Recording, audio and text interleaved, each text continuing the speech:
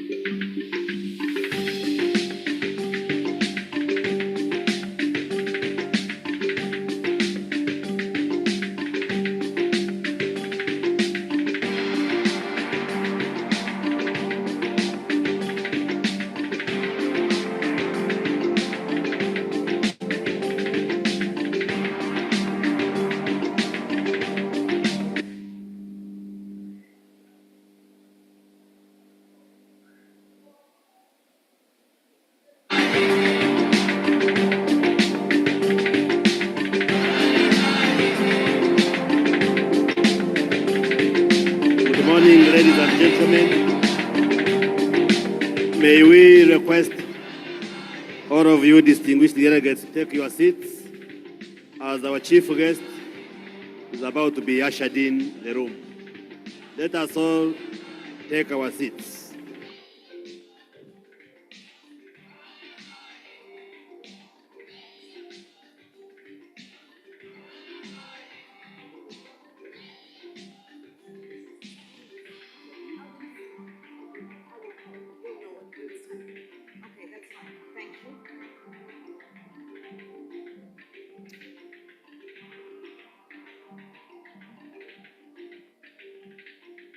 Ladies and gentlemen, may I ask your attention, please?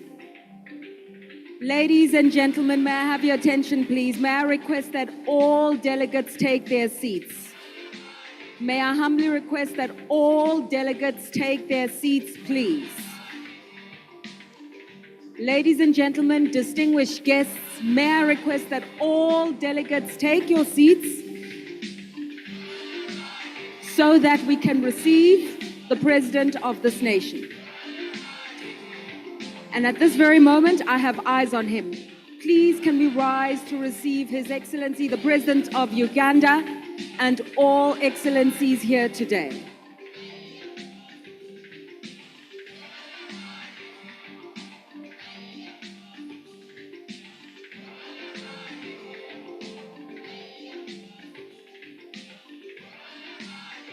Please may we welcome our excellencies in a warm way.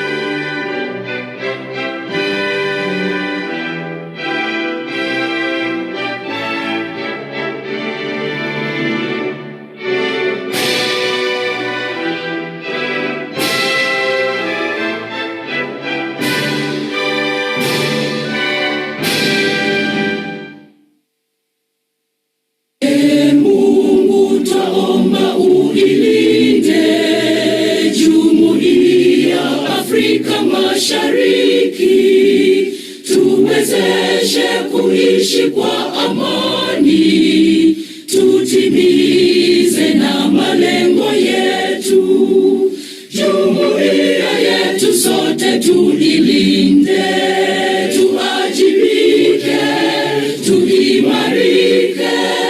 Umoja wetu ni nguzo yetu, idumu jumuiya yetu.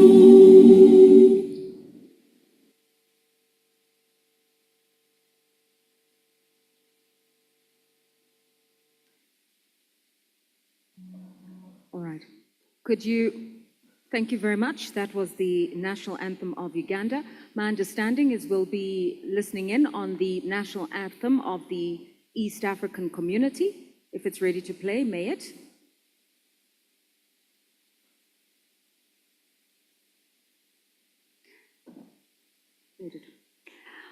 Also, if we could just turn our attention to the children of the Clever Origin Junior School, who are ready to perform for us in song. The song is titled Moving Together. The children are on the balcony up above if you want to have a look.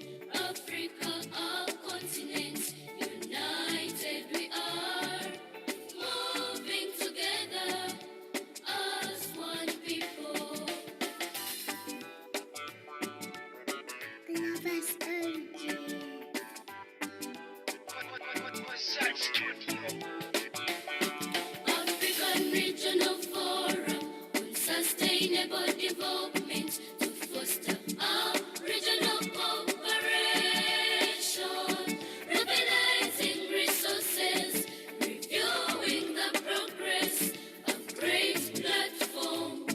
We are driving job creation, economic growth for all, evidence-based solutions for the Agenda 2030.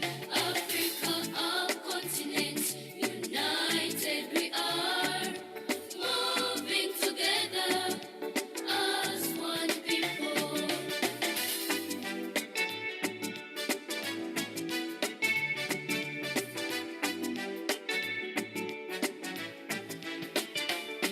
Emama, Africa, Emama, Africa, African governments and other partners focusing on sustainable development goals for a firm foundation, developing together for the Agenda 2030 and Agenda 2063, driving job creation, economic growth for all, evidence-based solutions for the Agenda 2030.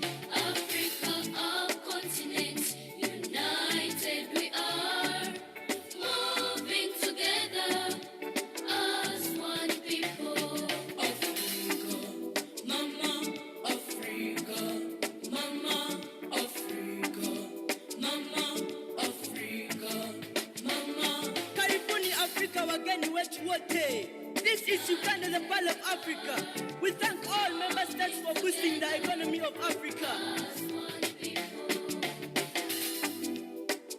And in so doing, the people of Africa came up with different economic communities. And these include ECOWAS, COMESA, African Economic Community, Economic Community of Central African States, SADC, Southern African Development Community, Community of Saharan States, and many, many others. Thank you for developing the African economy. Ooh, asante. Moving together as one people. United we are, moving together as one people.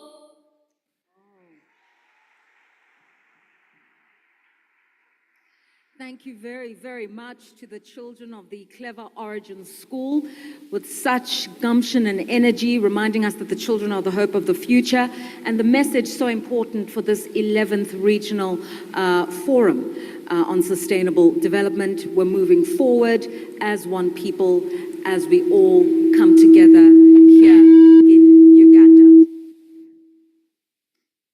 So may I begin by saying, Your Excellencies, Honorable Ministers, members of the Diplomatic Corps, distinguished guests, I'd like to say Jambo, Karibu sana, Bonjour, Salamno, Marhaba, Assalamu alaikum, the warmest welcome to this 11th Africa Regional Forum on Sustainable Development.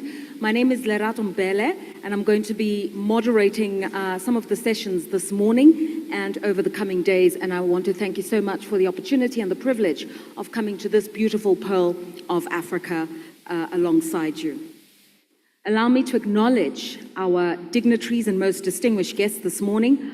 Our host in this Republic of Uganda is His Excellency the President of Uganda, Yoweri Kaguta Museveni.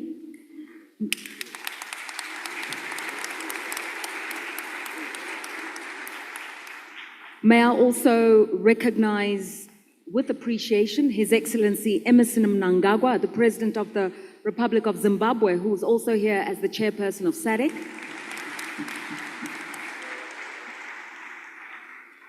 May I also acknowledge President William Ruto of Kenya and Chair of the East African Community, represented by the Cabinet Secretary of the National Treasury and Economic Planning, Honorable John Mbadi Ngongo.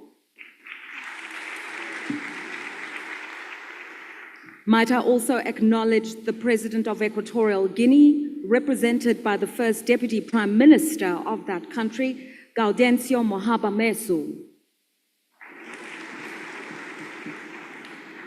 May I also recognize former heads of state who have presided over the Africa Leadership Forum that preceded today's forum. And in doing so, I acknowledge the former president of Tanzania and the patron of the Africa Leadership Forum, His Excellency Jakaya Kikwete. And might I also acknowledge a co-sponsor of that Africa Leadership Forum, the former Prime Minister of Ethiopia, His Excellency Hailemariam Desalegn. Also coming in all the way from New York City is Mr. Robert Ray, the President of ECOSOC. And then please can I acknowledge all of you, Honorable Ministers of Finance, Planning and Economic Development. You are warmly welcomed to this 11th Africa Regional Forum on Sustainable Development.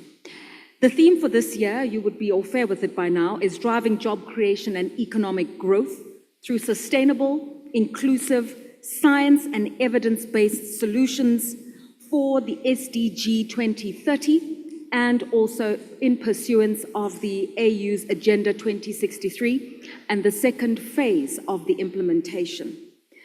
As we contemplate the theme, I'm reminded of something that Mark Twain once said, which is continuous improvement is better than delayed perfection. Continuous improvement. Recording in progress.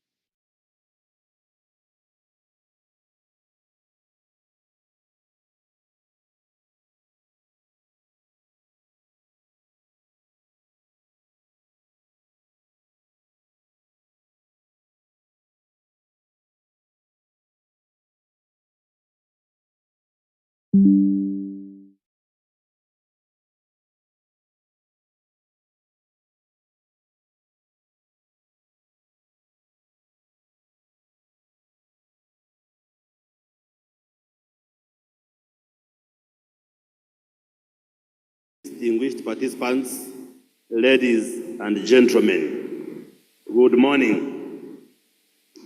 We take the opportunity to welcome you once again to the Republic of Uganda and would like to request you, when I say feel at home, I'm not sure how your homes are, but feel at Munyonyo, Kampala, the Pearl of Africa, and we want to welcome all of you.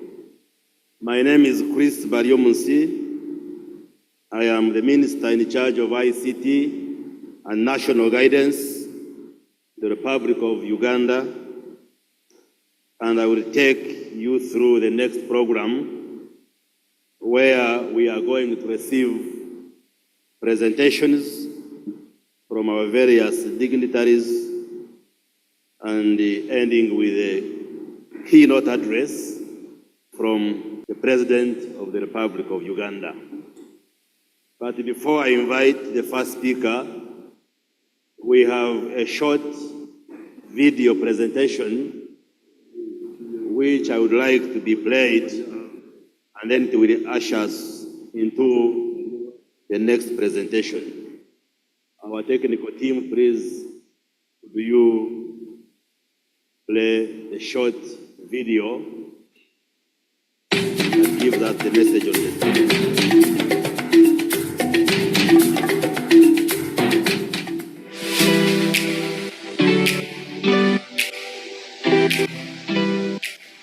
Uganda, a land of hidden treasures, home to over 50% of the world's mountain gorillas, 600 plus bird species, and more than 1,000 mammal species.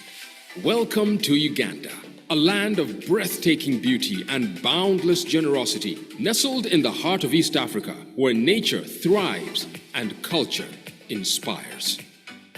In 2015, Uganda stepped onto the global stage as President of the United Nations General Assembly, rallying 193 nations behind the historic adoption of the 2030 Agenda.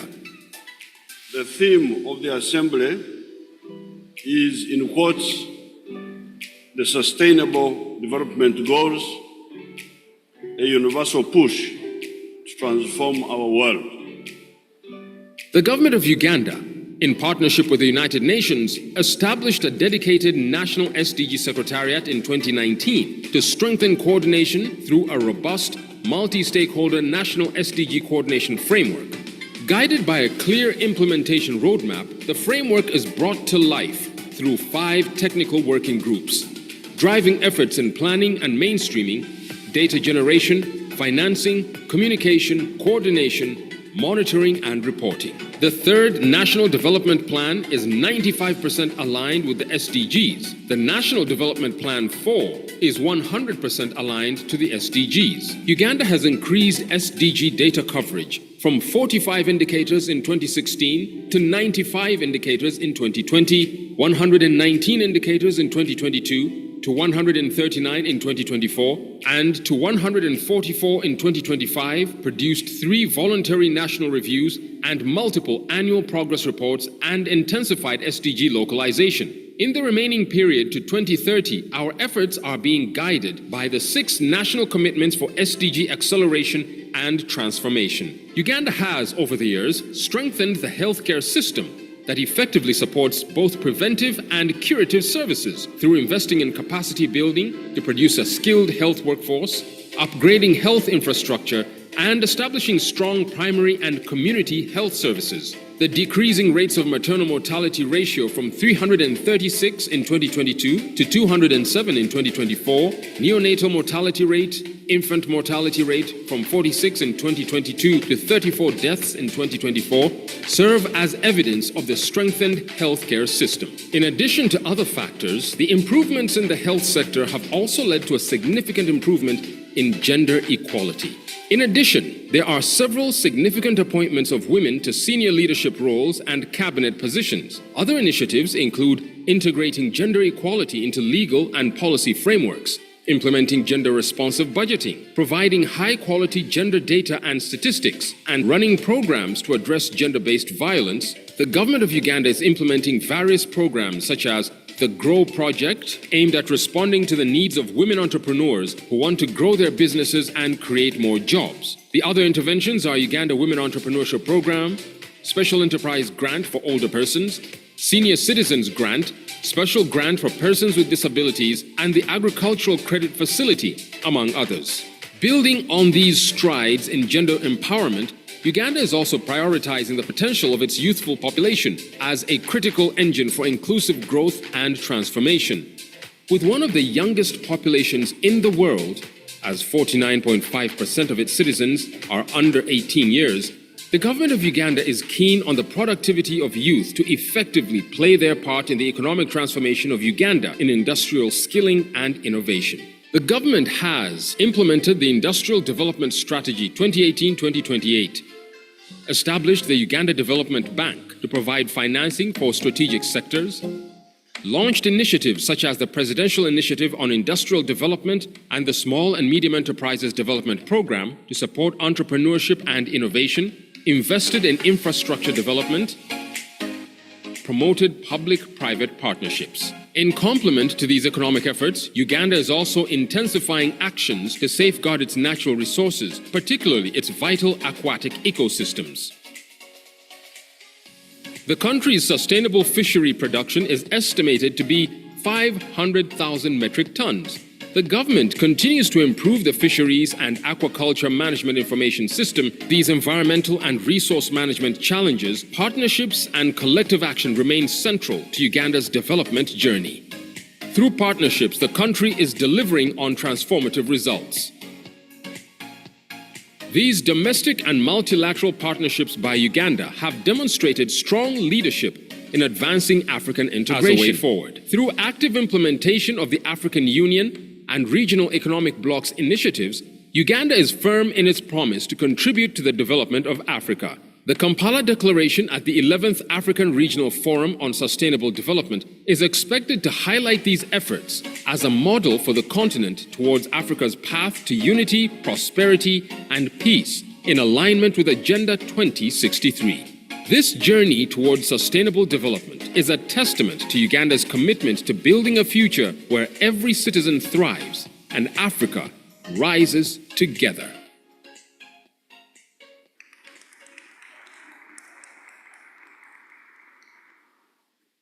Yeah, thank you very much, and once again, welcome to Uganda. Your Excellencies, Africa as a continent has gone through a lot of phases in terms of how it has transformed.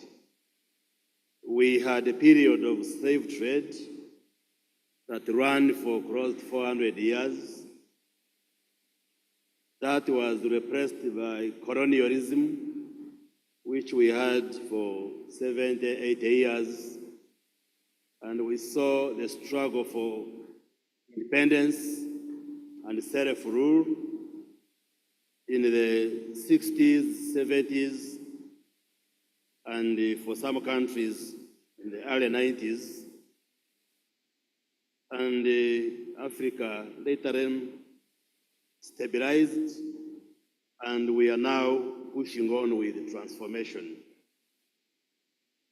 Your Excellencies, the meeting gathered here in the 11th session of the Africa Regional Forum on Sustainable Development, where we are discussing the Sustainable Development Goals and also looking at Agenda 2063, where we are discussing the Africa we want. The government of Uganda and the Economic Commission for Africa, in collaboration with the African Union Commission, the African Development Bank, the organizations of the United Nations system, and other stakeholders are hosting this 11th session of the Africa Regional Forum on Sustainable Development. So we are discussing the transformation of Africa with a focus on the 17 SDGs. Let me just remind the audience, as I invite the first speaker, that when you look at the map of Africa, the way it is shaped, it's shaped as a question mark, with Madagascar as a dot. In other words, the continent is asking us questions, we as leaders of the continent, but how are you going to transform the continent and improve the quality of life of the people? That's the question put to us by the way the African continent is shaped, which looks like a question mark. And with that, let me take the opportunity to invite the Honorable Minister of the Economy and Finance of the Republic of Mauritania, who is also the chair of the outgoing bureau, Your Excellency Sid Ahmad Oldbo, to come and give us your opening statement. Your Excellency.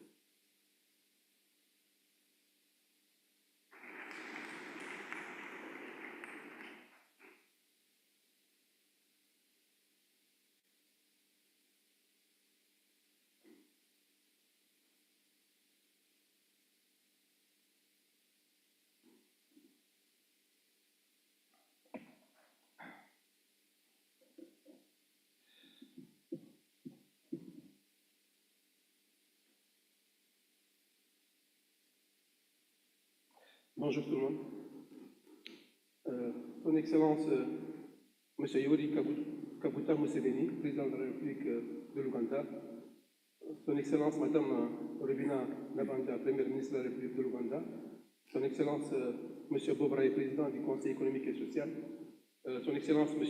Mahmoud Ali Youssouf, président de la Commission de l'Union africaine. Madame Amina Mohamed, vice-secrétaire générale des Nations Unies. M.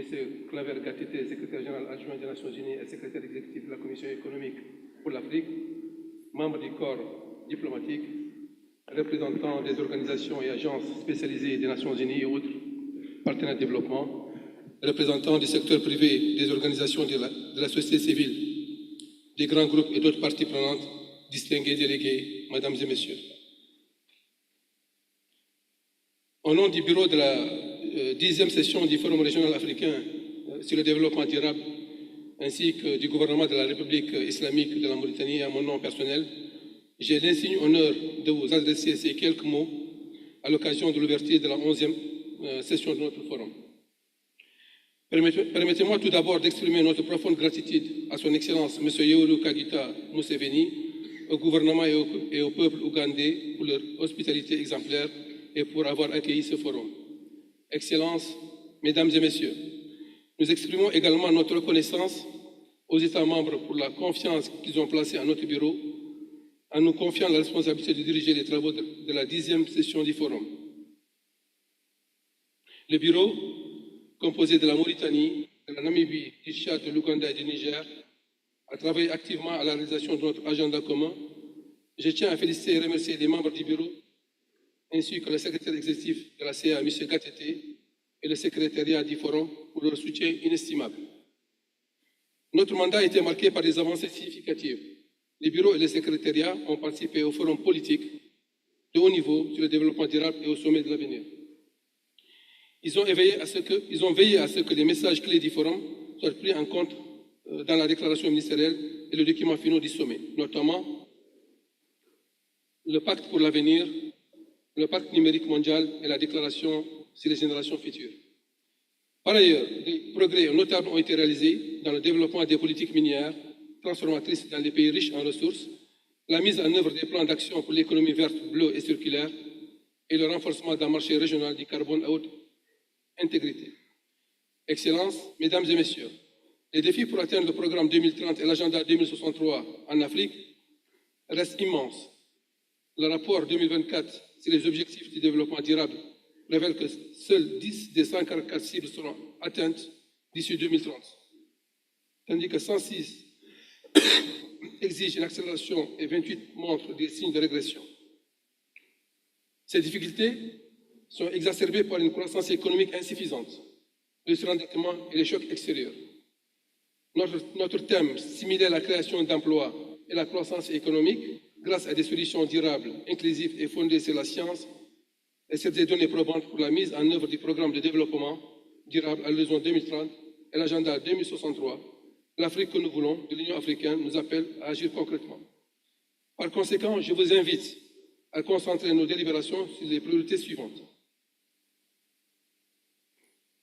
Le renforcement de la mobilisation des ressources nationales pour le financement du développement, l'intensification du commerce intra-africain et les chaînes de valeur régionales, l'amélioration de la gouvernance et la promotion de la paix, la création des opportunités économiques surtout pour les jeunes et les femmes, l'accélération de la transition verte et de la lutte contre les changements climatiques, et enfin l'adaptation des cadres de mise en œuvre pour une exécution intégrée et efficace du programme 2030 et du deuxième plan décennal de mise en œuvre de l'agenda 2063. Excellences, Mesdames et Messieurs, cette année est décisive pour le développement durable.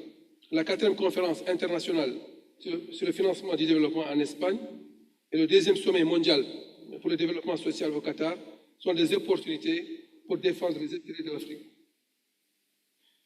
Je vous invite à mettre à profit notre forum pour saisir ces opportunités. Je vous souhaite des délibérations fructueuses et vous remercie de votre aimable attention.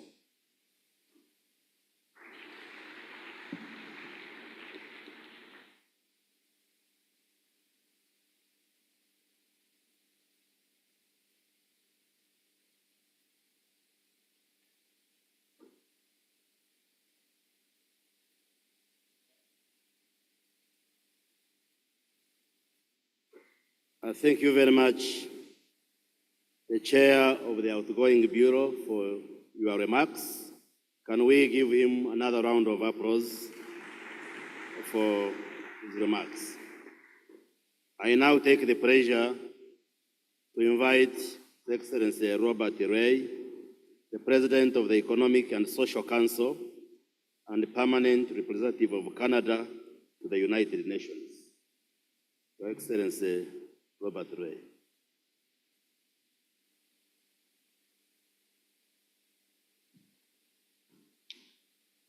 Mr. President and President of Zimbabwe and other ministers who are here, Mr. Chairman, let me thank you for your very kind introduction. Ladies and gentlemen, let me start by thanking the children who are still here, sitting in the balcony, for their wonderful song this morning. As a sometime singer myself, I will not do that this morning.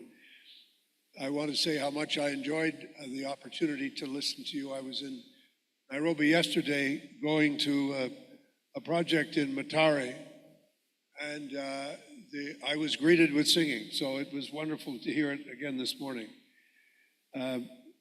I'm very honored to be able to join all of you, and particularly want to thank my good friend Claver Gatet for organizing the 11th Congress, which we're having, and for the continual work that he has done, in my experience, in raising the issues and the importance of what is happening in Africa and what more needs to happen. I think we all need to be very clear that unless we can take some extraordinary additional measures, we will not make the progress on the SDGs that we need to make. I want to congratulate President Museveni and his team for not only this conference, but for the ongoing work on the SDGs, which is such an important path to development, not only for Uganda, but for Africa, but for the whole world. And I congratulate him very much for that.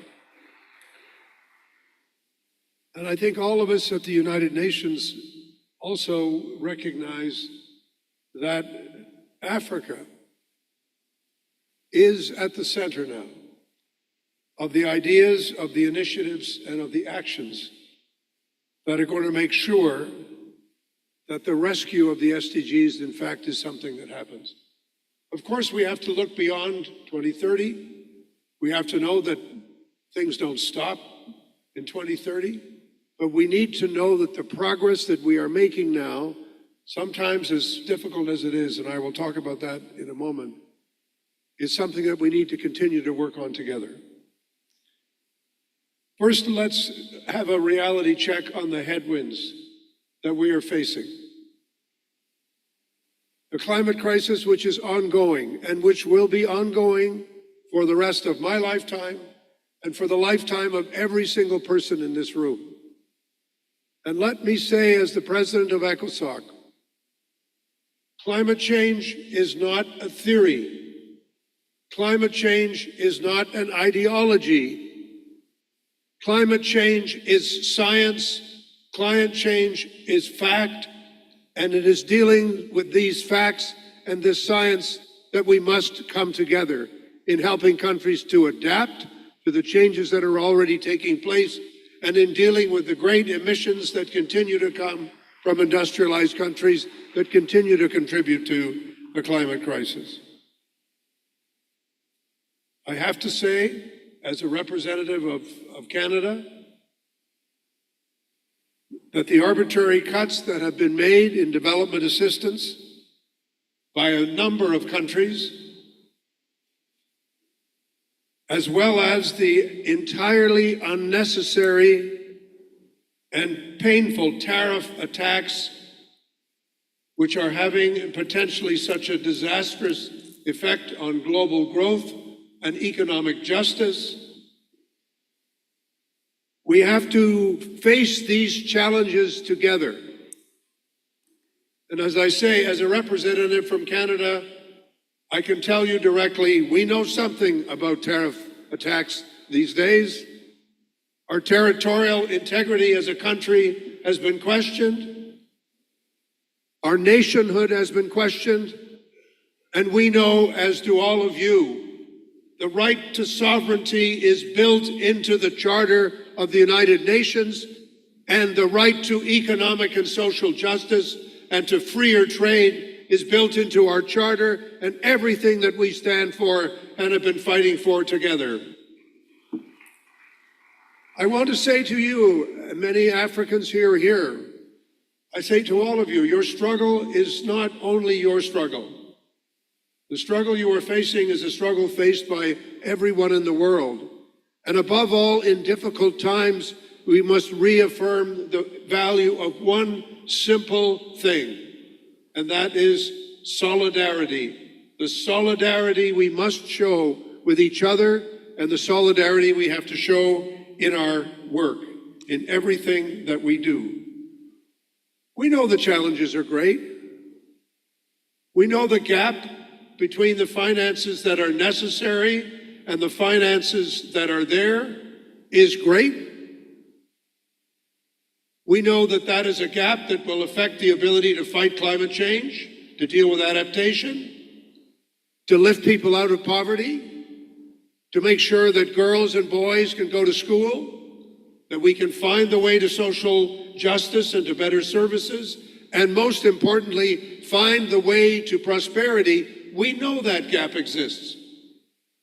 But we must also look to our own resources, each and every one of us. We cannot take anything for granted. We cannot assume that others will solve our problems for us. And we all know that if we help ourselves, we're more likely to get help from others as we need to move forward. We're coming up to some important meetings in the ECOSOC cycle and in the cycle of the United Nations. And these are meetings, we have a great many meetings. And sometimes people wonder, well, what actually happens at these meetings? Do we advance the causes? Do we take the steps that are required? The meeting that is going to take place in Spain in July is an important one, because it is a meeting where we will be making some important decisions on how we go forward in this critical issue of finding the ways to finance development. Financing will come from donor countries. Yes, it must continue to do so. It will also come from private capital and private investment, and business, not only from outside Africa, but businesses inside Africa and inside every country. It must come from the mobilization of domestic resources. When we look at those countries that have succeeded in achieving such significant growth over the last 25 years, in each and every case, it has come from governments themselves making difficult decisions and being able to mobilize the resources and the savings that are required to make progress. So I just want to say in close, Mr. President, in thanking you very much for this invitation, the importance that we attach in ECOSOC to the meetings that are upcoming, but not just to the meetings that are upcoming, to the decisions that we must make. It is not good enough for us alone to say that we would like to see something happen. It is not good enough for us alone to say we want something to happen. It is important for us to know that we need to make something happen. And so, if I may, let me close with a story, short, not a long one, about someone whose life has been very difficult and nothing is going right.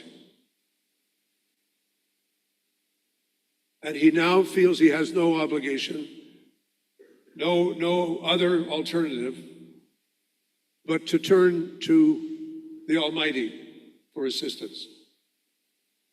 And he says,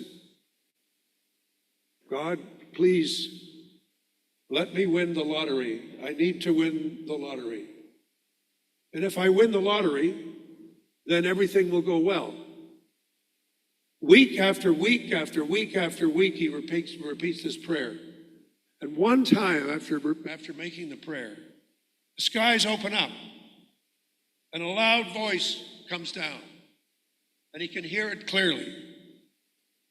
And it says, "Dear sir, you have to buy a ticket. You have to buy a ticket."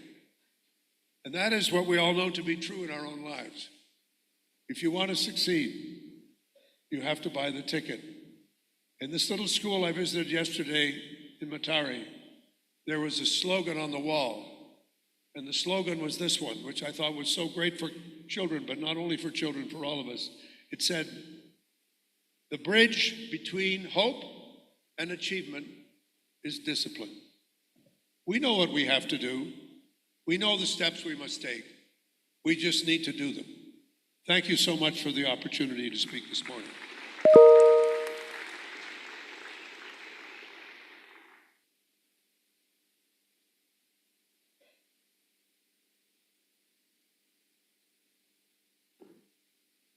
Thank you very much, the President of the Economic and Social Council, for your remarks. I now take the opportunity to invite His Excellency Moses Velakati, the Commissioner for Agriculture, Rural Development, Blue Economy and Sustainable Environment of the African Union Commission. You are welcome, sir.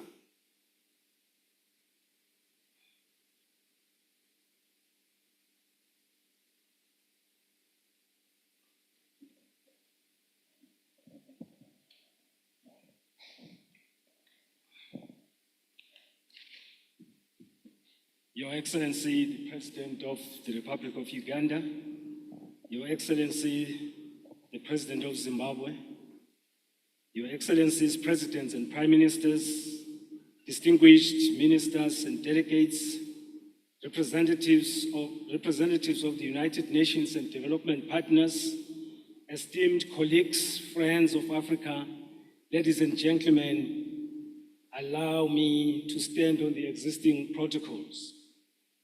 It is both an honor and a privilege to address you today as we open the 11th session of the Africa Regional Forum on Sustainable Development.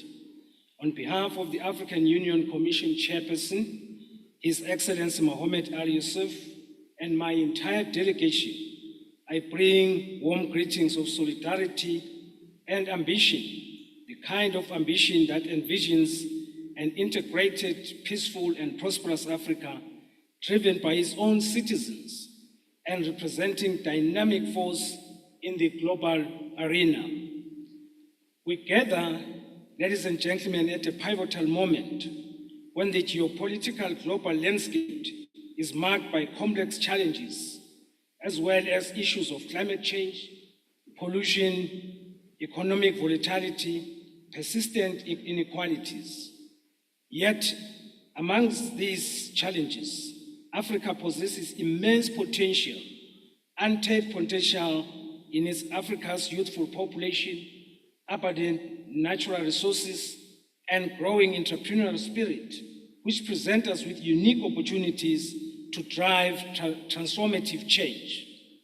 We also make strides on integration through AFCTA, just to share that we remain prisoners of hope towards development agenda of Africa.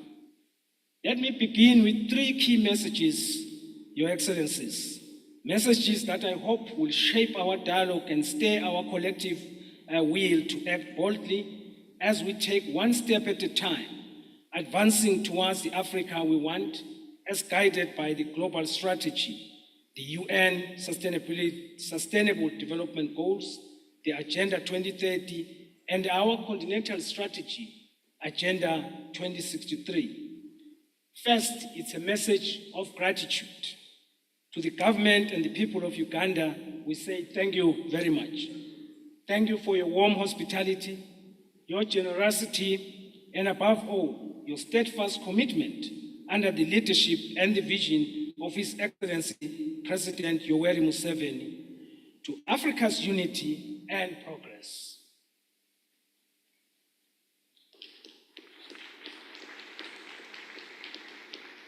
Uganda has stood with us since the days of the Organization of African Unity and continues to play a vital role in our collective journey. And I say thank you very much, Uganda. I also extend heartfelt appreciation to my brother, Mr. Clever Gatete, who is the Executive Secretary of the United Nations Economic Commission for Africa. Your leadership breathes life into this forum, with every successful Africa Regional Forum on sustainable development becoming more visible, more real, and more actionable. Secondly, a message about Africa's development story. Our journey is not defined by a single thread, but by a rich tapestry of ambition, policy choices, and enduring commitments. The continental strategy, which is Agenda 2063, is Africa's blueprint for long-term transformation. Yet across our continent, we continue to see complementary visions that are also shaping progress. We have the Uganda's Vision 2040, the East African Community's Vision 2050, and countless district and community level plans. And of course, our shared global commitment, the UN SDG, which does not only guide our programming, but allow us to compare and mirror our progress against that of other continents. Allow me to demystify the common misconception that the plans are duplicating and competing agendas. They are actually converging commitments. Together, they weave Africa's development story. Our study evaluating the FTYIP showed 86% convergence between the SDGs and Agenda 2063, and a further discovery that the majority of national development plans are aligned to both agendas. The pain in the achievement of these strategies had been on our side, coordinating member states better and guiding measurements and reporting protocols. On the other side, of member states, it is about action and implementation, delivering promises to our citizens as per our national development planning.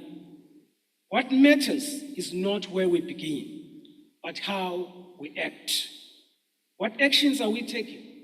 What trade-offs are we managing? How do we measure impact?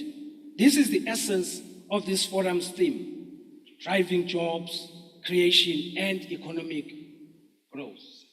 Whether we speak of decent work, green jobs, or youth employment, it all comes down to one thing: delivering jobs. At every level, local, national, regional, continental, and global, we must ask, what are we doing? How are we making our commitments visible? And how are we making them count? The third message is about the future. In 2024, our heads of state and government endorsed the second 10-year implementation plan of Agenda 2063. The plan departed from low level of performance across all aspirations evident in the global strategic performance, such as SDG 3, which is good health and well-being. Despite Africa accounting to 16% of the global population, it bears 23% of the global disease burden, as per WHO 2024. Other health concerns include maternal mortality, which remains high, with 525 deaths per 1,000 live births. Other concerns include aspects of SDG 5, which is gender equality, with AU gender scorecard reflecting only 25% parliamentary seats that are held by women, despite the population quantum of 25% across the continent. Gaps on indicators still remain, particularly related to decent work and economic growth, as well as life below water. That plan defines 7 bold moonshots, ambitious, that reflect our collective will. One of them being that moonshoot 1, every member state should achieve at least monthly income level. It calls for radical sustainable development agenda, conscious of the hindrances, but intentionally focusing Africa on its rich, unexploited potential, including the demographic dividend, compelling us to create jobs that are due to our youthful population. This will be delivered through transformative pathways with a clear focus on identified key enablers and accelerators. But let us be clear, ladies and gentlemen, Plans do not deliver themselves. It's people do. Over and above the greatest resource being the people, in 2023, our leaders pledged their commitment, accountability, resources, and desire to lead the implementation of Agenda 2063.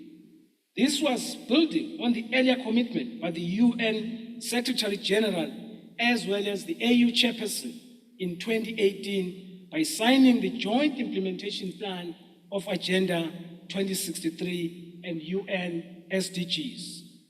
The new AUC leadership pledged once again their total commitment to coordinate and guide member states on the joint implementation of the two agendas.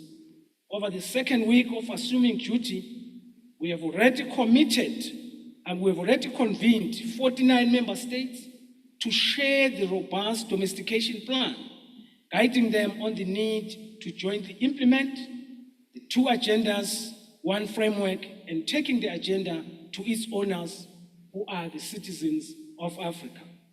I wish also to report that on the 7th of April 2025, on the sidelines of this forum, UNECA, in collaboration with the AU Technical Working Group on Agenda 2063 and the UN Development Coordination Office, convened a UN resident coordinators to explore joint implementation of Agenda 2063's second 10-year implementation plan and UN Agenda 2030 for Africa transformation and sustainable development. The key takeaways were that national development plans must remain the cornerstone, not just for the SDGs and Agenda 2063, but also for regional economic communities, national government, and local authorities. The shift, therefore, that we need from alignment is from alignment to commitment. We must move beyond simply aligning our work to articulate clear commitments, shaping investment choices, and holding ourselves accountable for results. We must strengthen our collective assets by clarifying the roles, the responsibilities, and accountabilities within the UN system, the African Union, the member states, and development partners. Only then can we unlock the full potential of our partnerships and work in true synergy.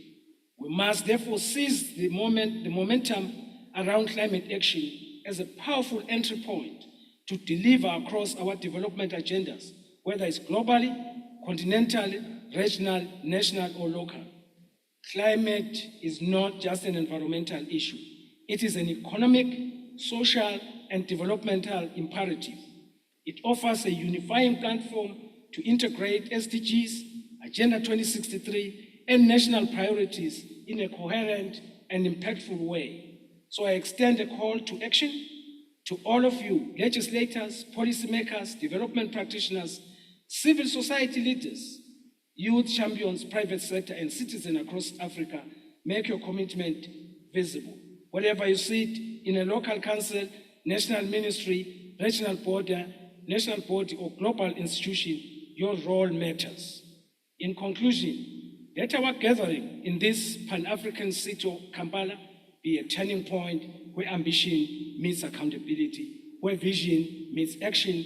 Let us think boldly, collaborate intentionally, and deliver consistently. I thank you all.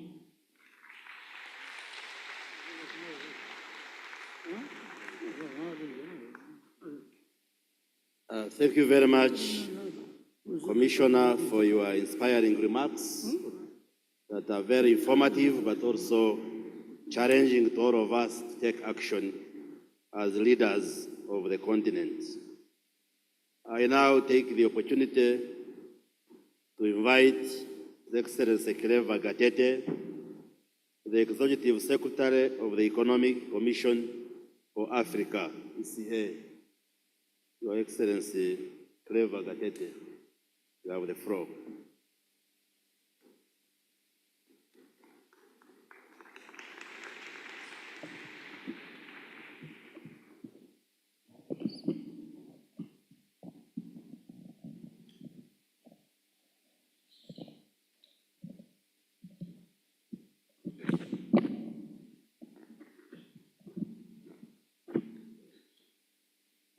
Your Excellency Yoweri Kaguta Museveni, President of the Republic of Uganda, and First Lady and Minister of Education of the Republic of Uganda, Your Excellency Emerson Mnangagwa, President of the Republic of Zimbabwe, and the Chairperson of SADC, Your Excellencies, former heads of state and government, Your Excellency Robina Nabanja, Prime Minister of the Republic of Uganda, Your Excellency First Lady Prime Minister of Equatorial Guinea, Excellency Moses Virakati, African Union Commissioner for Agriculture, Rural Development, Blue Economy and Sustainable Development, Honorable Finance Minister, Mauritania, and the Chair of Outgoing Bureau of the Africa Regional Forum for Sustainable Development, Honorable Ministers, my good friend, Your Excellency Bob Ray, the PR Permanent Representative of Canada and the President of ECOSOC, distinguished delegates, representatives of partner regional and international organizations, members of civil society and private sector, ladies and gentlemen, good morning. It is a privilege to address this 11th session of the Africa Regional Forum on Sustainable Development, convened under the compelling theme, Driving Job Creation and Economic Growth through Sustainable, Inclusive, Science, and Evidence-Based Solutions for the 2030 Agenda and the African Union Agenda 2063. I wish to begin by extending my heartfelt gratitude to the government and people of Uganda for their gracious hospitality in hosting us and for their dedication to Africa's sustainable development journey. We know that Uganda is leading by example on sustainable development goals implementation. In particular, I wish to convey my deep appreciation to His Excellency President Yoweri Kaguta Museveni for his support to the Economic Commission for Africa's mandate and his commitment to the broader development priorities of Africa.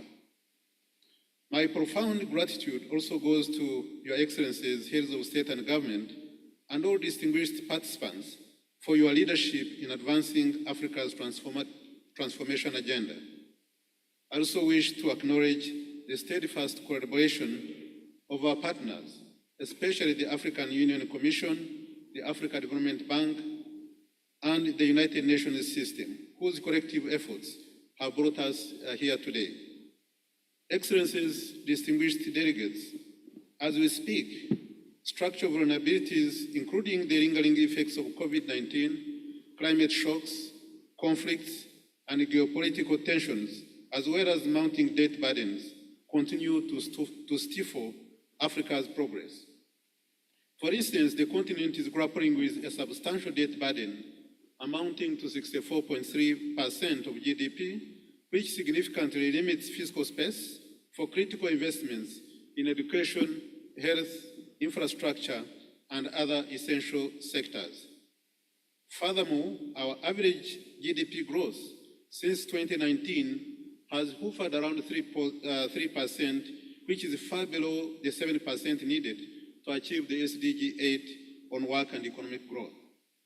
In light of the current global developments, it's now clear that development aid can no longer be considered a reliable or sustainable solution, and the traditional financing models are increasingly misaligned with Africa's development aspirations.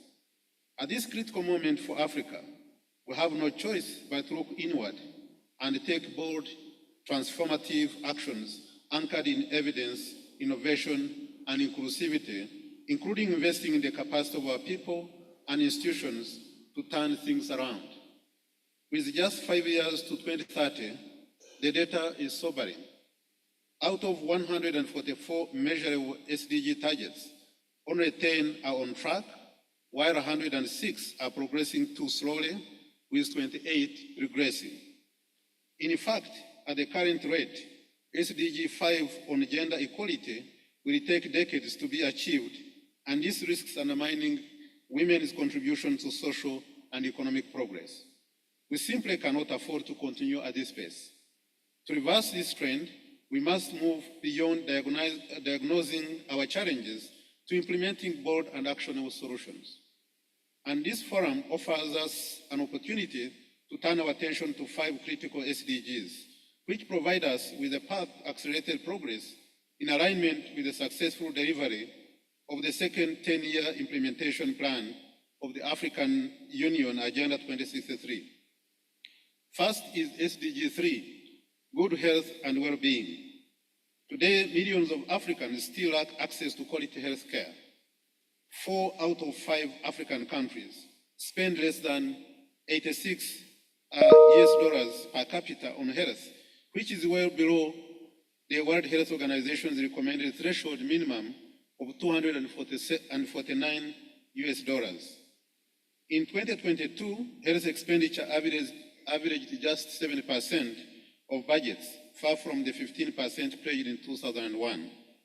We must close these gaps, and to do so, we need to boost domestic financing, strengthen health systems, and leverage digital health solutions. Second is SDG 5, which is gender equality. How can Africa truly prosper when half of its population remains economically marginalized? Yet in this day and age, women still face barriers in education, finance, and employment. These barriers must be dismantled. It is not right that women hold only 26% of parliamentary seats, although it has increased from 19% in 2015. Also, a 12% gender gap persists in mobile money access, despite $3 trillion in transactions in 2022, highlighting systemic inequalities that must be addressed. We must enact policies that promote economic empowerment, including gender-responsive budgeting, digital inclusion, and leadership opportunities for women across all sectors. Third, SDG 8, decent work and economic growth. Given that 83% of Africa's workforce operates in the informal sector, with more than 113 million people either unemployed or underemployed, and nearly a third living in extreme working poverty, the imperative to prioritize sustainable livelihoods has never been greater. Accordingly, it is essential that we scale up vocational training, promote entrepreneurship, formalize jobs, and invest in social protections to harness our almost 1 billion strong working age population by 2030. Fourth is SDG 14, life below water. Africa's blue economy holds untapped economic potential. However, marine degradation, weak governance, and underinvestment threaten its sustainability. We have a huge opportunity in the blue economy, which could grow from 296 billion US dollars in 2018 to 576 billion US dollars by 2063, but currently receives only 3.5% of the SDG financing. Illegal fishing also costs us 10 billion annually US dollars, and Africa's Ocean Health Index lags at just 52.7 against a global average of 71.4. To this end, sustainable investments in aquaculture, coastal tourism, and blue carbon projects modeled on Seychelles and Gabon's date for nature swaps are vital to release this potential. And finally, the SDG 17 partnerships for the goals is to be clear, no country can achieve these goals in isolation, but their realization requires strengthened cooperation at national, regional, and global levels. In this context, as we continue to advocate for the reform of the global financial architecture, we must also commit to working together on all aspects of SDGs. This includes fostering strong trade partnerships and advancing North-South, South-South, and triangular cooperation, among others, as critical pillars of our collective progress. Excellencies, how then do we mobilize the resources to achieve the SDGs and African Union Agenda 2063? I propose 4 strategic pillars of action for your consideration. First, we must scale up domestic resource mobilization. This includes expanding tax bases, strategically utilizing pension funds and sovereign wealth funds, strengthening revenue collection, and digitizing the economy to curb the illicit financial flows. For example, if we restrain illicit financial flows, estimated at $89 billion annually, alongside harnessing sovereign wealth funds, we can secure billions for our developmental needs. Furthermore, remit could increase the $53 billion FDI that flowed to Africa in 2023. Second, it is time to de-risk our economies and elevate capital market development, which will roll out the red carpet for private sector investment.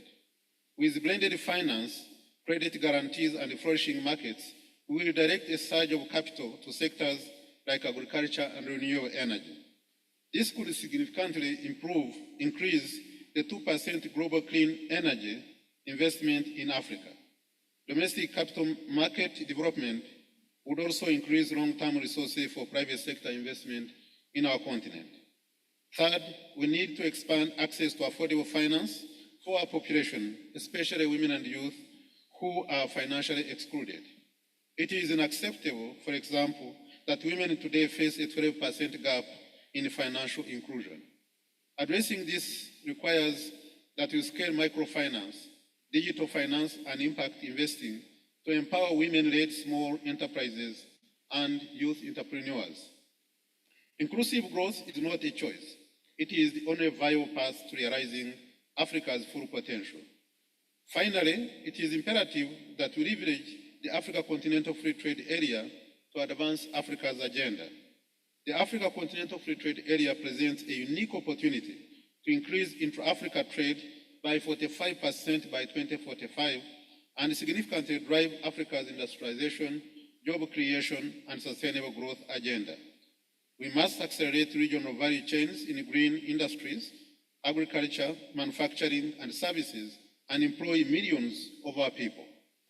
Excellencies, there is more that we can do in this digital age. Investing in digital connectivity, artificial intelligence, blockchain solutions, and evidence-based policymaking will drive efficiencies in trade, governance, and service delivery. Also, an African Union protocol on digital trade would transform e-commerce, expand market access, and drive large-scale job creation across the continent.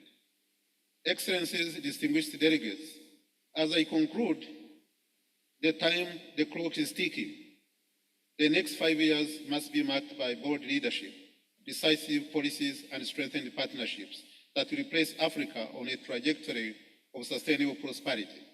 With you, our heads of states and government, driving policy reforms, creating an enabling business environment, and mobilizing domestic resources for sustainable development, we are more than capable of delivering. And the United Nations Economic Commission for Africa and the UN system remain committed to join hands with you, business leaders, civil society, regional institutions, and development partners to work and achieve the promise of the SDGs and Africa Agenda 2063. I thank you very much for your kind attention.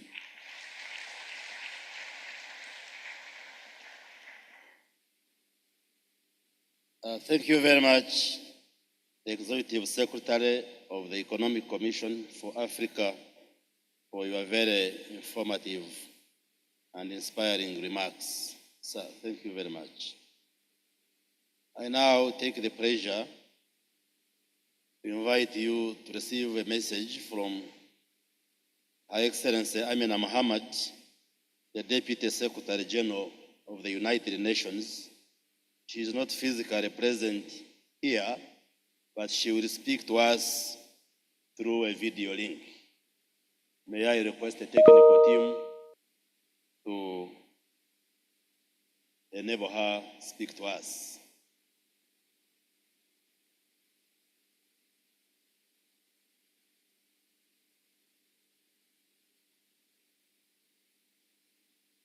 Ladies and gentlemen, it is a great honor to join you for the 11th session of Africa Regional Forum Sustainable Development.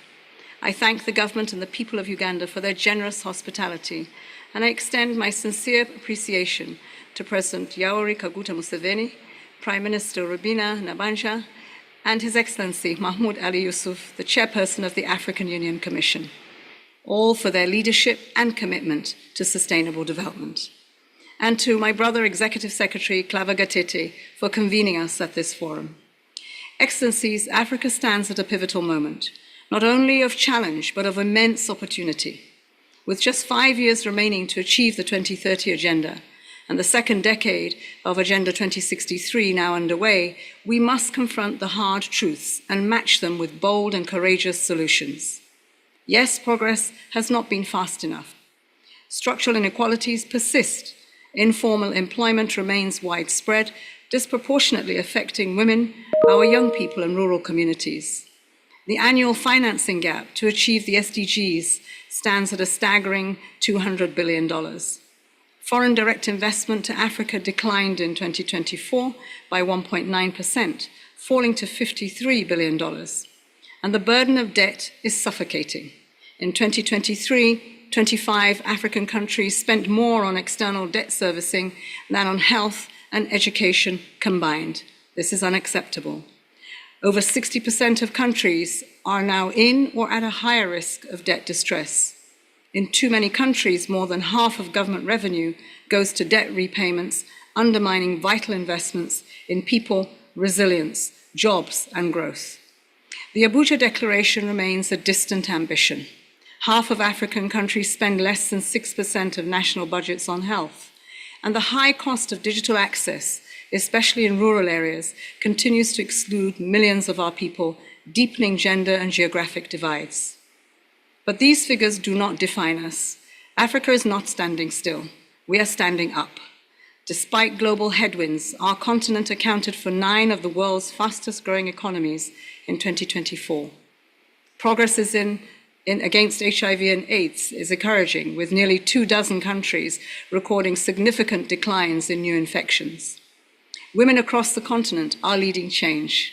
Today, 26% of parliamentary seats in Africa are held by women, up from 19% in 2015. But this does mask some of the inequalities in different countries.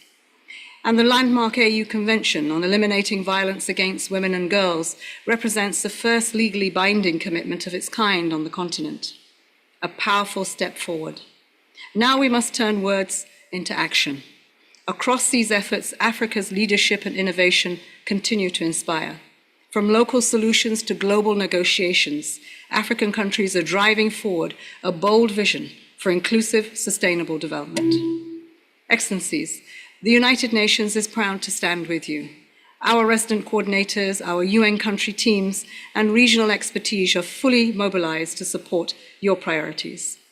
The stronger connection between regional economic commissions and resident coordinators, anchored by the Secretary General's reforms, has created new opportunities to align policy and operations and deliver integrated support across Africa's priorities. This gives me great confidence that together we can accelerate action on the SDGs and Agenda 2063. This year brings major global milestones: the 4th International Conference on Financing for Development, the 2nd World Social Summit, the food system stock-taking moment in Ethiopia, and COP30 in Brazil. Africa's voice must shape every one of these global milestones. We must prioritize debt sustainability with bolder debt relief measures, expanded concessional funding, and innovative mechanisms such as debt for climate and debt for development swaps. And we must embrace bold transitions in energy, food systems, digital transformation, education, and social protection. The African Continental Free Trade Area is a cornerstone of this transformation. By reducing trade barriers, enhancing regional integration, and expanding market access, AFSCFTA has the power to unlock new opportunities for inclusive growth, industrialization, and value addition across the continent. Let us seize this forum and the Kampala Declaration as a catalyst for regional leadership and global solidarity. Let us scale what works, deepen our partnerships, and create the enabling conditions for investment and innovation. Let us tell a new story of African solutions, driven by African leadership, especially our young people, powered by African people, and anchored in African values. Let us turn ambition into action in solidarity with the African Union, in service of the Africa that we want. Thank you.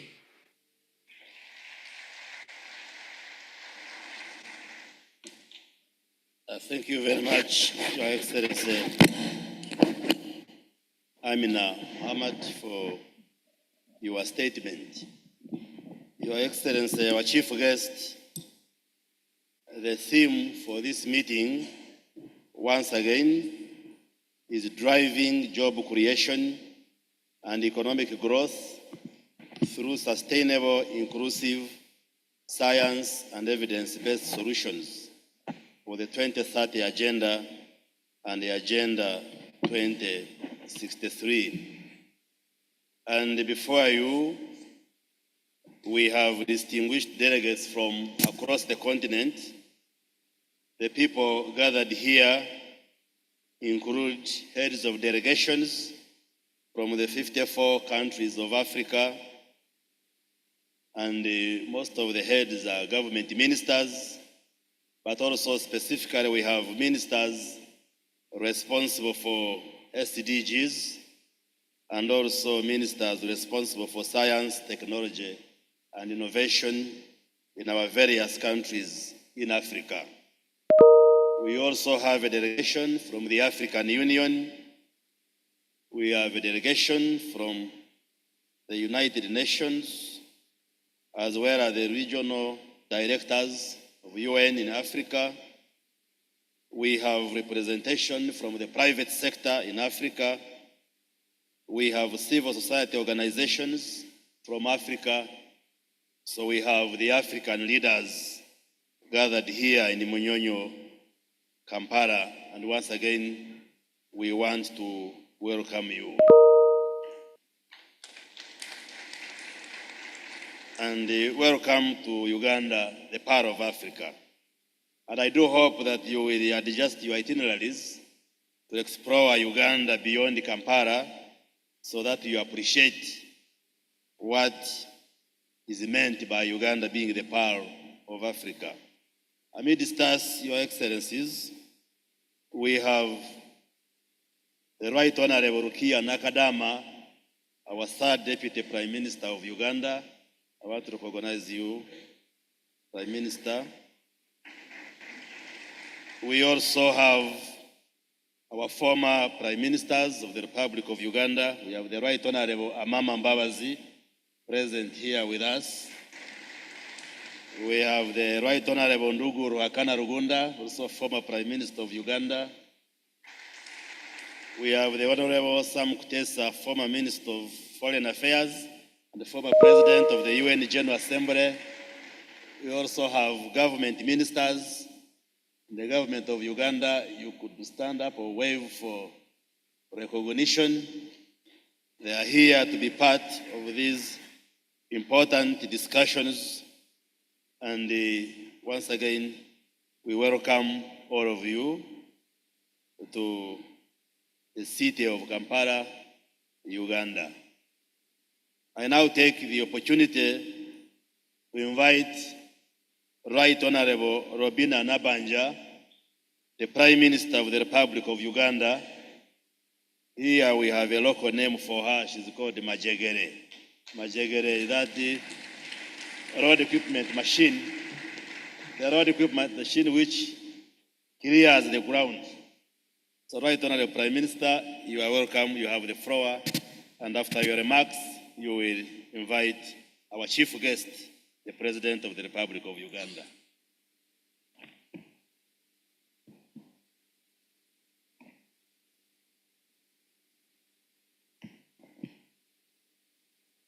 Your Excellency General Yoweri Kaguta Museveni, the President of the Republic of Uganda, and Mama, the First Lady, and the Minister of Education, Your Excellency the President of Zimbabwe, Your Excellencies the former heads of states and government, the First Deputy Prime Minister of Equatorial Guinea, the Third Deputy Prime Minister of the Republic of Uganda, honorable ministers, the President of the United Nations Economic Social Council, the Executive Secretary of the United Nations Economic Commission for Africa, leaders of regional and international organizations, religious leaders, the honorable members of parliament, the members of the diplomatic corps, representatives of development partners, the private sector, and civil society organizations, the academia and research institutions, our youth and women leaders, distinguished delegates, ladies and gentlemen, it is an honor and a privilege for me to stand before you to welcome you to Uganda for the 11th Africa Regional Forum on Sustainable Development. Your Excellencies, Uganda is truly a privilege to host this esteemed gathering of leaders and experts from across Africa and beyond, united by a common purpose to accelerate progress towards the 2030 Agenda for Sustainable Development and Africa's Agenda 2063. Your Excellencies, this forum has a special place in Uganda and indeed African journey. Just a year ago, in April, I had the honor of being invited by the United Nations Economic Commission for Africa to deliver a keynote address at the 10th African Regional Forum in Addis Ababa, Ethiopia. It was during that engagement that Uganda was elected the third vice chair of the Bureau, a testament to our nation's commitment to sustainable development and regional collaboration. Inspired by the vision of this forum, I consulted you, Mr. President, and with your guidance and support, Uganda applied and was honored to be selected as this year's host.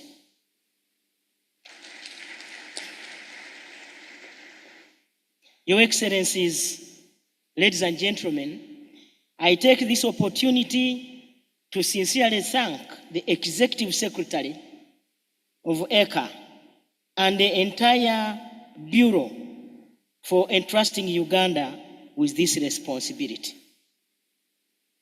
Your Excellencies, over the past 3 days, the African Regional Forum on SDGs has been enriched by a series of impactful pre-events that have brought critical voices and bold ideas to the forefront. From COP27 preparatory dialogues, the message was clear. Africa must speak with one voice in demanding for climate justice and scaled up adaptation financing. Your Excellencies, we have had sessions on science, technology and innovation, digital transformation in delivering the SDGs. The ministers of finance and the private sector leaders emphasized the urgency for innovative and blended financing models to bridge the SDG financing gaps. Faith-based organizations highlighted the moral responsibility to care for people and the planet, while parliamentarians committed to enhancing and enacting stronger legislative frameworks to respond to the climate crises. Our children and the youth who are here present made a passionate call for inclusion and intergenerational justice. reminding us that the future must be shaped with their voices at the table. The African Former Leaders Forum, graced by Your Excellency with a keynote address, emphasized leadership, Pan-Africanism, peace, and economic transformation as essential enablers to achieving Agenda 2030 and Agenda 2063. These diverse and powerful messages have laid a solid foundation for this forum. Your Excellencies, ladies and gentlemen, recognition of participants. Allow me, before you, to inform you, Your Excellency, to recognize and appreciate the distinguished individuals and groups who have honored with us their presence. Our esteemed heads of states and government, whose leadership is shaping Africa's transformation. Of course, most of them are near you. I know we have the President of Zimbabwe and the other heads of governments who are here. Your Excellency, we have the Executive Secretary of ECA for the Commission's instrumental role in advancing SDG and Agenda 2063.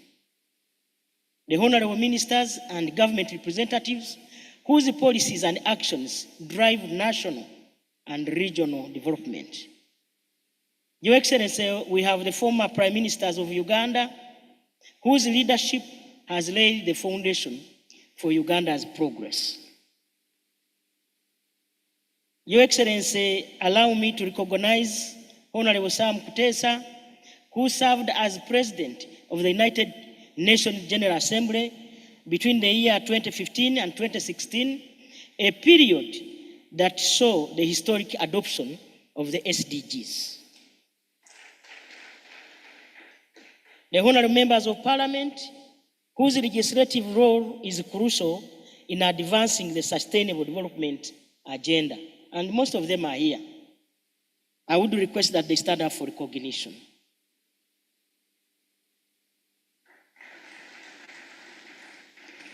Your Excellency, representatives from regional and international organizations who play a vital role in policy formulation and implementation.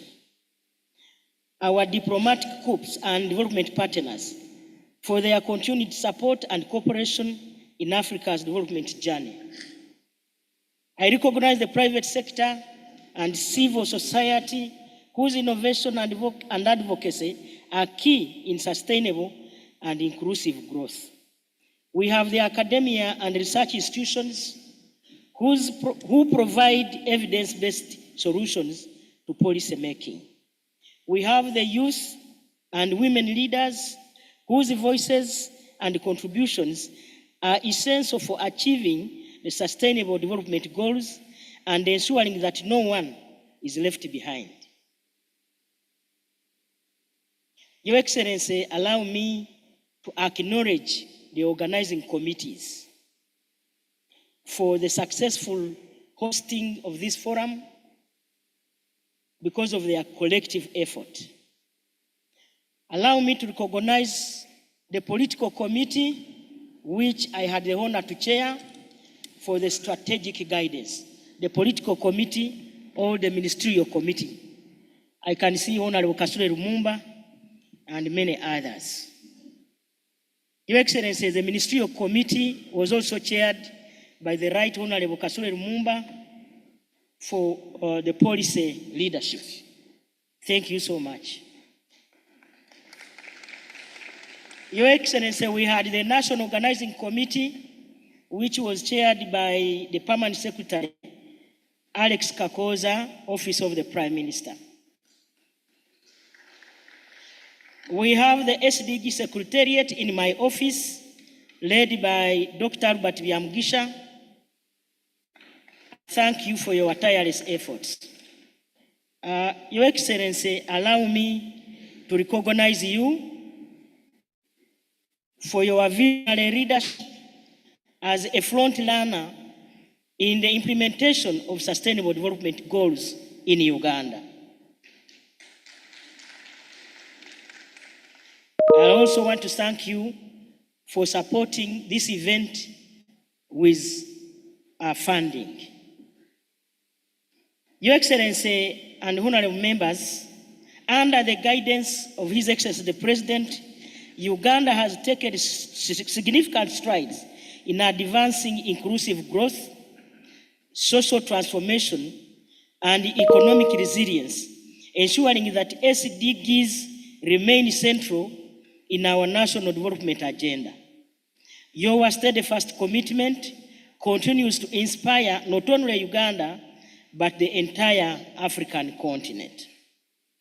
As I conclude, Your Excellency and distinguished guests, this gathering is a testament to Africa's shared determination to accelerate progress on sustainable development.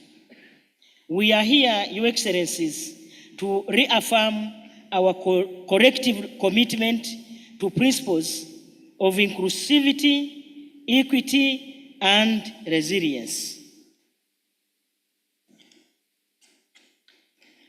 It is now my honor to invite you, Your Excellency, to deliver the keynote address that will inspire and guide our collective action. I thank you so much for God and my country.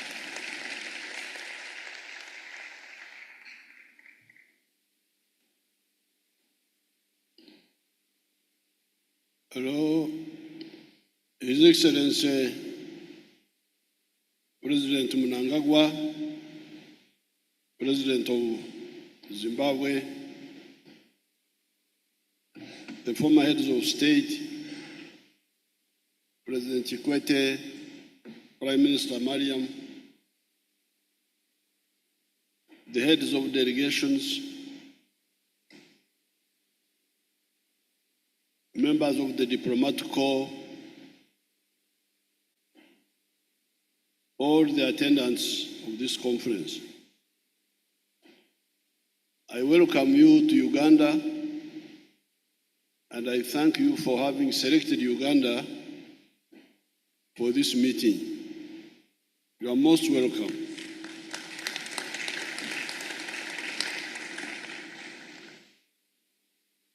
This is a topic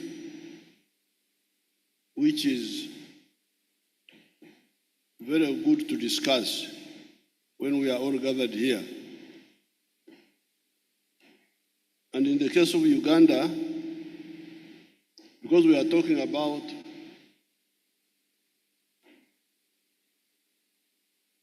socio-economic transformation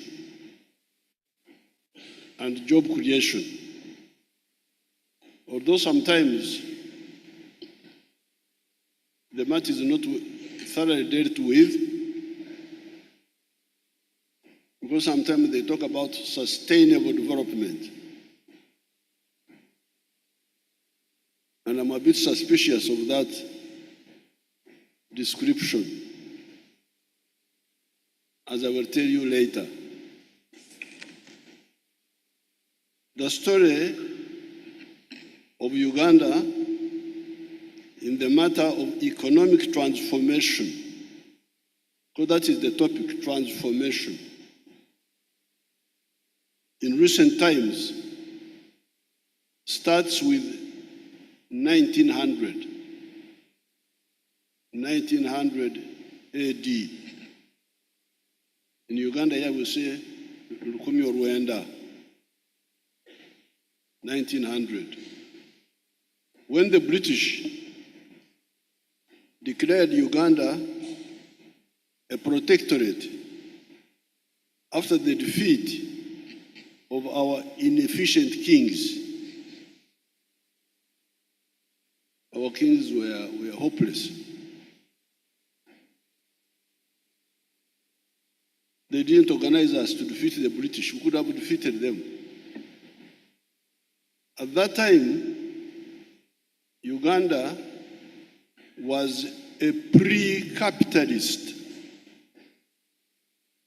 A pre-capitalist traditional economy and society based on subsistence agriculture of crops and livestock, artisanship, what we call emyoga in our language, fisheries, and some services such as healing, treating people, called okuragura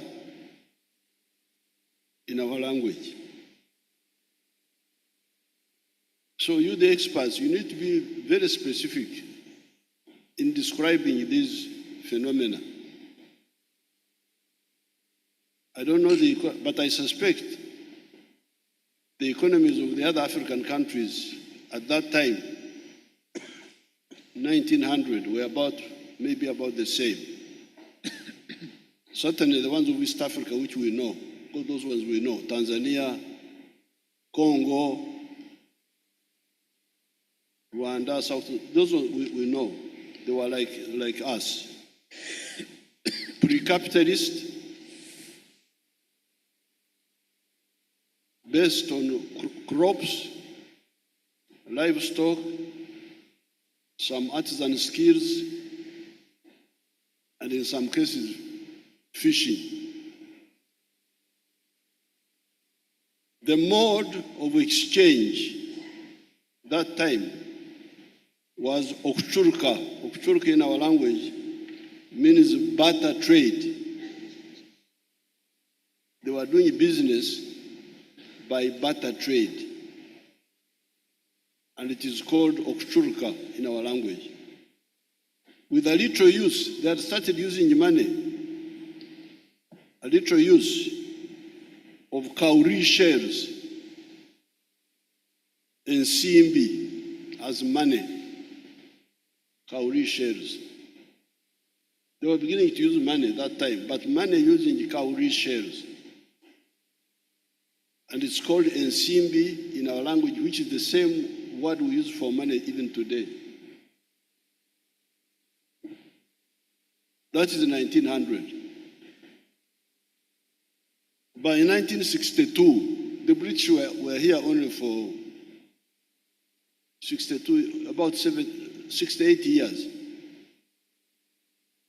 By 1962, when the British left, the British had created a small enclave economy. In the 1960s, in the universities, we were using those words, but I no longer hear them. The words we were using in the 1960s were enclave economies.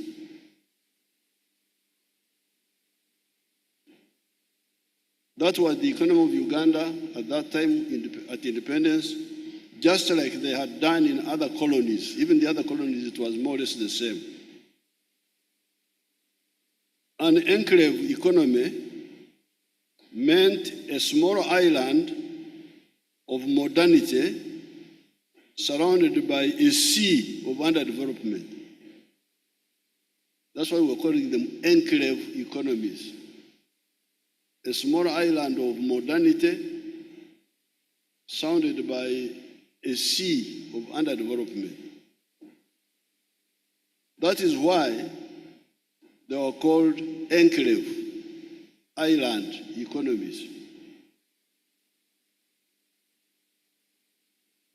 In the case of Uganda, the small island of modernity and money economy was comprised of the 3 C's and 3 T's. That's how they were describing the economy of Uganda by 1963.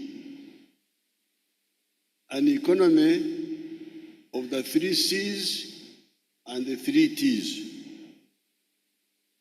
The three C's were cotton, coffee, and copper. These were the 3 C's. The 3 T's were tobacco, tea, and tourism.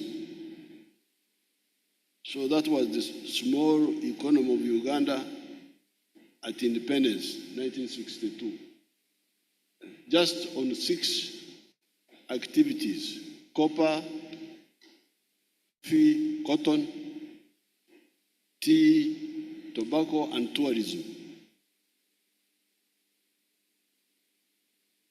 The agricultural products and the minerals, copper, were being exported as raw materials. In Francais, I hear matière première.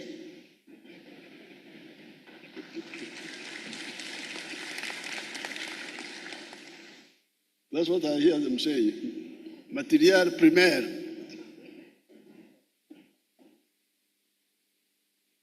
So these products were being exported as raw materials.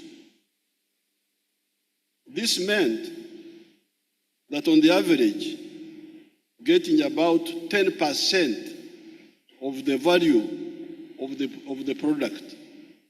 Because when you export a raw material, you get only about 10% of the value of that product. If you take coffee, when you export a kilogram of coffee, you will get about $2.5 of unprocessed coffee. Somebody who is cleverer than you takes the coffee,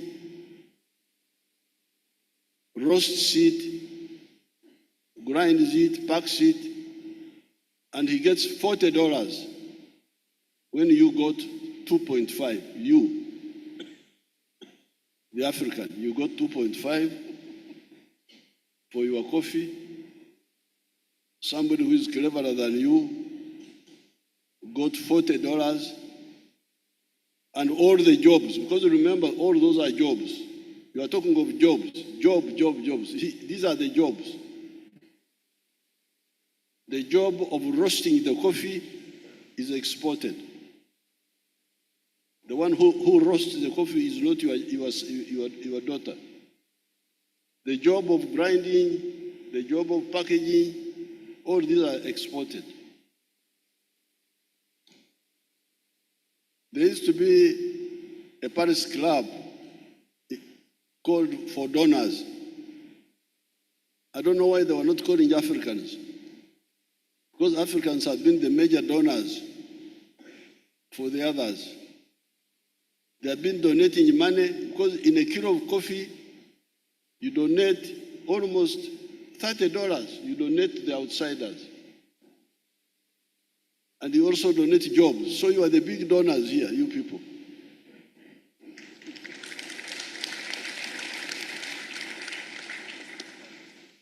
When you export a raw material and somebody goes and makes more money out of it and creates jobs for his children, when you as here have no jobs, you are the donor. You are donating money. You are donating jobs.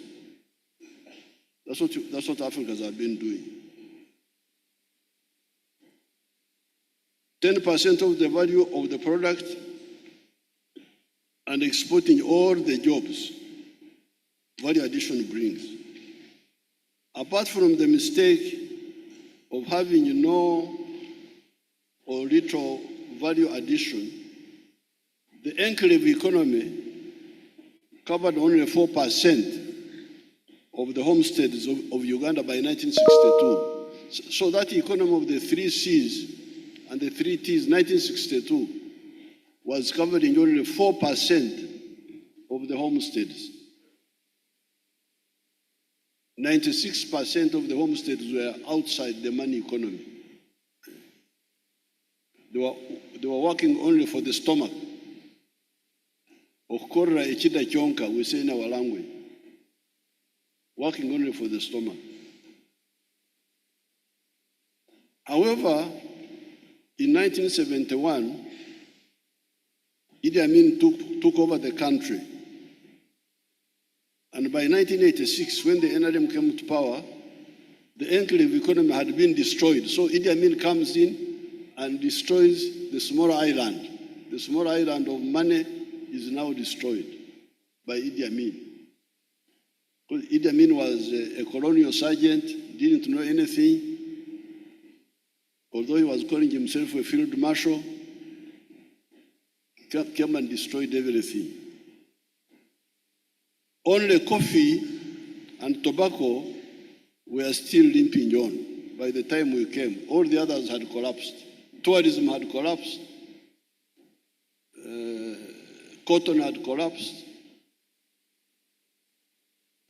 All the others had collapsed except coffee and tobacco, which was still limping on. Therefore, the NRM has had to start with a ruined literal enclave economy and the sea of the underdeveloped homesteads and population. Since that time, we have achieved the following. Number one, we have been able to have the minimum economic recovery by bringing back some of the 3 C's and the 3 T's. So we are now to try and bring back some of the 3 C's and the 3 T's. Go back to 1971, in other words. Number two, expanding the 3 C's and the 3 T's where possible. For instance, if you take coffee, exports in that time were 3 million bags. In 1986, they are now 9 million bags. We are now exporting 9 million bags of coffee. And the same for the other products. Tea, more, we are producing more of those. Number three, diversifying the economy by commercializing other products, such as milk. You can imagine in the colonial times, we are drinking imported milk. I'm a milkman myself. In the village, I have cows all the time. But my cows were not selling milk to the towns. In the towns, people were drinking milk from New Zealand, from Australia, from Switzerland, and later on from Kenya a little bit. So, and we are being told that milk is not a cash product. It is just a food. You just eat it at home. For cash product, it is only coffee. What the colonial people wanted is what they told us, that coffee was a cash crop, but milk was a food to be eaten by the villagers. So what we have done, we have commercialized all these products: milk, beef, leather, maize, fruits, fish, etc., etc. All those are now cash crops, cash products. So that is number three. Number four, adding value to the raw materials. This is our big war now, adding value to the raw materials. Because if you don't do that, that's actually the biggest problem we see in Africa. If you take, we have got very good iron ore here. It's the best in the world, 70% pure. But some time ago, an Indian company came and said they wanted to export iron ore to India as iron ore. I said, and what would that mean? They would pay us $47 per ton of iron ore. Now, when you process iron ore into steel, that time the price was $900. So here, you Ugandans, you would get $47 from your iron ore called obtare in our language. That's what we call it, obtare. And somebody will get $900 from from what you get $47, which is yours. Somebody will get $900. And all the jobs, because of the machines of the what, will be abroad. So I said, no way.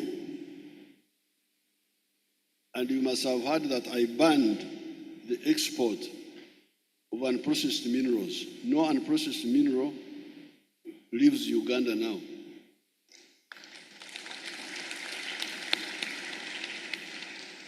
I told our people here that if you can't process the minerals, let them stay in the ground. The grandchildren will come and process them. You go to heaven and solve your problems. But don't take away our people's minerals. If you can't process them, leave them there. A company came from, I think it was Canada, and they said, you people, you have got uranium. I said, yes, I know it. So I want to mine it and take it. Take it where? In order to do what? Oh, I will go and generate electricity. But why do you want to generate electricity in Canada when I have no electricity here? Why don't you process it here? I have heard a rumor that there are human beings here.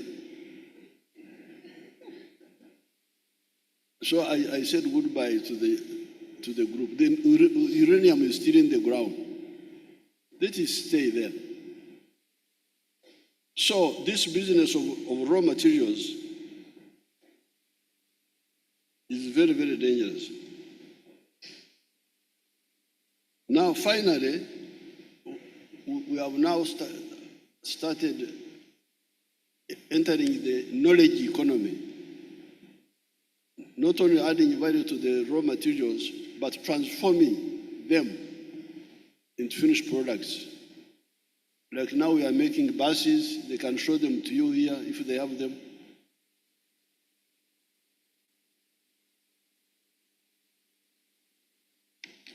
Because these people, some of these people here are highly educated, the engineers. So we have challenged them and they are coming up.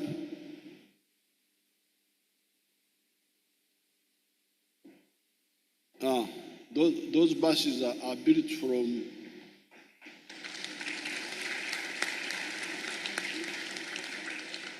the scratch here.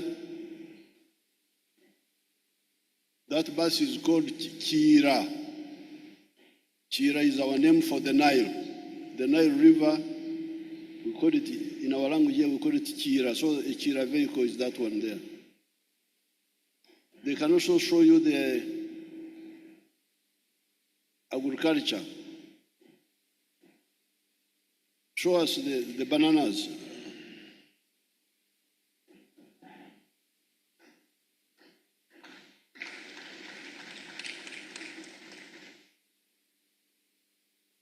Now, when there was a war in Ukraine, people were saying that there was going to be no food in Uganda. I said, you must be sick. How can Uganda get food from Ukraine? We have a lot of food here. Our problem is the market, where to sell the food. So the bananas, the coffee, do you have the coffee on your screen?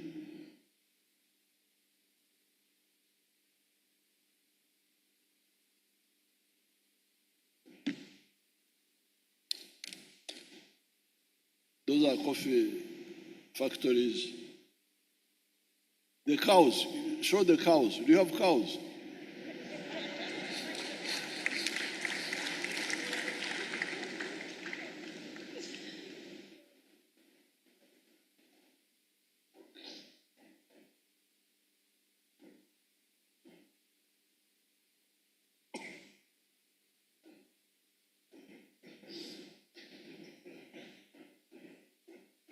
You don't have cows, you people?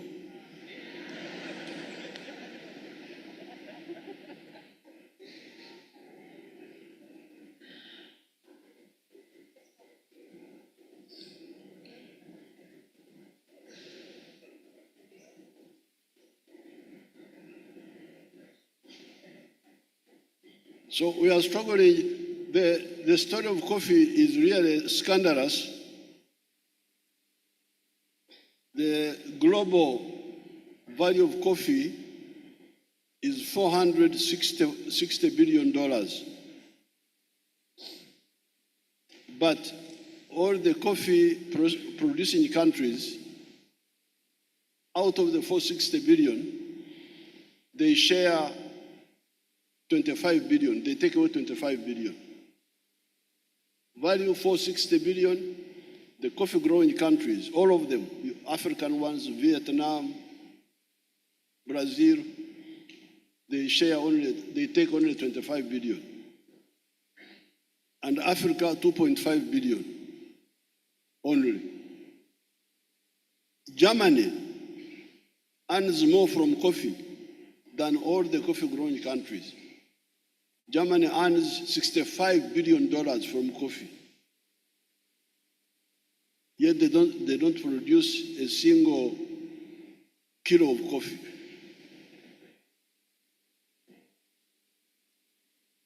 Show us the cows, please. You don't have the cows?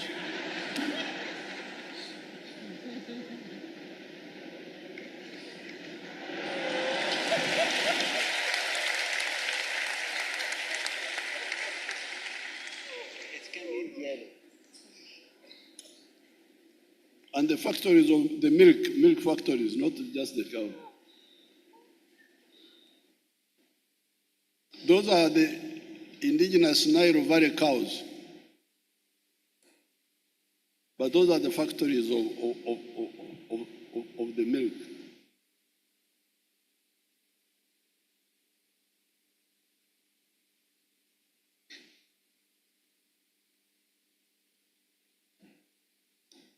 So we are now in what I would call phase 5, where we are entering the knowledge economy. Automobiles, vaccines, computers, making all those instead of importing them. In diversifying the economy, we had to struggle with the big portion of the population that was outside the money economy, and we are only producing for home consumption. By 2013, these were still 68% of the homesteads. By 2013, 68% of the homesteads were still outside the money economy.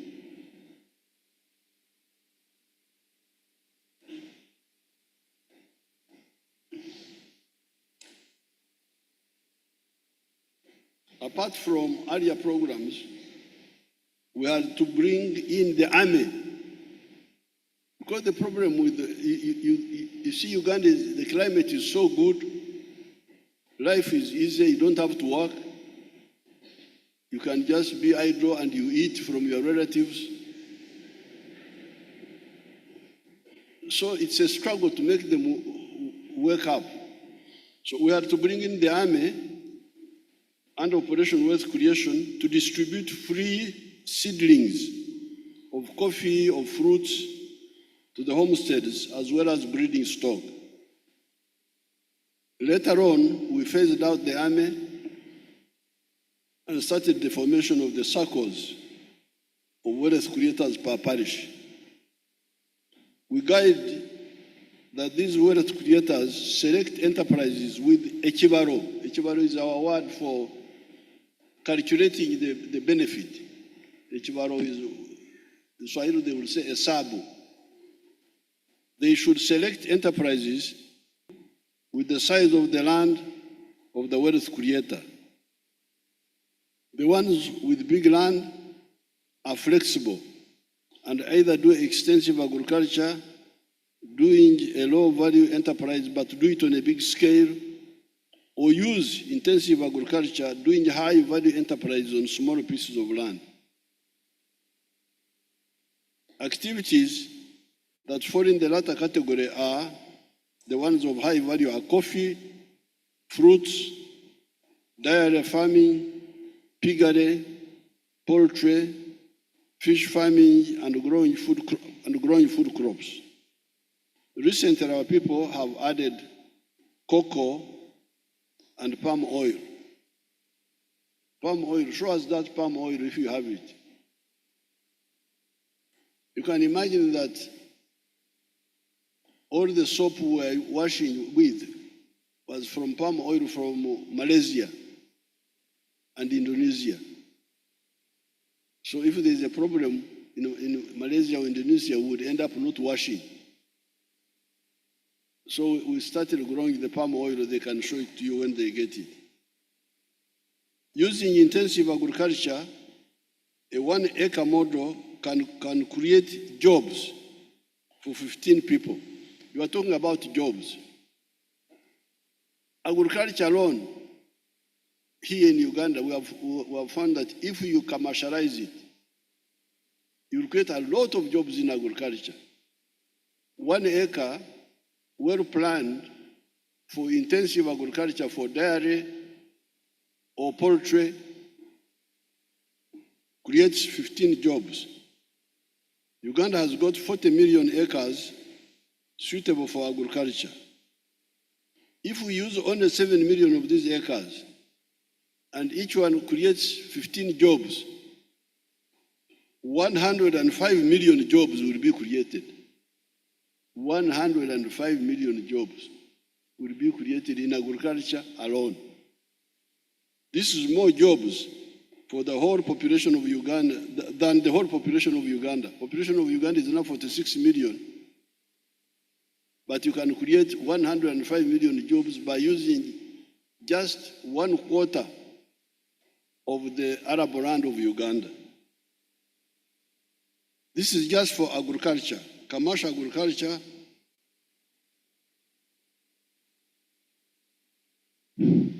Commercial agriculture as opposed to subsistence agriculture, okukola ekida kyonka.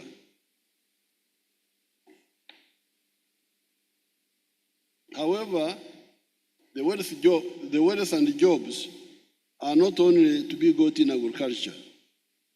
There are 3 other sectors which are industry and artisanship, manufacturing factories like the ones you saw. That is palm oil. That is palm oil. Palm oil needs a lot of rain. But palm oil was exported from Nigeria and taken to Indonesia and Malaysia. And they now became the big producers of palm oil. Even we were importing palm oil from Malaysia and Indonesia until recently when we started doing palm oil ourselves. So there are sectors other than agriculture, manufacturing and artisanship, services, hotels, tourism, what have you, and ICT. We treat ICT as a separate sector. As of now, agriculture is employing 3.6 million people. Industry is employing 1.4 million people. Services are employing 5 million people. And ICT is employing 46,000 people. We are just beginning, but you can see the jobs can be created.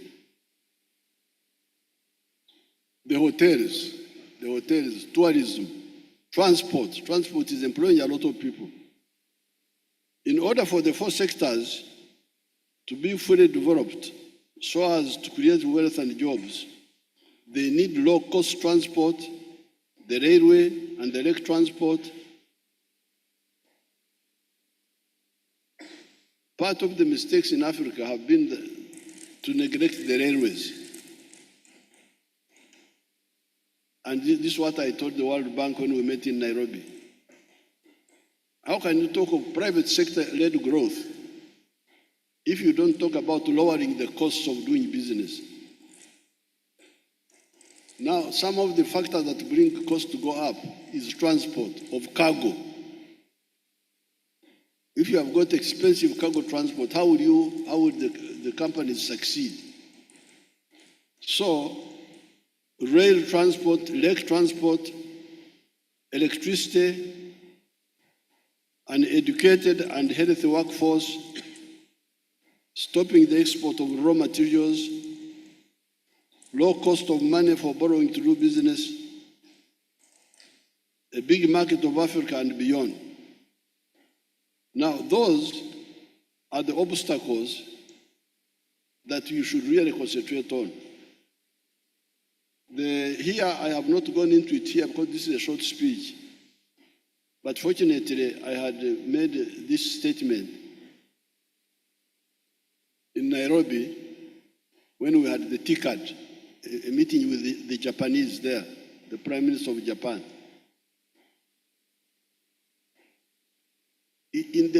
All this time we have been around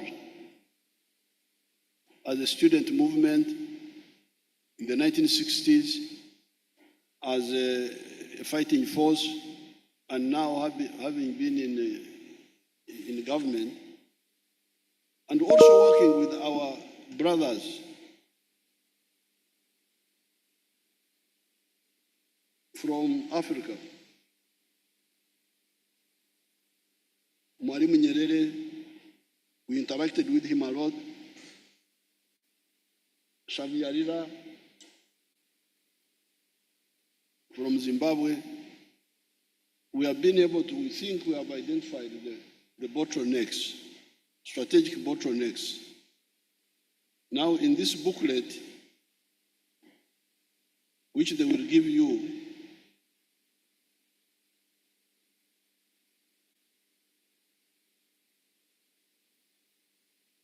we have identified 10 bottlenecks. Bottleneck number one, ideological disorientation. The belief in the politics of identity. This is the big curse in Africa. People who believe in the politics of identity. Tribe, religion. For us, we say this is wrong. You should look at the politics of interests. It is all mentioned here. Because of that, you find many countries cannot build state institutions. They cannot build pillars of state. How would you build an army if you believe in tribalism? Will you have an army for every tribe? If you don't believe in Uganda, how would you have a Uganda army? Now, if you don't have an army, what happens? You can't maintain peace. That's why people have got to go to the United Nations to come and defend them. Can you imagine? UN troops in Africa, what are they doing? Defending you. Why can't you defend yourself? Because of the wrong, the underdevelopment of the human resource, lack of industrialization, and the export of the raw materials, which we have talked about here. Now, but also, these Ugandans can tell you that when you wake up a bit and start doing some work, you will soon find that the internal market of Uganda is not enough.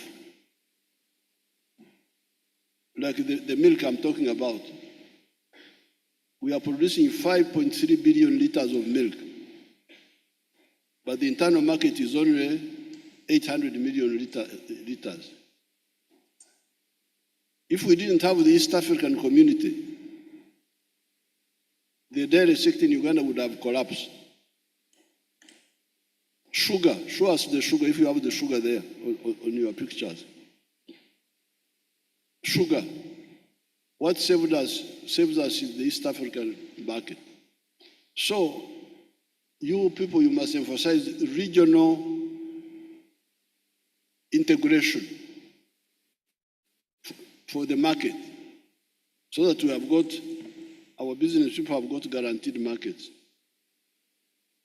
And so on, there are 10, they are all here in this booklet. Now, finally,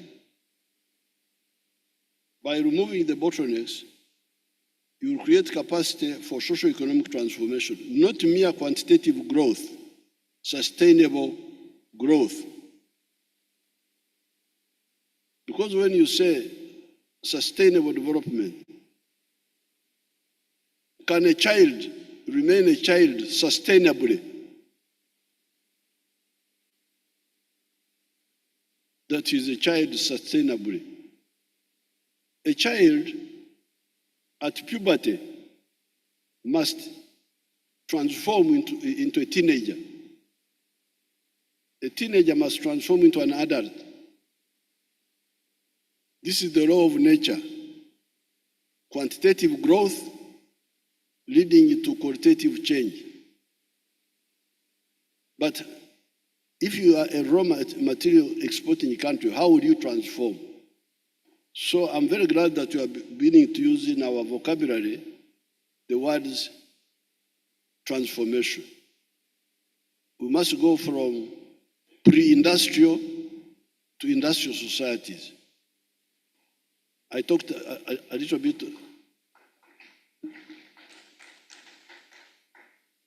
I talked about it the other day with the leaders. How can you have a peasant producing another peasant? Until when? The peasant must disappear and we have the middle class. In Francais, we say bourgeoisie.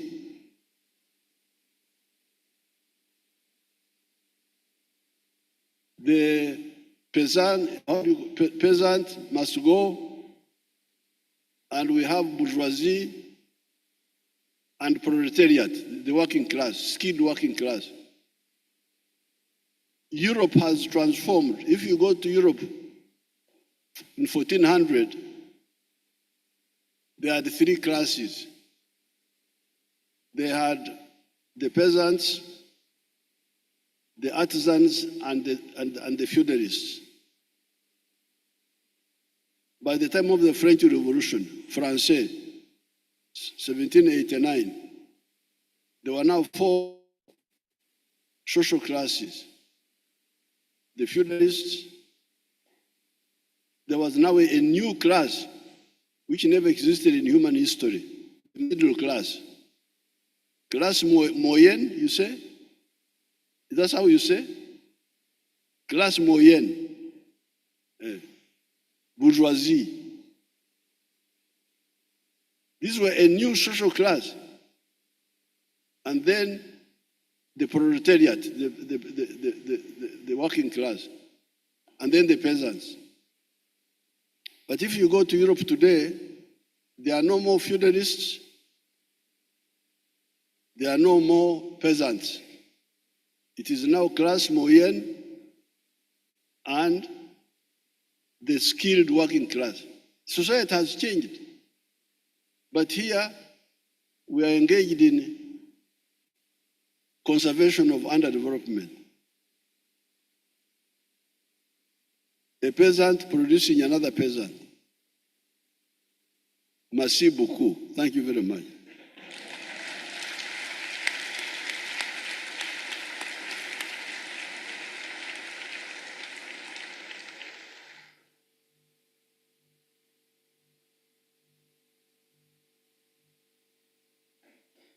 Thank you very much, Your Excellency, the President of the Republic of Uganda. Can we put our hands together and once again appreciate the President for that educative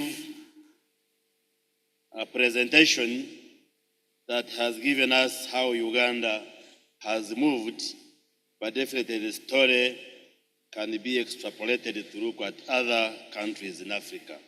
So thank you very much, Your Excellency, for that insightful presentation. And indeed, like he presented, Uganda's story after independence is more or less like what happened to the other countries in Africa. Our countries were characterized by a number of issues: neo-colonial interference, bad governance, conflicts and social disruption, lack of progress, among other challenges. Probably what he didn't emphasize, that President Yoweri Museveni, as a young person, as a student, was not happy with what he was seeing in terms of how the country and the continent was moving. And he put up a challenge and started a resistance movement and challenged the status quo and rewrote the history of this country by starting a new chapter.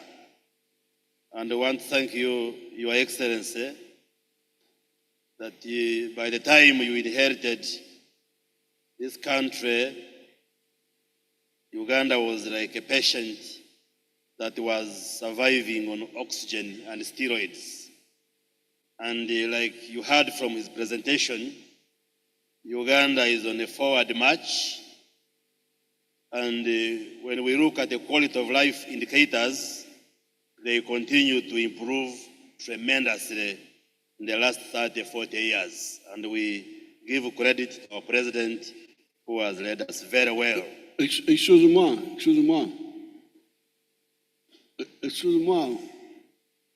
Just one comment. Really, the solutions are with us. I had forgotten to mention this. We had some argument with the Europeans recently. We passed a law which was discouraging homosexuality here. Then Mr. Biden removed us from the AGOA list. He chased us. That was one. Number two, the World Bank stopped giving us loans. But our economy grew by 6%.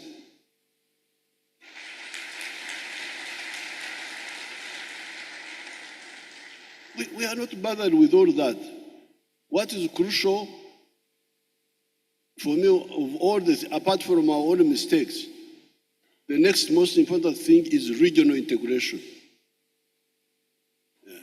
If we avoid internal mistakes and we are clear about the regional integration, the regional market, there is nothing, all that things that happen outside will not concern us.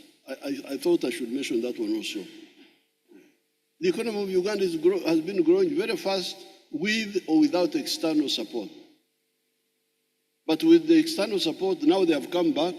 They say we are good people.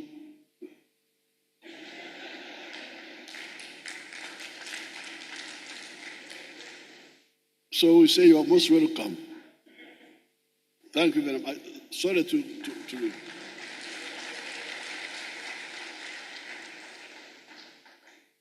Thank you very much, Your Excellency, for that additional information. And we appreciate you, sir, for your leadership. As I was saying, that under the leadership of President Yoweri Museveni, the quality of life indicators in Uganda have tremendously improved. If I can just give one example, that in the late 80s, early 90s, because of HIV and AIDS and other challenges, our life expectancy at birth had dropped to 43 years.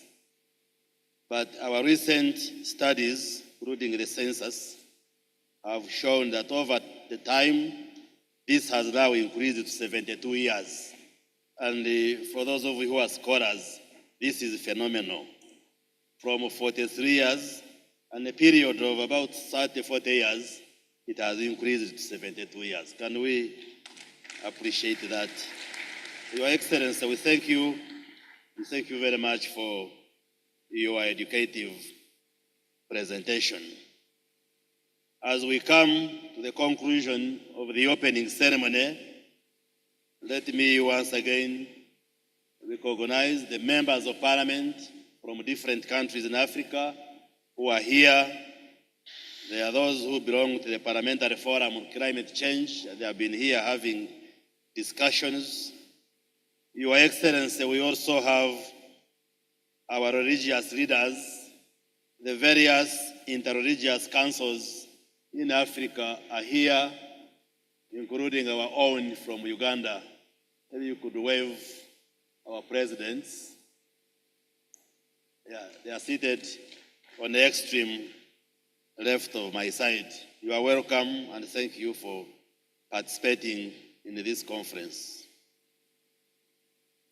Allow me, Your Excellency, and the distinguished delegates to also recognize Her Excellency, the First Lady of Uganda, who is also the Honorable Minister of Education and Sports, Mama Janet Museveni.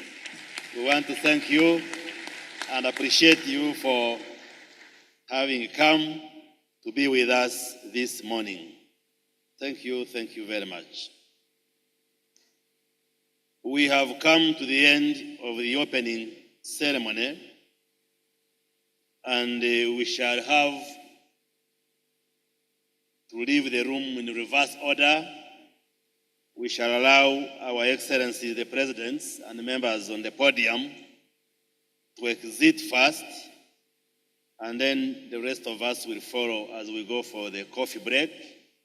We are going to have a group photograph at the steps outside this conference hall, and the photo will have our Excellencies on the podium, the former heads of state and government, our Right Honorable Prime Minister, and all the honorable ministers present here, the heads of delegations of the various countries and organizations present, our religious leaders, and the honorable members of parliament. So we shall gather at the steps outside and we take a group photograph with our presidents who are here with us. We shall break off for coffee, and according to the program, we had allocated 30 minutes, but in the interest of catching up with time, once our presidents have taken the coffee, if they do that in 10 minutes or 15 minutes, we shall get back. Why? Because the chair of the next session is none other than the President of the Republic of Uganda, His Excellency Yoweri Kaguta Museveni.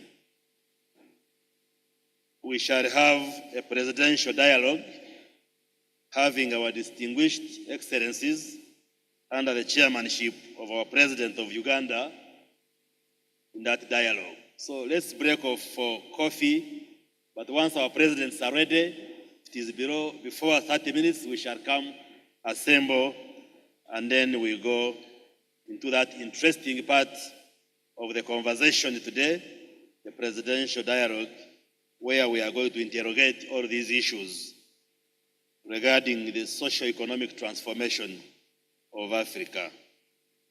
So with that, I invite our Excellency, the Presidents and members on the podium to lead us as we get out to take the photograph. Thank you very much, and may God bless all of you.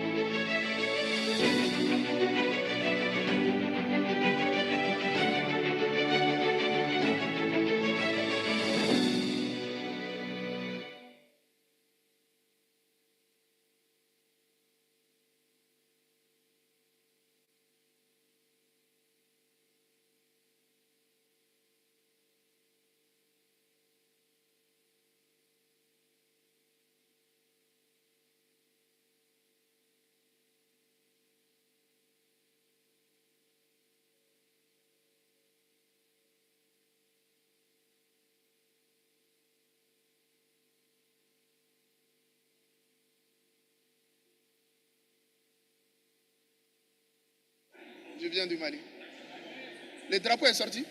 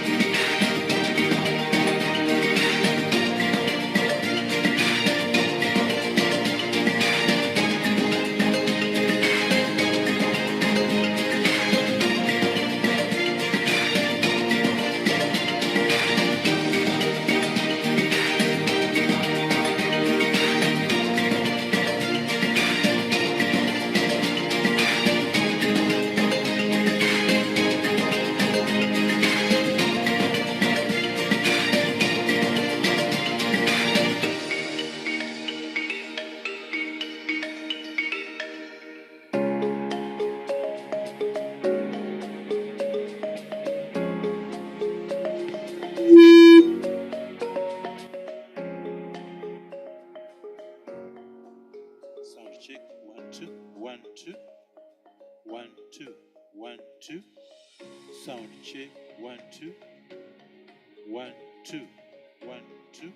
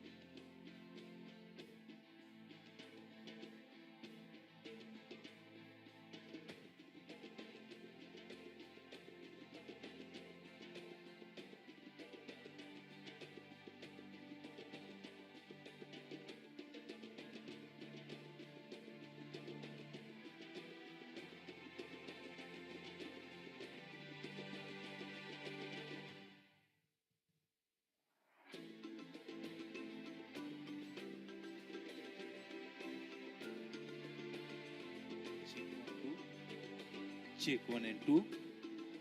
Check 1, 2, 3. Check 1 and 2. Check 1, 2, 3. Check 1, 2, 3. Microphone.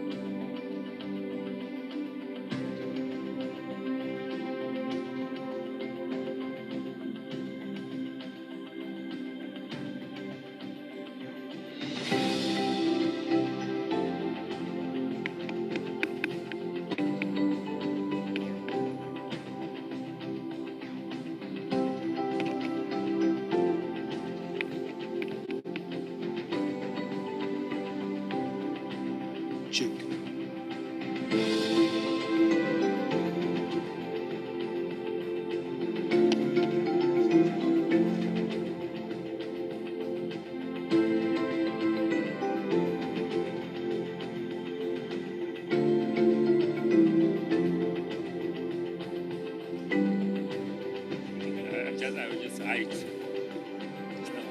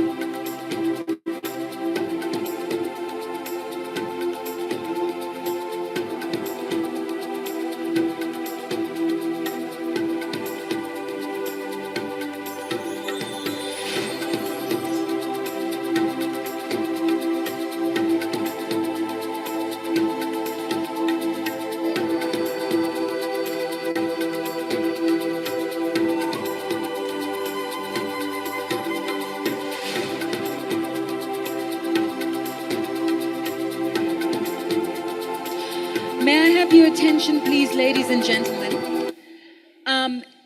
For all of you who are back in the room after the coffee break, may I thank you so much for being mindful of time. If our delegates who are in the foyer can hear, we are ready to convene the presidential dialogue. We are ready to reconvene and begin with the presidential dialogue. And it is imperative that we begin on time because of bilaterals and also because some of our heads of state need to leave Uganda. So if I may humbly request that all delegates for the Africa Regional Forum on Sustainable Development make your way back into the plenary hall so that we can begin and reconvene the presidential dialogue. I will say it again, hopefully that the microphone will carry into the foyer. May I request that all delegates make their way back into the plenary hall so that we can proceed with the presidential dialogue and try to keep to time. It is imperative that we begin. One, because there are bilateral meetings, and two, because some of our heads of state have other meetings scheduled outside of Uganda. So please, could we be respectful and mindful of time? Thank you very much.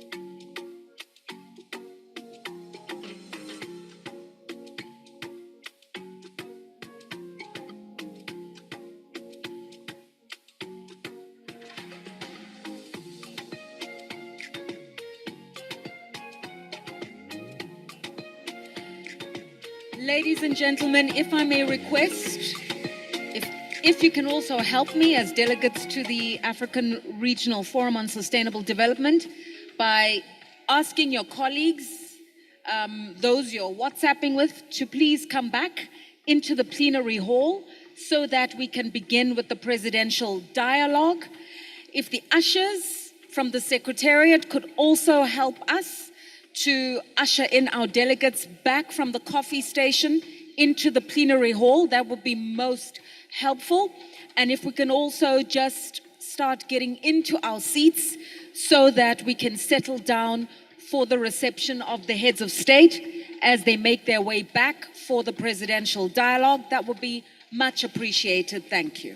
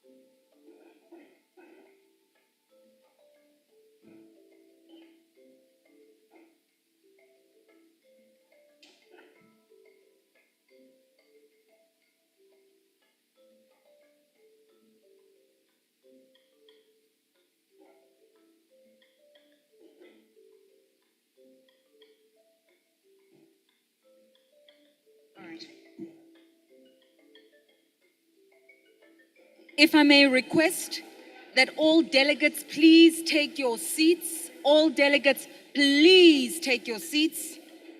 Again, a humble request for all delegates to please take your seats so that we can recommence with our agenda for the opening session of the 11th African Regional Forum on Sustainable Development. And if we can all be seated so that we can receive our distinguished guests who will be participating in the presidential dialogue in exactly 5 minutes. So please, can the remainder of our delegates make their way back into the plenary hall? And please, could our honorable ministers take their seats with your delegations? It would be much appreciated. Also, just be mindful of the step. Some of the cabling seems to be undone. Thank you.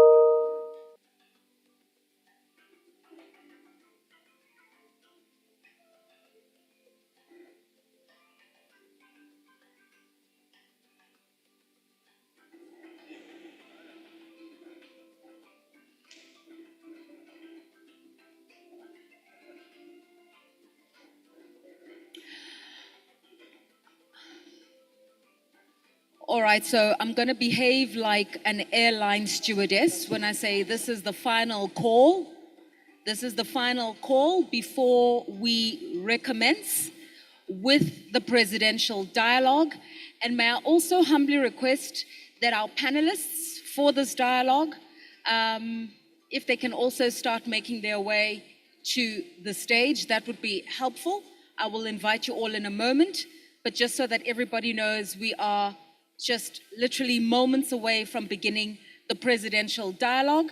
Please enter the room and take your seats. That would be very, very much appreciated. Please just enter the room back from the foyer and back to your seats.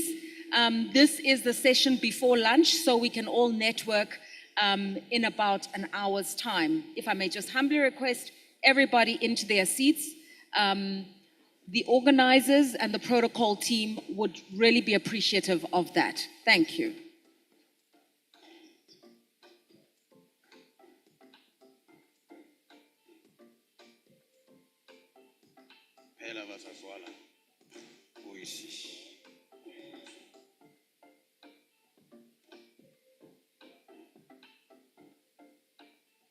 Okay, and as we do so, may I, with respect, invite former President Chikwete to join us on stage as we prepare, as well as Mr. Robert Ray. You are already here, please. And may I also request that the first Deputy Prime Minister of Equatorial Guinea also join us on stage.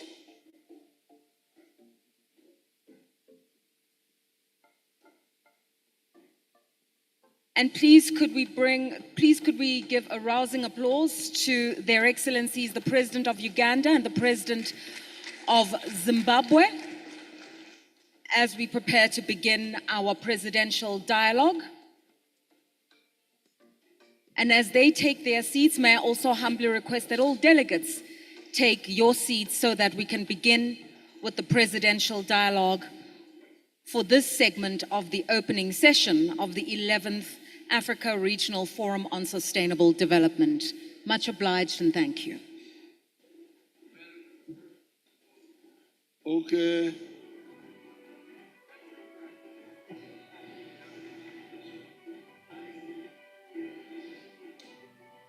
Moderator, okay. Commanders.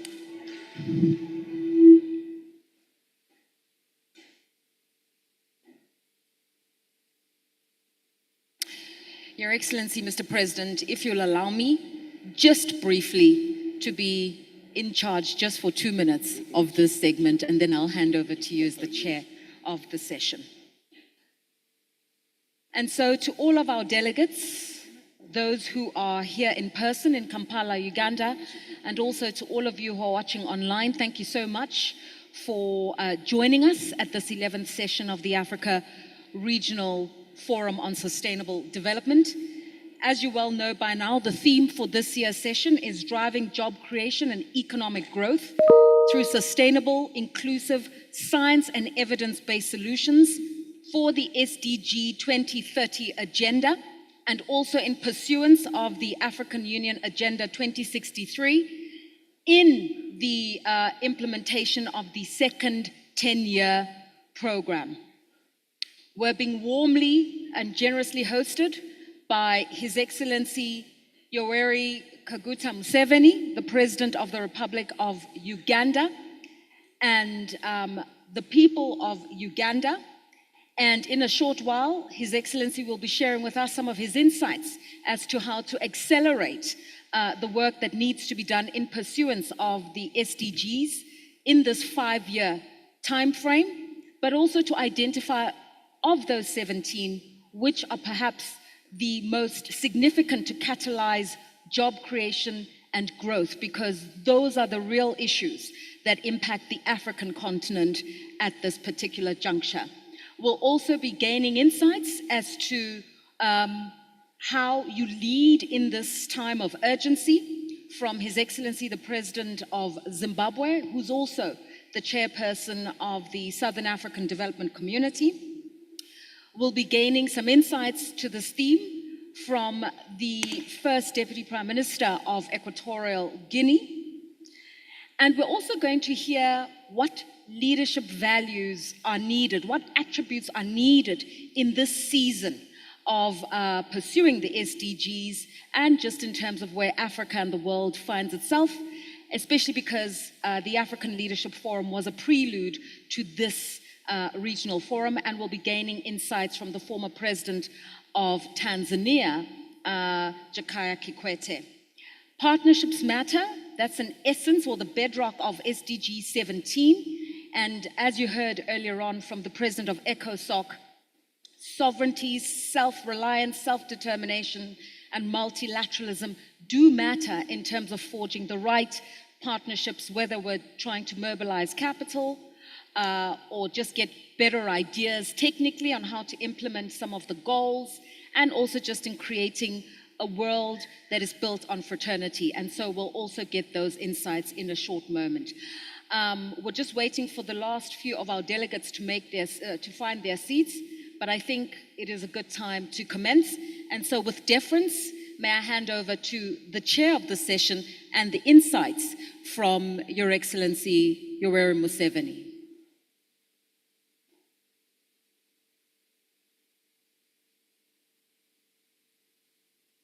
Hello. No, me, I have already made my remarks, so I think it should be His Excellency Mnangagwa to speak now. Well, I spoke what I wanted to say, so I want to hear. Thank you, sir. All right. So the president says he has spoken. We should have all imbibed and internalized what he said about Uganda and how you pursue an SDG agenda. And so, humbly, may I request Your Excellency Emerson Mnangagwa, may I yield the floor to you.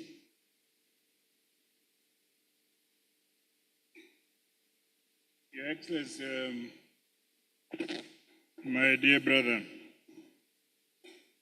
President Museveni, President of the Republic of Uganda and chairperson of this esteemed presidential dialogue, Your Excellencies, representatives of heads of state and regional economic communities, Your Excellency Madam Amina Mohammed, United Nations Deputy Secretary General, the Executive Secretary for Economic Commission for Africa,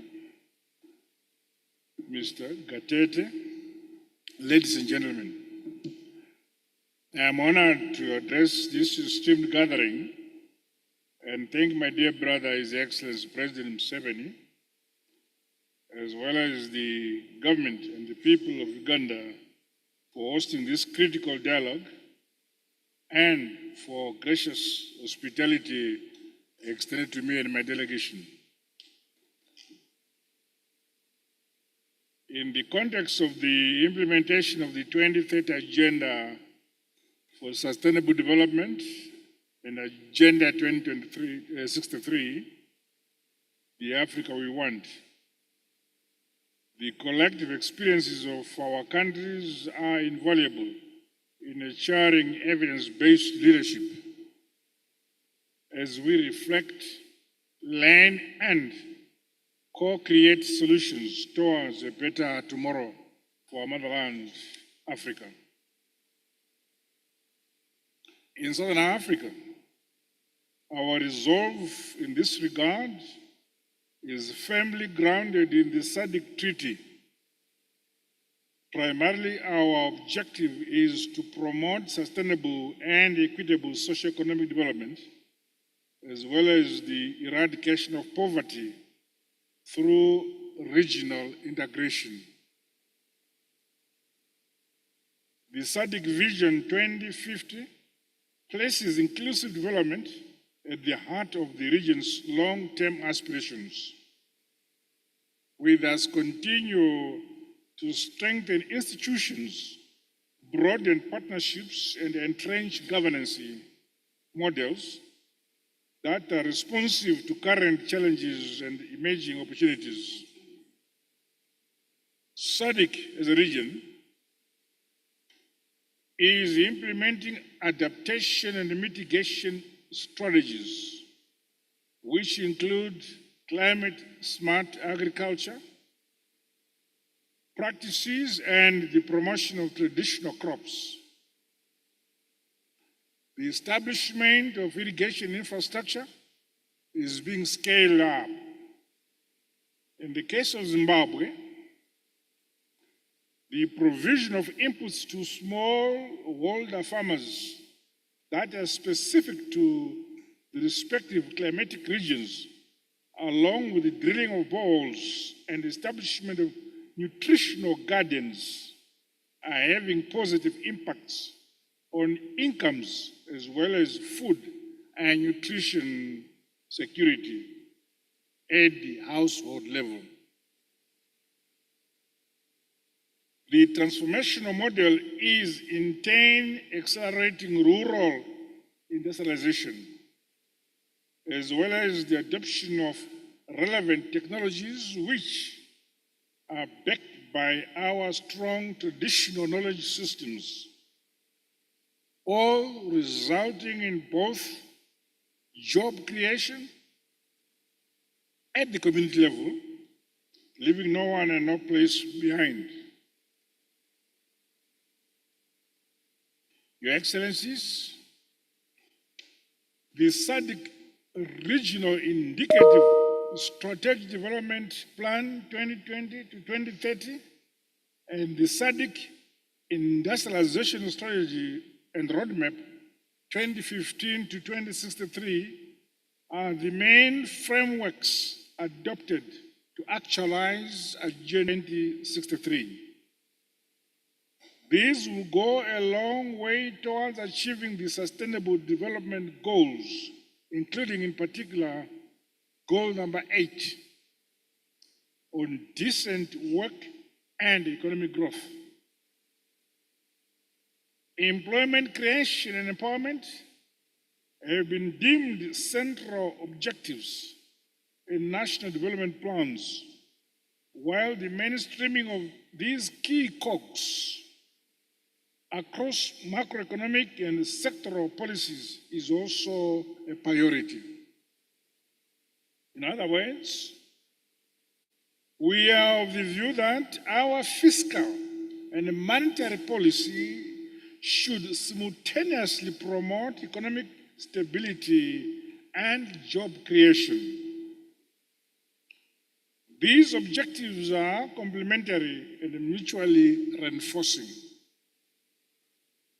We recognize that our SADC region's abundant natural resources offer a unique comparative advantage that must be fully leveraged to create decent jobs, sustainable enterprises, and economic development through sustainable value chains, especially in commodity sectors. In this regard, through the SADC industrialization strategy and roadmap, the region has identified priority value chains in agriculture and mining. Focus is on scaling up industrialization, diversifying industrial sectors, infrastructure development, tourism, and ICT, among others, to ultimately stimulate intra-regional trade. Further, youth employability and skills development remain top regional priorities. Riding on the demographic dividend, SADC member states are undertaking various education sector reforms to make education institutions centers of excellency for innovation, entrepreneurship, and skills development. The goal is to ensure that young people are equipped with the appropriate knowledge and skills for jobs and the future. Additionally, we are scaling up investments in technical vocational education and training, with a renewed emphasis on practical and digital skills to help young people and women to benefit from the ongoing technological and green transitions. Solutions and new products related to agrotech, fintech, digital health, and climate technologies, among others, have the potential to propel modernization and industrialization of the continent. In Zimbabwe, we are leveraging on the energy, creativity, and innovativeness of the youth and have established innovation hubs which are helping to spur inclusive development. In 2024, my government passed the Science, Technology, and Innovation Startup Bill, creating a legal framework for tax incentives, infrastructure access, and public procurement reforms that favor youth-led enterprises. Going forward, Africa must jointly explore emerging technologies.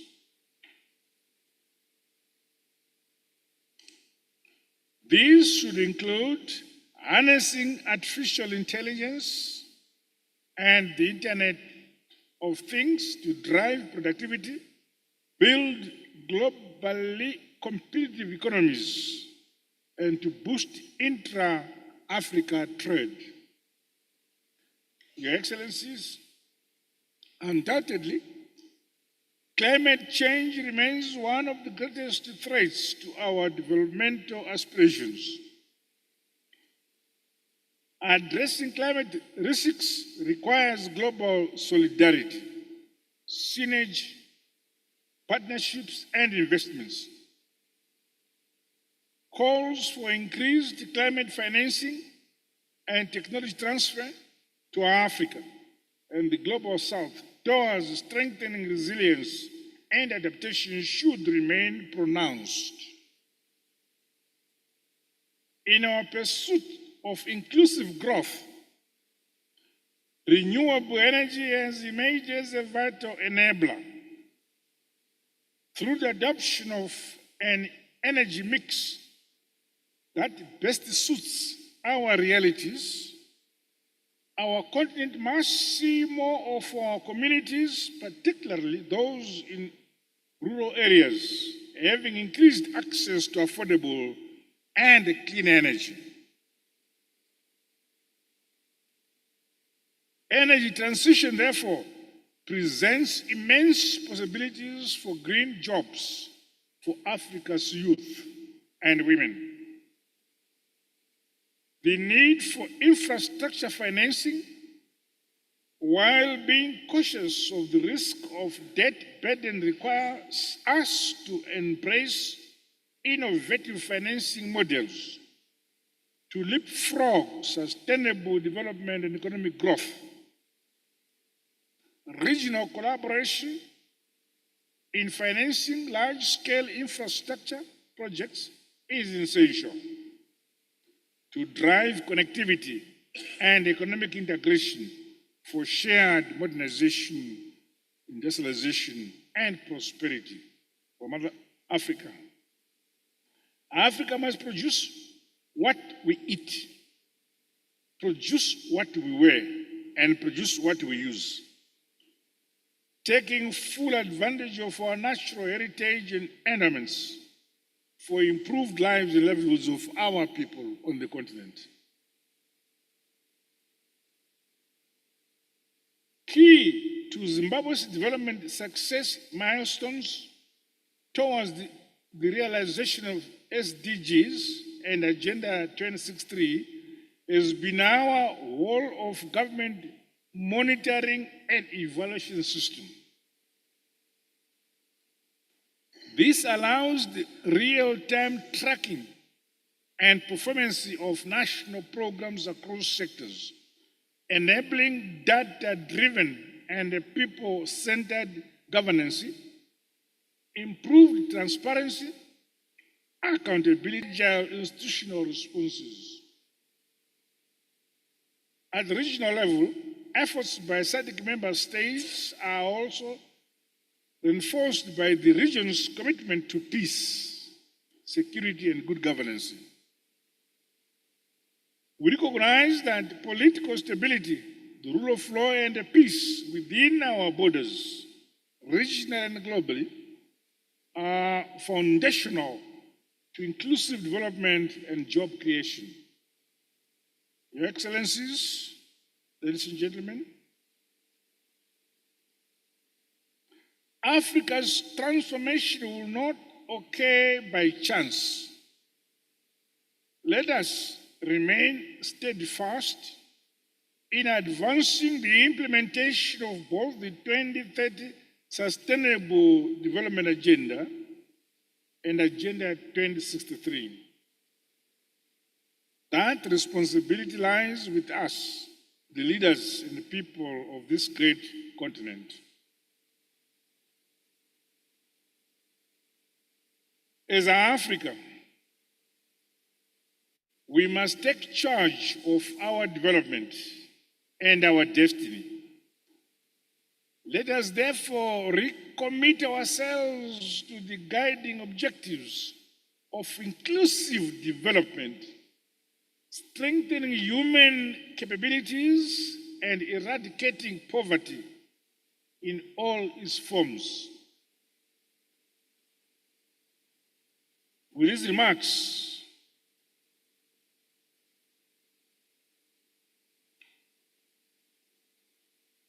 these issues remain at the center of our shared aspirations for a prosperous, peaceful Africa, SADC, and Zimbabwe stands ready to play its part in this journey to the modernization of our continent.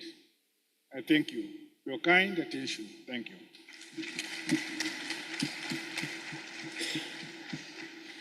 And we are thankful to you for your great insights, Mr. President, reminding us that regional economic communities matter and that there's an interconnectedness between climate change, food security, innovation, and green jobs for the youth. And you've mentioned the youth quite a lot, which means that they're very much at the center of your focus as you consider the youth dividend on the continent. I do have a follow-up question for you, Your Excellency, which is, we are on a tight schedule now, 5 years to go.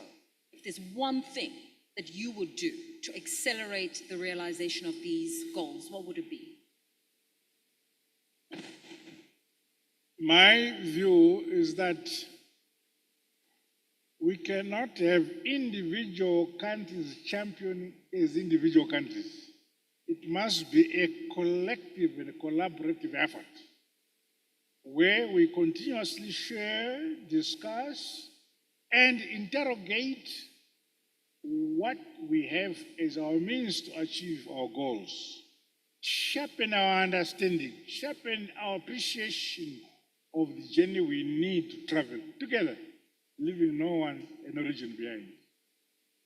Leave no one behind.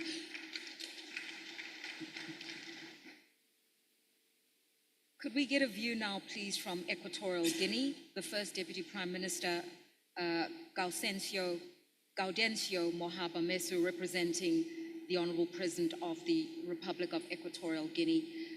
Could you give us a view as to what Equatorial Guinea is doing to realize the essence of the Sustainable Development Goals and how quickly you are working to meet the objectives of 2030? Muchísimas gracias.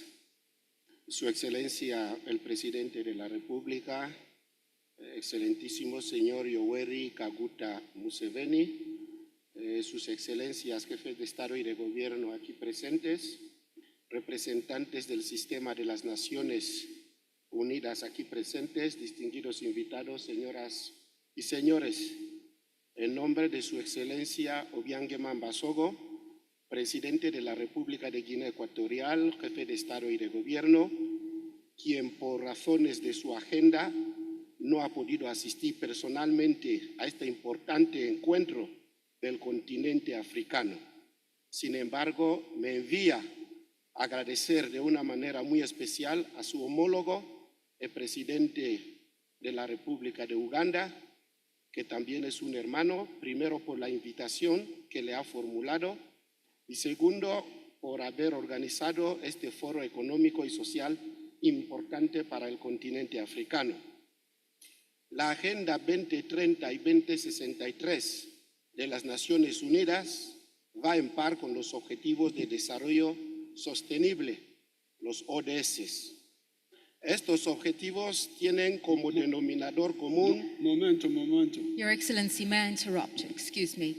We seem to be having a problem with the English translation, Spanish to English. If our interpreters can help us with that, it would be most helpful. But so as not to delay any further, may we ask you to continue, sir? Yes, please. Oui. Ok. Muchas gracias, Su Excelencia el Presidente de la República, Excelentísimo Señor Don Yoweri Kaguta Museveni, Presidente de la República de Uganda, Sus Excelencias Jefe de Estado y de Gobierno aquí presentes, excelentísimos representantes del Sistema de las Naciones Unidas, distinguidos invitados, señoras y señores, en nombre de Su Excelencia Obiang Mambasogo, Presidente de la República, Jefe de Estado y de Gobierno de la República de Guinea Ecuatorial, quien por razones de su agenda no ha podido asistir personalmente a este acto, como hubiera sido su deseo. Sin embargo, me envía agradecer a su homólogo y a su hermano por la invitación que le ha formulado y sobre todo por la organización de este foro tan importante para el continente africano.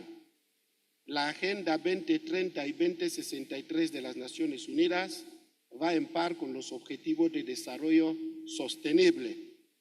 Estos objetivos tienen como denominador común procurar el bienestar de todos nuestros ciudadanos, es decir, procurarles agua potable, un sistema sanitario estable y accesible para todos, viviendas dignas, una electricidad, igualdad de derechos entre hombres y mujeres, acceso a la educación para nuestros hijos e hijas, garantizar un ambiente de paz y de seguridad en nuestros países que les permita desarrollar sus iniciativas empresariales para evitar la fuga de talentos, garantizar los puestos de trabajo estables y seguros, erradicar completamente el hambre, las guerras, el terrorismo y mercenariado que ocasionan los desplazamientos masivos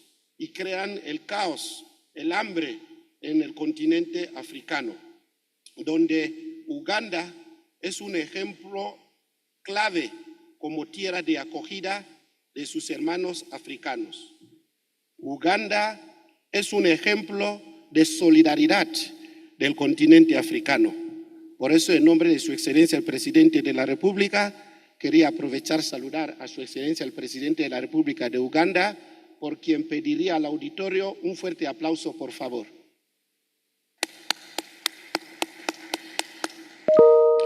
Ahora,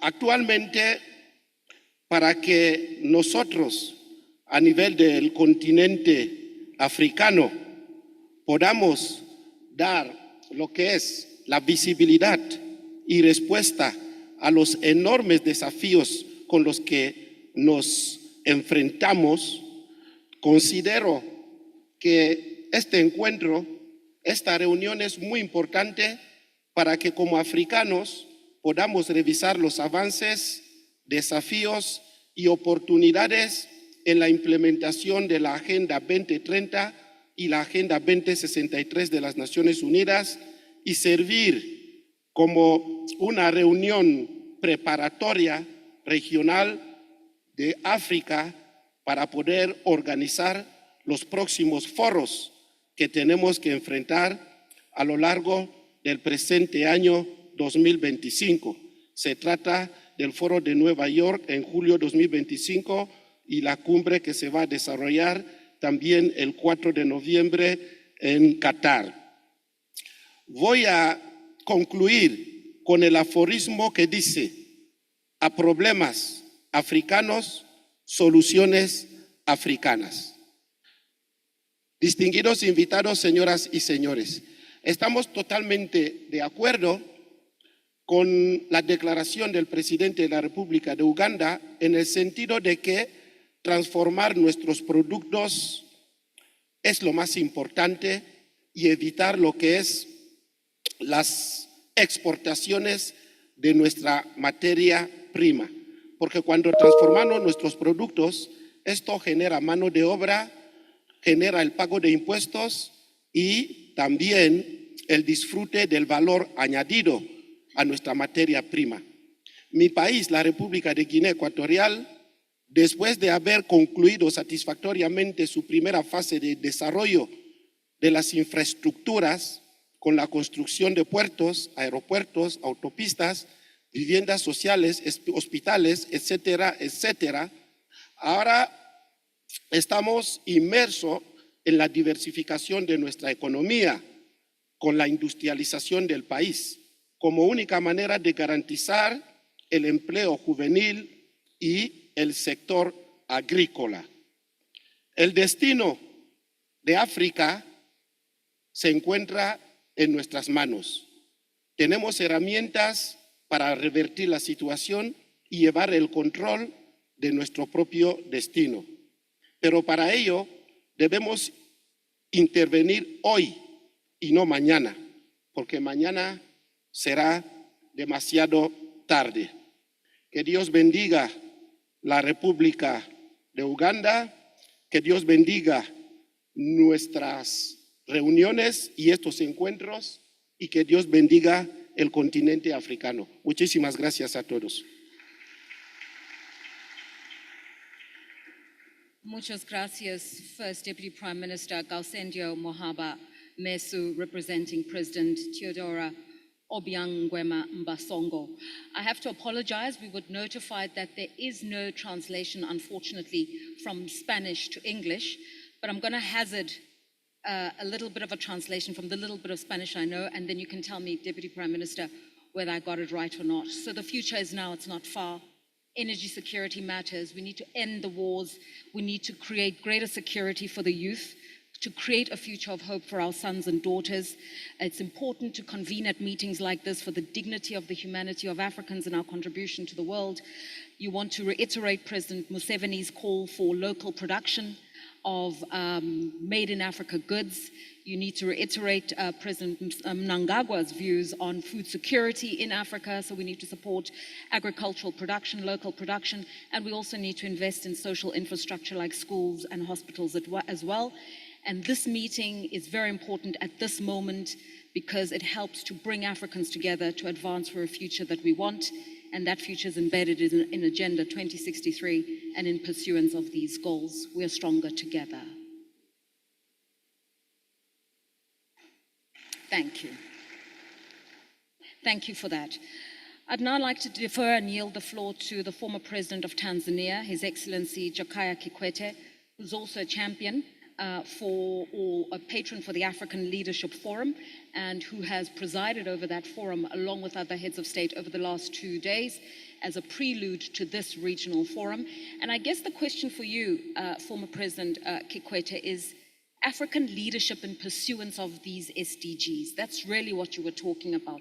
What can leaders actually do at the highest level?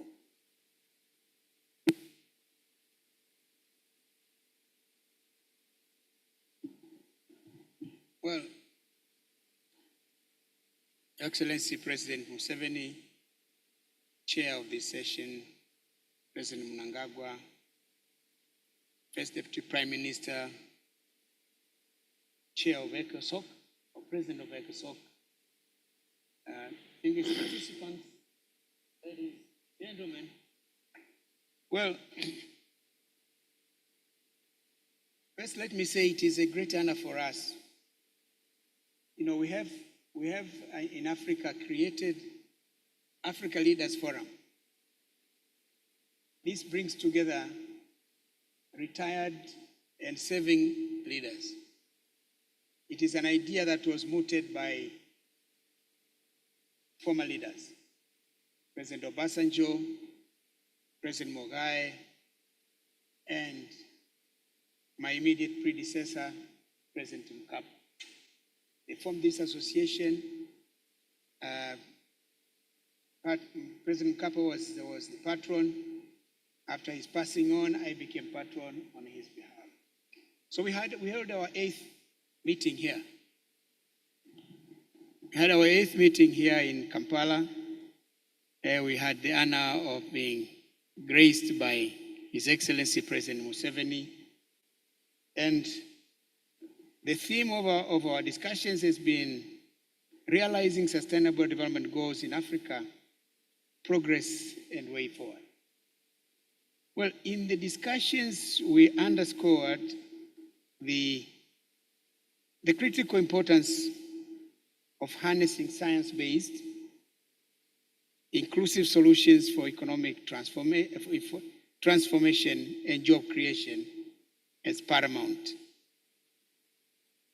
In the meeting, we said Africa stands at a pivotal juncture with a youthful population and abundant resources. The potential for economic transformation in Africa is immense. And ADB estimates that or projects that working age population will increase to 1.1 billion by 2050. This presents not only an opportunity, but also a responsibility on our part to ensure that these young people are empowered with the skills and opportunities they need to thrive. In other words, to make them to become productive and responsible citizens of our respective countries. That's one important factor. But we also said to unlock this potential, we must embrace science-based, inclusive solutions that drive economic growth and create employment opportunities for our young people. Under the circumstances, we underscored the critical foundation for innovation and technology advancement lies in robust science, technology, engineering, and mathematics education. By prioritizing investment in these fields, we'll be equipping our youth with the skills necessary to thrive a knowledge-based economy. The AFDB's Information Highway report estimates that STEM jobs, that's science, technology, engineering, mathematics jobs in Africa will grow by 8.4%, far outpacing the overall job growth rate on the continent. Yet, despite demand and opportunity, fewer than 30% of African youth are currently enrolled in STEM education programs. It is estimated, this is the other important information, it is estimated by 2050, there will be 230 million digital and technology jobs in Africa. If there will be those 230 million jobs, it's a wonderful opportunity. But these young men and women of Africa have to get the skills in science, technology, engineering, and UNESCO says the number of STEM graduates in Africa is still insufficient to meet the continent's growing needs, underlining the need for an urgent focus on education reforms. Then, in our meeting, we said beyond education, fostering a culture of innovation and entrepreneurship is critical. Small and medium enterprises contribute over 80% of employment in Africa. Yet, access to finance remains one of their biggest challenges facing Africans. So, innovation is essential. We underscored the Kenyan example of the innovation made by Safaricom, of the mobile money, M-Pesa, which has revolutionized financial inclusion across the continent. Today, millions of Kenyans and millions of Africans, through using mobile money, it has helped bring financial services to the underserved, both in urban and rural areas, promoting economic growth, reducing poverty, and creating jobs. The World Bank says money services through M-Pesa have significantly boosted Kenya's economy and many economies on the African continent. So it is something that we need to work and promote. So I'm sure one of the advantages of mobile money, it creates jobs, but it creates opportunities. Today, if somebody has milk in Uganda, wants to sell the milk in Tanzania, he does not have to travel to Tanzania. He uses his phone, talks to the buyer in Tanzania, the milk is ready. That buyer in Tanzania pays the Ugandan businessman through the phone, and then they organize transportation, and the guy waits for his milk at Bukoba, receives the milk, and does business. So you can see how the mobile phone has really helped in promoting economic growth, creating jobs, and also facilitating trade within our country. So we in the African Leaders Forum, we underscore the usefulness of technology in promoting technology to advance economic growth, create jobs for our young people. Of course, Tanzania has a similar example with platforms like M-Pesa, Tigo Pesa, and which have played a similar role in promoting growth. Today, 50% of Tanzanian population can use mobile money services. Mobile money services, and everybody almost is now, in the past, banking services were not in the rural areas. But today, financial services are being provided through the mobile money. So we think it's an important tool. It's an important means of promoting growth. But the other thing which we underscored, that as we pursue economic growth, it is imperative to adopt environmentally sustainable practices. The African Development Bank has identified green jobs as key drivers of a sustainable economic growth. In fact, renewable energy sector alone could create 10 million jobs in Africa by 2030. This is advice we are getting from. So initiatives like Africa Adaptation Acceleration Programs, supported by AADB and other partners, highlight the continent's commitment to building climate resilient economies. So we also we underscored the issue of collaboration among African nations as being essential. By sharing knowledge, resources, and best practices, we can collectively overcome challenges and accelerate progress towards sustainable development goals and Agenda 2063. We also underline the significance of the African Continental Free Trade Area, that providing an unprecedented opportunity to boost intra-Africa trade. So we're encouraging African countries. Last year, the session before this year, we held it in Ghana. And our subject of discussion as retired leaders was focusing on the CFTA. It is sad some African countries have not yet signed the protocol. Even some of those who have signed have not yet ratified the protocol. Yes.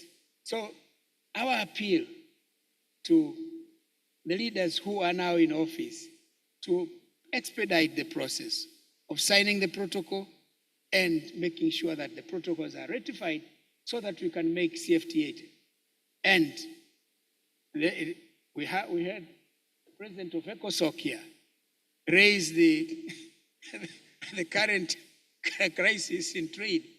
Yes. Yeah.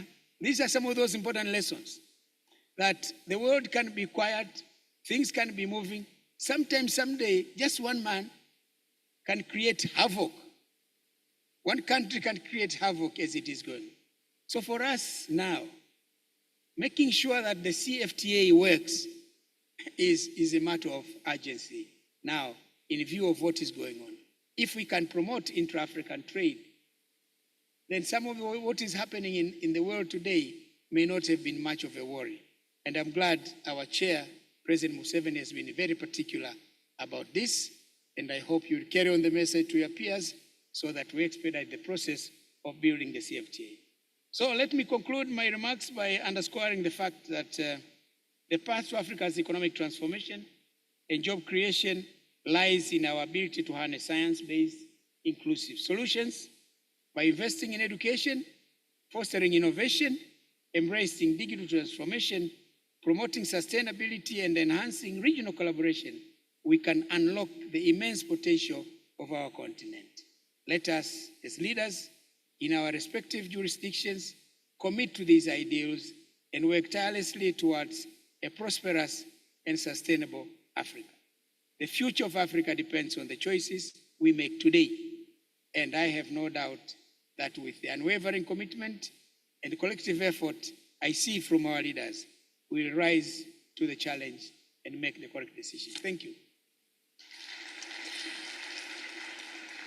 And we thank you for your interventions, former President Kikwete. And obviously, you've emphasized goal 4, education, as a very important one for you, especially STEM, science-based education, because it leads to innovation. And in itself, innovation feeds into financial inclusion, better agriculture, building better for infrastructure. And it also helps leaders plan better, because then they use evidence of what's working and what's not working. Here's a question that I'd like to ask you. Yes. Given that emphasis on education, especially science-based education, do you think Africa currently is on the right track? Is enough being done at a policy level to change curricula, to really imbibe this idea that our youth need to be learning differently to future prepare? Well, I am, in the other hand, I am chairman of the board of the Global Partnership for Education, an organization that was set up by the G7, Canada being one of them, 21 years ago. And in these 2 decades, I'm the 3rd chair. The first one was an American. The second was the Australian, the former Prime Minister of Australia. And then the G7 asked me if I can be chair. I said, because education is so critical for Africa, I said yes. So I'm there trying to see what we can contribute. But one thing that I'll be honest, we have not properly anchored science education in African education curriculum. This is something that we need to do more. We need to do more. And especially when it comes to science education, girls have not been very prominent in that. But what my impression is that there is an awareness of the importance of science education on the continent, and our leaders are showing all the inclinations and taking the necessary measures to develop science and technology, but also to include women, to encourage women to take up science and technology. Yes, I'm seeing in Tanzania today, there are so many women taking up engineering. One of the engineers is here. Zena upo? Yeah. That one is an engineer. But she's now the chief secretary of the revolutionary government of Zanzibar. Yes. But she's an engineer, we trained engineer. I was saying yesterday we had president, we had a young man from here who was saying, when we were discussing education issues, who was saying, you guys are complaining about education. You every time complaining. What have you done? I told him, look here, a lot has been done. I was giving them the example of Tanzania. At independence, there were only 2 engineers. We were a colony of the Germans from 1884 to 1918, and then become part of the British Empire from 1918 to 1961. And they left us with only 2 engineers, 9 medical doctors. A lot of the heavy lifting was done after independence. A lot of the heavy lifting in Uganda was done after President Museveni became the leader of this great country, this great nation. So I said, but there is a lot more that we need to be done. We have not yet arrived. But the important thing is we have a leadership that recognizes the challenge, a leadership that is ready to take action to address or redress those problems. So I'm saying we need to do more on investment in science, technology, engineering, and mathematics education. Yes, we are doing, not good enough. We can do more. And I believe we can. With leaders like Museveni, President Mnangagwa, the President Nguema in Equatorial Guinea, and my President Samia Suluhu Hassan, we have had a first female president, and he is doing a terrific job in our country. We are so proud of her. Thank you so much, sir. Thank you so much for that, review of the legacies of colonization and how you dismantle so much to create something brand new. Sure. You also mentioned the African Continental Free Trade Area as other tools we can leverage in pursuance of that better future. And I think that's a great segue to introduce His Excellency Robert Ray, the President of the Economic and Social Council, ECOSOC, and also Permanent Representative of Canada to the United Nations. SDG 17, we're not talking a lot about that, but partnerships matter. You referred to that in your opening remarks earlier on. Partnerships matter because knowledge sharing, as President Kikwete has said, is how we harness talent. Perhaps you want to expand on that. Thank you so much.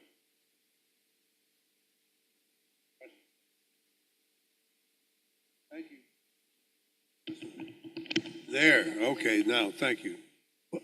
First of all, presidents and former presidents, colleagues, Deputy Prime Minister, it's a great privilege to be on this platform. I did serve as the Premier of Ontario, which is Canada's largest province, 35 years ago, so that's a long time. I would say to everyone here who is in office, there's lots to do afterwards, and I think President Kikwete's leadership has been quite splendid in demonstrating that to all of us today. Leonardo, thank you for your question. The reason that partnerships are critical is because if we're even talking something as simple as money, the fact is that the global economy, as important as governments are, as important as public sector is, as important as all of that, it remains true in terms of the quality of governance and the kind of leadership that good governance and good governments can provide. The fact is that the world's economy is driven more by non-government money and resources and capital than it is by governments themselves. That's the first thing. The second thing is our concept, our idea of partnership has to extend across civil society, across all the elements of society, educational institutions, philanthropic institutions, companies, both national companies that are national, local, and international, and all of that partnership is going to be required for us to make progress and deeper progress on the Sustainable Development Goals. I had my opportunity to give my pitch, as President Museveni said, of himself this morning. So I won't go on very much longer, but I did want to make two important, I think, important points. The first one is we are at an inflection point. And I'm very glad that President Kikwete, as well as President Museveni in his remarks, made reference to history and also made reference to the need for national and regional action. Because the reality is the opportunities for Africa are going to be created by Africans. And that doesn't mean the rest of the world doesn't care, not at all. But it does mean that the World Bank should work for you, not you work for the World Bank. The IMF should work for you, not you work for the IMF. The international institutions need to work in cooperation with the needs of Africa, the needs of Asia, the needs of every country. And I think we need to understand that some of our approaches to aid and international assistance since decolonization have in some ways been a continuation of colonization. And now we need to move to a new phase, a phase that is led by the people of the world themselves. Because I firmly believe that to some extent, a lot of the conversation that I see at the UN is about a process of mutual blame. You're not doing this, you need to do this. You're not doing that, you need to do that. And we go back and forth. It's not always productive, frankly. Doesn't always get us to solutions. And so I really firmly believe that it's in assisting, not doing, but in assisting the development of capacity, in doing what we can to encourage investment that is respectful, productive, respects national sovereignty, respects national rules, and also respects national priorities and needs. This is essential. I mentioned previously that I had been, as a premier, Ontario is a very mineral-rich part of the world. Mining has been part of our history as a country for 150, 200 years. But I know that as premier of that province, I had to engage in a lot of serious discussions with mining companies to say, we need to add more value here. We need to make sure that the jobs are staying for a longer time. We need, as President Kikwete referred to, we need a deeper respect for the environment. We need a deeper respect to ensure that our river systems remain pure, that our land remains pure, and that we understand that this is a critical aspect of sustainability that has to apply across the world, because the environmental crisis is real. So it requires more of a circular economy, which means corporate change as well as governmental policy change. But I really do think we're at a point of inflection when we need to see even, yes, the things I don't like, the tariffs, not a good idea. Really not a good idea for the world, not a good idea for any country, including the United States. We need to look at the whole issue of development assistance and how that is supposed to work and how it may work. But we also need to understand that some of the ambition that countries may have had in the past as to how much they were going to get from some other country, you have to say, you can't predict whether that's going to happen. And as we all learn, we have to learn how to control the things we can control and to do the things that we can in order to make change happen. Change isn't always what you tell other people to do. Change is what you have to do yourself. And these are not, I don't say these in order to give any life lessons to anybody, because there's certainly nothing to teach here in this room with the people that are going through such tremendous struggles and such challenges. But I just want to conclude where I started and saying, Africa for the Africans was a slogan of the 1950s and 1960s.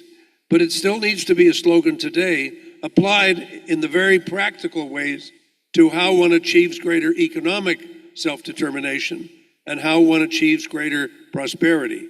And I fully endorse greater regional cooperation and the African Free Trade Agreement as a critical way to do that. Thanks for the opportunity. Thank you. Thank you for being so candid in your views and also reminding us that each country sets its own development agenda. The leaders leading their people know what's needed, and all the other partners come in to support those objectives in a meaningful way. And that's what real partnership is about. Just a very brief question and a brief answer. In terms of that mindset shift, do you think that given what's happening in the world right now, it's an opportunity to reimagine multilateralism? Well, we have to. And I would say the two critical qualities that are now required are, the first one is humility. Colonialism is a product of arrogance, as well as of racism and everything else that we know. But colonialism is a product of arrogance because it assumes that one group of people know better than others what should happen. And we can't, if anybody sees the continuation of arrogance, then we have to get rid of it. We have to learn genuine humility in the face of the challenges that we face today. And the second is the ability to listen. We teach public speaking. We teach debating. We don't teach listening. And I say, particularly to get even into deeper trouble that I'm already in, this is something that women know better than men in terms of what the listening process is about. I have a few fans out there. Let me guess which sex they're a member of. But it's something we have to learn, learning how to listen. When I first came to the UN in 2020, I would often find myself alone because of COVID. We were only allowed to sit alone. And they'd say, where the hell is the ambassador gone? We can't find him. Everybody would get very worried. And they didn't know where he was doing. What are you doing? I said, I'm sitting in the hall and I'm listening because I want to listen to what it is that people are saying. I don't necessarily agree with it. I might have a strong disagreement. But the thing we have to learn in the world is the dignity of difference. There are different views, there are different opinions, there are different experiences. And all of us have to show a profound respect in our own work and our own lives for why that's important. And that's something we all need to figure out how to do better. Thank you. Thank you for being candid in your views, and you're really amongst friends here. And did you hear, ladies and gentlemen, listening is another form of gender empowerment. At this juncture, I'd like to defer to our chair, the President of Uganda. I know, sir, you said I've already spoken, but we'd really love to just hear very briefly your reflections on the remarks made by their excellencies and just a call to action as we get into the essence of the regional forum over the next few days.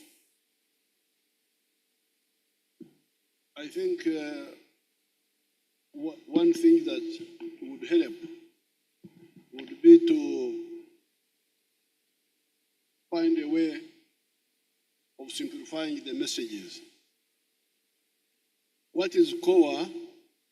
Because we are talking about job creation, jobs creation. So where do jobs come from? Jobs come from wealth creation first. Somebody must create wealth. And who are the wealth creators? Number one, the private people. Number two, the cooperative, people who combine. Number three, did you hear that? We've heard you, Excellency. Number three, the corporate. Number four, the parastatals. These are the four that create wealth. Now, if that is not clear, people just run around in circles, jobs, but who will create jobs? It is these four that I can remember. Now, the wealth is mine, but in the process I create jobs. If it is a cooperative, the same. If it is a company, the same. If they are government companies, parastatals, it's the same. So after that, then what is crucial is infrastructure to help the job creators do it easily and cheaply, so that what they produce is competitive. Now, number 3 is what we are talking about, the human resource development, the people to help in the wealth creation, the workers, the scientists, the STEM, what we are talking about now. This is the next one. But if you only deal with the, for instance, education, but you don't deal with the wealth creation, you will create a diaspora. You will find scientists who have no jobs, and they go to look for them abroad. We already have that problem here. Unemployed graduates. Then the next one is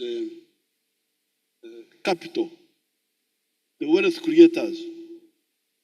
Where do they get the capital from? This is the cost of money in the banks. And what you are talking about, the pension funds and all that. Now, then finally, what is crucial is the market. When the wealth creators create wealth, where do they create products? Where do they sell it to? Here in Africa and in the world, I would want to introduce 2 words. Africa integration, I don't call it partnership. This is brotherhood. You need to know that my brother is there, I should be with him. This is brotherhood. I don't call it partnership, that we are partners with Tanzania. When we got independence, Mwalimu had a problem of calling the Minister of Foreign Affairs, the one who was dealing with us. He called him for a long time Minister of External Affairs. Uganda was not foreign to Tanzania. It was just external. So in Africa here, the CFTA, East African Community, COMESA, this is brotherhood. To use this brotherhood for our own. And if we really develop it, we shall immunize ourselves against all this confusion going on. You can have confusion in Canada, in all those places, and we shall be prosperous here. But it is now with the others, the Chinese, the what, that I would call partners. So for me, it is brotherhood within Africa and partnership beyond Africa. Merci beaucoup.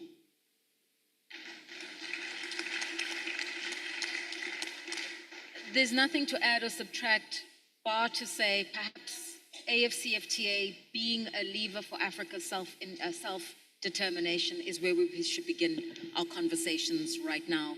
And we should see that as fraternity and brotherhood as opposed to anything else. I want to thank our excellencies for your frank and candid interventions and for also shaping the tone of what the 11th Africa Regional Forum should really focus our attention on. In a short while, we'll be just concluding some of the administrative business that has to do with the election of the Bureau. But before we do that, I'm going to ask that we stand as we let our excellencies take their leave. But if you would just give me the latitude to do this one thing. Your Excellencies, there were some young people who came to me before we convened the presidential dialogue and said, we are here. And they are school-going age. And I said, who are you? And they said, we are the SDG Academy Young Pioneers from Kenya. And during their school holidays, they are here to just take some life lessons from you. So if those young people from the SDG Young Pioneers could just wave so that our presidents can see you and you know that I did mention you. There they are. They are here keenly, they're enthusiastic, and they want to be part of this future that you are crafting for them. So I just wanted you to see them and know that they are here. With that, please, may we all rise and allow our excellencies to take their leave, and then I'll tell you what happens next.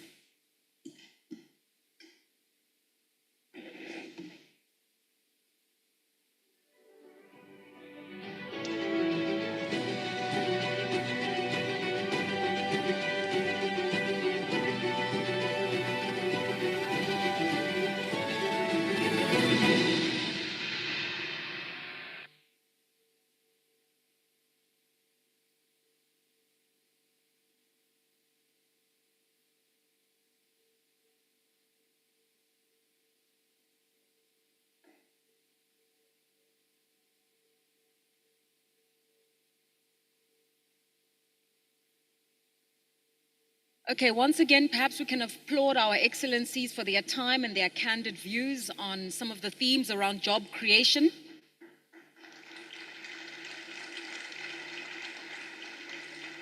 And we really do appreciate their time, their inputs, and their patience, because we are running a little bit late. But let me also thank you, honorable ministers, for your patience and time. I believe you can take your seats. May I say that at this juncture, I'd like to invite the Bureau Chair and the executives who are going to be presiding over the organizational matters and the election of a new Bureau for the 11th session. And so with that, I'd like to invite to the podium the Minister of Economy and Finance for Mauritania, who's also the outgoing chair of the Bureau, Sid Ahmed Ould Bro, and he will then take over the events before lunch. So please may I request the Honorable Minister of Economy and Finance for Mauritania, who's also the outgoing chair of the Bureau, together with his team, to make your way to the podium to officiate over the organizational and legal matters that need to happen now. Thank you so much.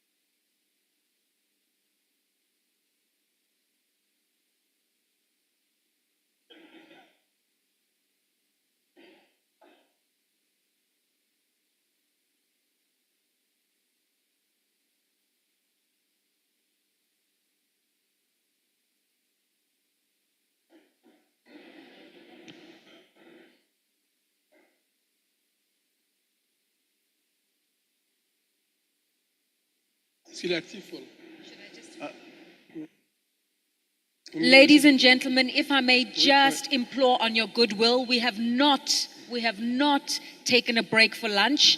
We still have some administrative issues. Could we ask everybody just to take a seat? It's just for a short while as we do the election of a new bureau. Please, could we ask everybody to take their seats? all of you honorable ministers of finance, economic development and planning, if you could just take your seats, because this is an event that concerns you for the election of the new bureau and the release of the outgoing bureau. And I'd like to defer to our bureau chair to handle these administrative issues that concern you. Thank you very much.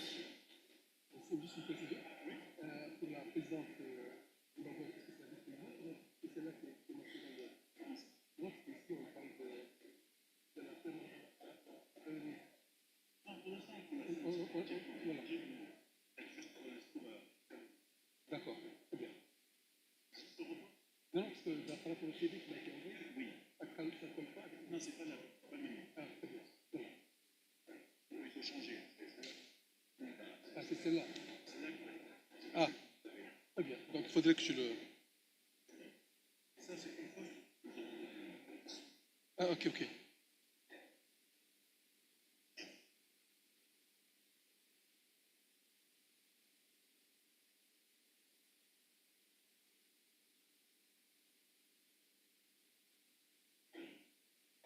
Alors, bonjour. Nous allons, s'il vous plaît, commencer le processus d'élection du bureau. Distingués délégués, je vous invite à présent à passer aux questions organisationnelles, en particulier l'élection du bureau de la 11e session du Forum régional africain sur le développement durable. Je donne maintenant la parole au secrétariat qui va nous présenter une brève explication sur le rôle, la composition et le processus d'élection du bureau. Secrétariat, vous avez la parole. Merci, Excellence, Monsieur le Ministre. Je vais très brièvement faire un rappel de la composition du bureau sortant et expliquer comment, traditionnellement, le Forum africain sur le développement durable procède par rapport à la rotation entre les sous-régions. Donc, le bureau sortant était présidé par l'Afrique du Nord et représenté par la Mauritanie. Donc, sur le principe de la rotation, l'Afrique du Nord va être rapporteur dans le bureau entrant. Et chaque sous-région montera d'un niveau, de troisième vice-président à deuxième vice-président, de deuxième vice-président à premier vice-président, et ainsi de suite. Pour cette année, nous avons eu des consultations avec le bureau sortant, et effectivement, l'Afrique de l'Est est passée de la deuxième vice-présidence directement à la présidence, étant donné que cette année, exceptionnellement, nous avons interverti entre l'Afrique australe et l'Afrique de l'Est. Donc l'Afrique de l'Est accueille le forum cette année, et l'année prochaine, l'Afrique australe accueillera le forum. Et à l'exception de cela, le reste du processus demeure le même. Donc, pour résumer, Monsieur le Ministre, honorable délégué, la composition du bureau de la 11e session au niveau des sous-régions sera ainsi: présidence Afrique de l'Est, premier vice-président Afrique australe, deuxième vice-président Afrique centrale, troisième vice-président Afrique de l'Ouest et rapporteur Afrique du Nord, comme je l'ai indiqué. Honorable délégué, nous avons mis à votre disposition sur le site, avec l'ensemble des documents de ce forum, l'historique de la composition des bureaux des différents forums régionaux africains depuis leur création, ainsi qu'un document qui détaille le rôle et la composition du bureau du Forum régional africain pour le développement durable.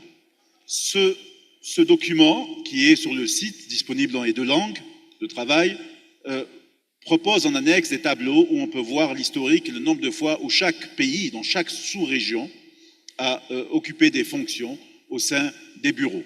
Ceci afin de faciliter les consultations dans les sous-régions pour désigner les représentants des sous-régions, sachant qu'il est de tradition d'accorder la priorité, en cas de plusieurs candidatures, d'accorder la priorité aux pays qui n'ont pas jusqu'à présent ou peu étaient représentés dans les bureaux. Donc, si je dois prendre par exemple l'Afrique centrale, vous verrez dans le tableau numéro 3 que des pays comme le Gabon, la Guinée équatoriale, la République centrafricaine, ou Sao Tomé, et même le Cameroun, dans une moindre mesure, ont été peu représentés. Donc, effectivement, s'il y a des candidatures parmi ces pays-là, elles auront naturellement la priorité avec l'accord de l'ensemble des pays de la sous-région. Donc, nous allons donc vous inviter à faire pendant 5-10 minutes des consultations auprès de votre sous-région.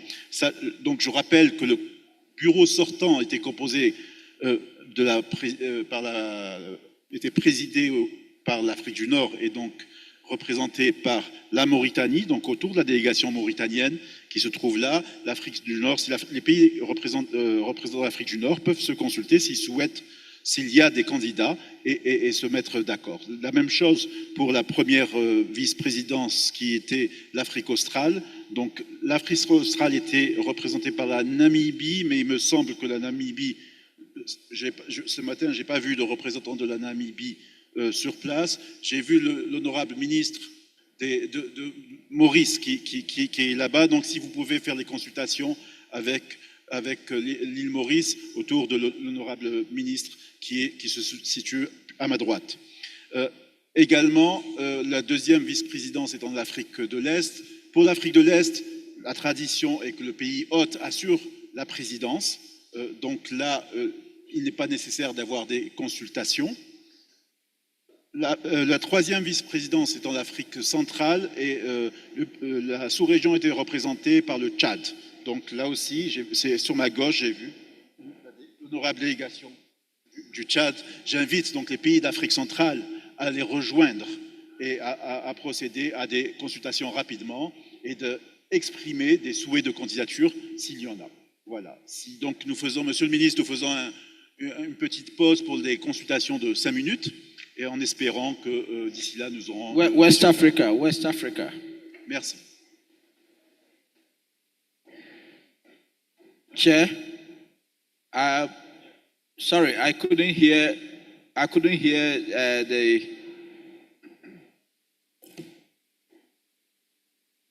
Yeah, I couldn't hear the mention of West Africa. Where are we supposed to do that? So, Honorable Delegate from Ghana for West Africa. Huh?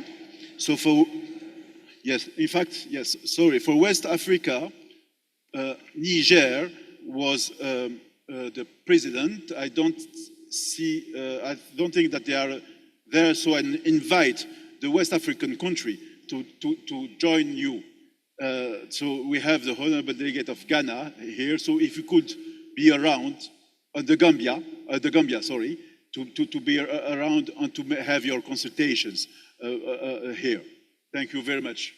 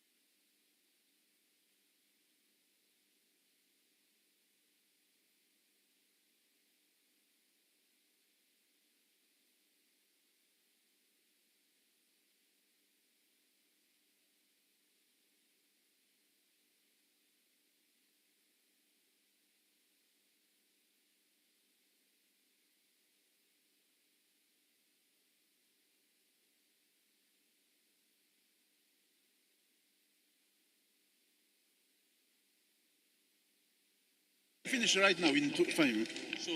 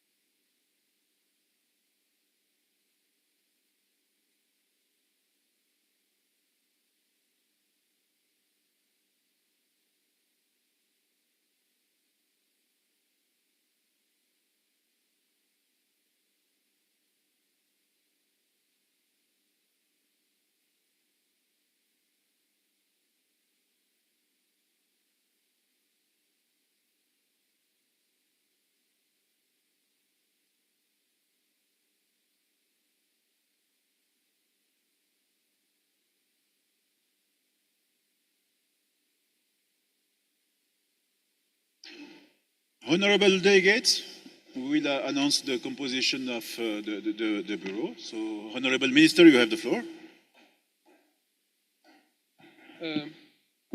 À l'issue des consultations, le bureau de la 11e session du Forum régional africain sur le développement durable est constitué comme suit.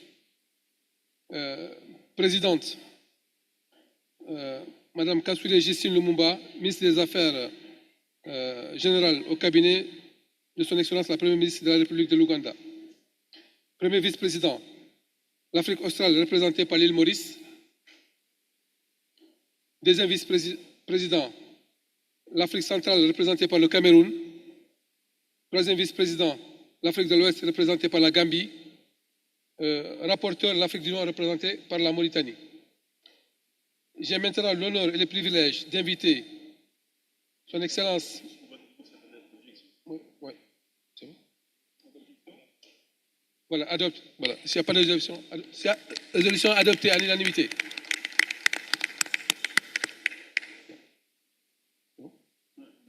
J'ai maintenant l'honneur et le privilège d'inviter son Excellence, Madame Justine Lumumba, ministre des Affaires générales au cabinet de la Première ministre de la République d'Ouganda, à prendre la relève en tant que présidente du bureau de la 11e session du Forum régional africain sur le développement durable. Cependant, avant de le faire, permettez-moi, au nom de tous mes collègues du bureau, d'exprimer ma profonde gratitude à la Commission économique pour l'Afrique pour le soutien constant apporté tout au long de notre mandat. J'invite maintenant son Excellence, Madame Justine Lumumba, ministre des Affaires générales au cabinet de la Première ministre de la République d'Ouganda, à rejoindre l'estrade en tant que présidente de la 11e session de notre forum.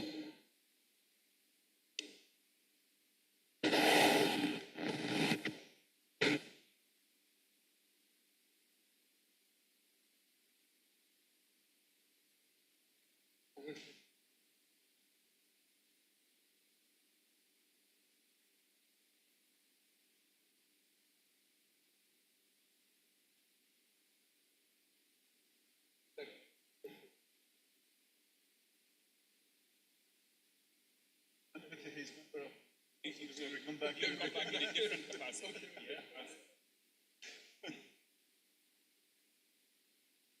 Huh? Yeah, yeah. Where are you at? Yeah. 1 minute. Yeah.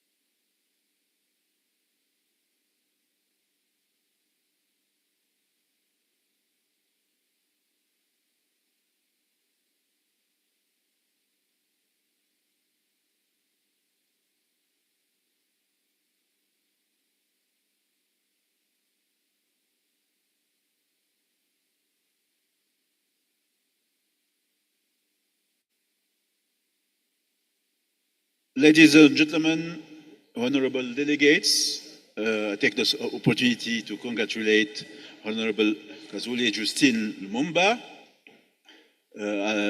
newly elected chair of the 11th Bureau of the African Regional Forum for Sustainable Development.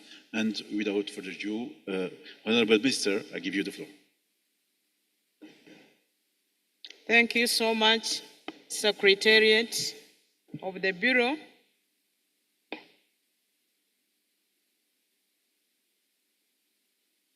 I want to take this opportunity to thank you for having given us the responsibility as East Africa to chair the Bureau.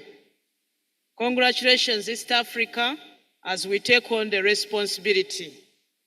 And I also want to thank East Africa for according us that confidence and manifesting it by giving Uganda the leadership. Thank you so much. I want to take this opportunity to invite Mauritius and as the first vice chairperson representing Southern Africa. Please come and take your seat. Mauritius.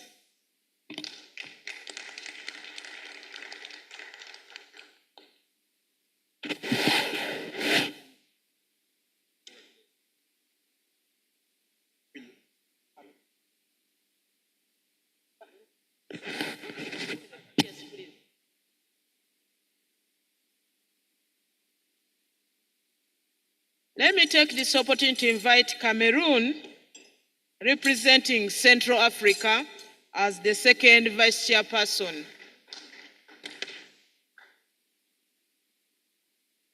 Cameroon, please.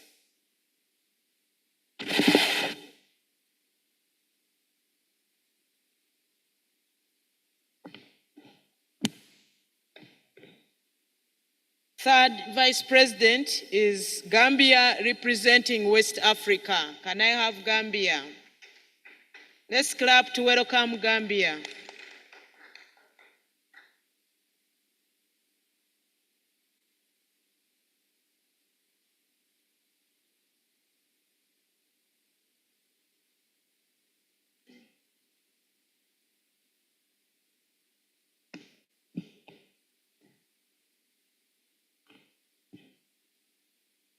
The rapporteur is Mauritania, representing North Africa. Let's clap and welcome my colleague who has just handed over to me. Welcome.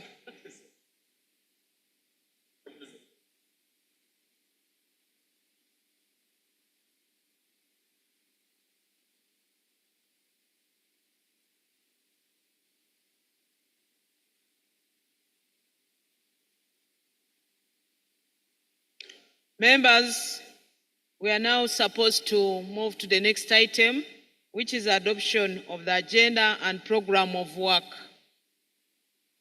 Distinguished delegates, it is my pleasure to be chairing the 11th session of the African Regional Forum on Sustainable Development. I want to thank Africa for accepting and continuously accepting to work together to address issues that affect us. So the first item is provision agenda that we must look at, and if adopted, then we move on.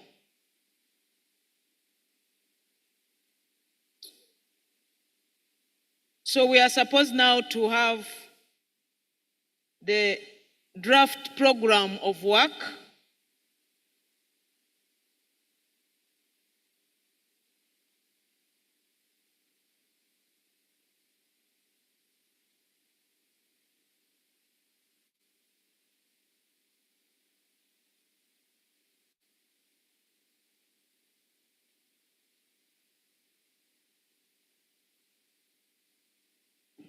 I'm advised by the Secretariat that we don't have quorum, so I suggest let's go for lunch, then we shall adopt the agenda after lunch. Members, if that is acceptable, then we move on. Is that acceptable? Thank you so much. Let's go for lunch, and then we shall adopt the agenda when we come back. Thank you. Thank you. Very good decision.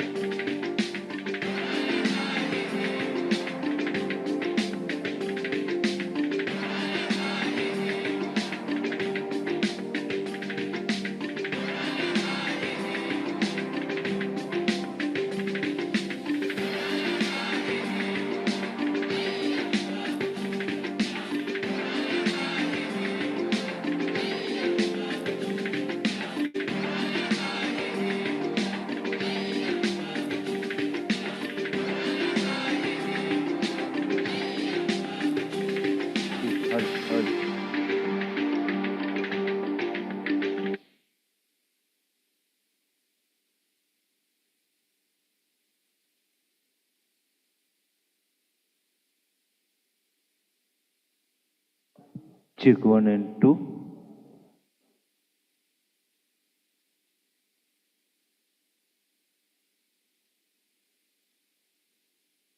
Check 1, 2, 3.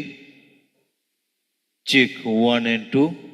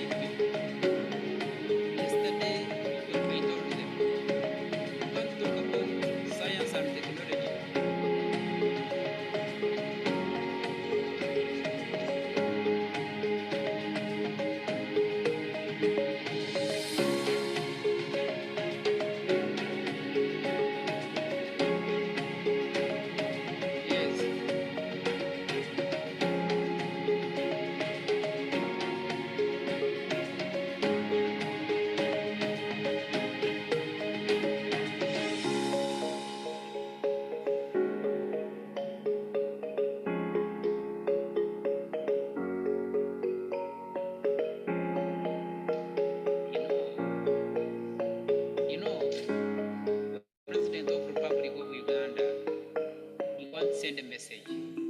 Sometimes he normally uses a song to pass the message they use. And sometimes his song goes like this. Chichino chisera chituino kurwana ubisera byomaso tufune mirembe. Literally means that you need to do something so constructive when you are still young. Magufuli Bishop Moses is known as a person in Uganda who is advocating for agriculture and cooperative investment bank. A bank that understands the farmer, a bank that understands the operator. In terms of what? Accessible, inclusive capital.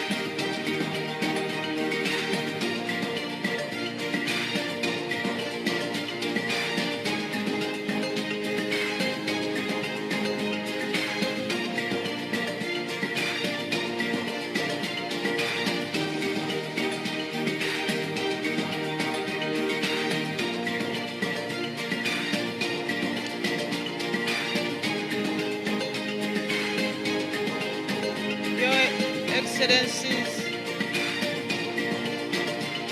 heads of delegations, participants, my humble request is that you take your seats and we begin. We have our afternoon session.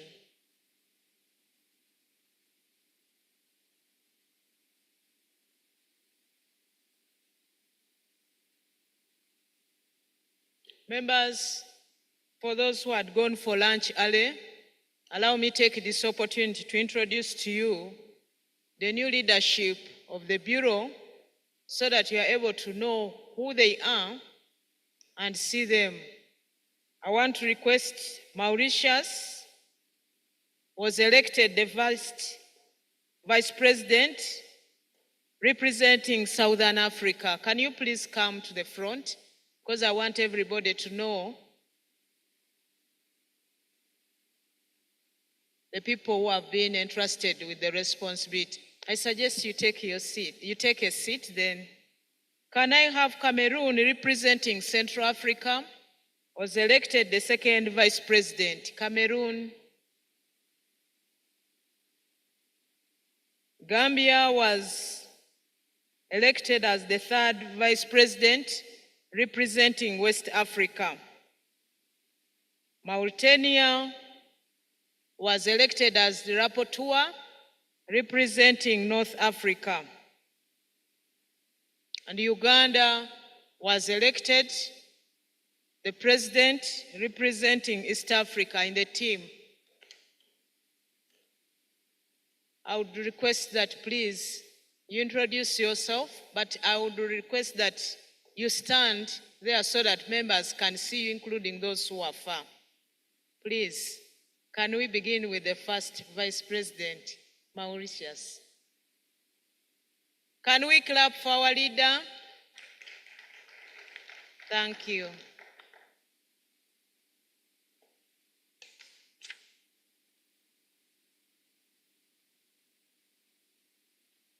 Thank you, Mrs. Chairperson.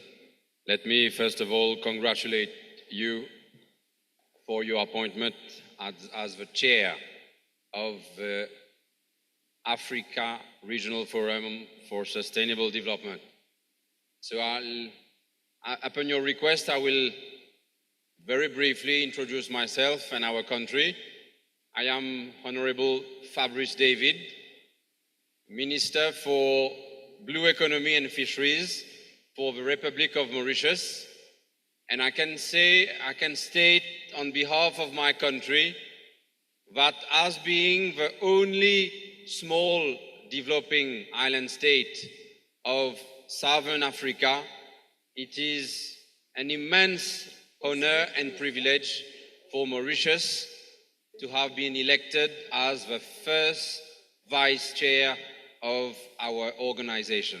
And you can count on Mauritius to give our full support to every action that will translate our global African ambition for sustainable development. Thank you. Thank you so much, Mauritius. Let's have Cameroon representing Central Africa as the second Vice President. Welcome. Let's clap for our leader as we receive him.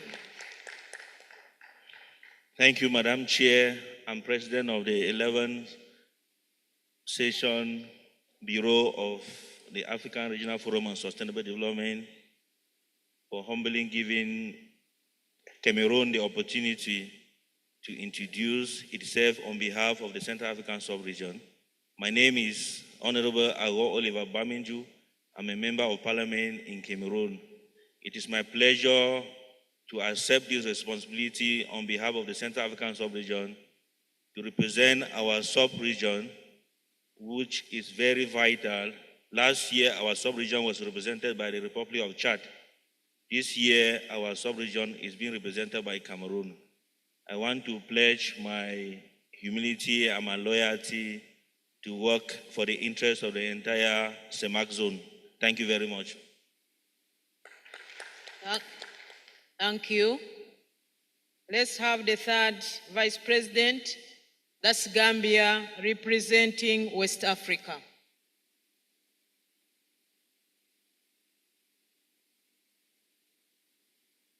Thank you very much, Madam Chair. Ladies and gentlemen, good afternoon. My name is Sering Falunjai. I'm the Development Advisor to the Vice President of the Republic of the Gambia, standing in here for Head of Delegation, who is the Honorable Minister of Finance, who could not be here. Just to say a very big thank you to our colleagues from West Africa who had unanimously decided on Gambia to represent them. And I want to promise everybody that we will do representation to the best of our ability. So may God be with us. Thank you. Thank you. Let's have Mauritania representing North Africa as our rapporteur. And he's the one who has just handed over to me. Can we please receive him? Merci, Excellence.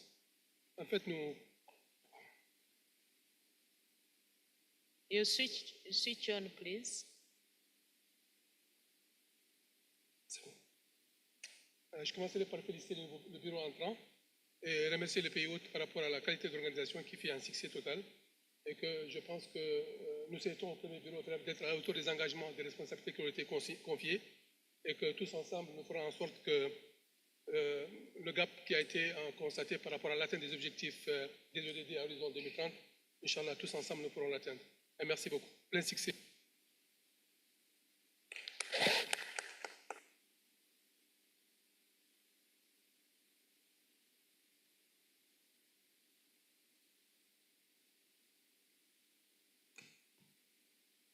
Thank you so much, colleagues. Let's welcome our leaders once again. Congratulations.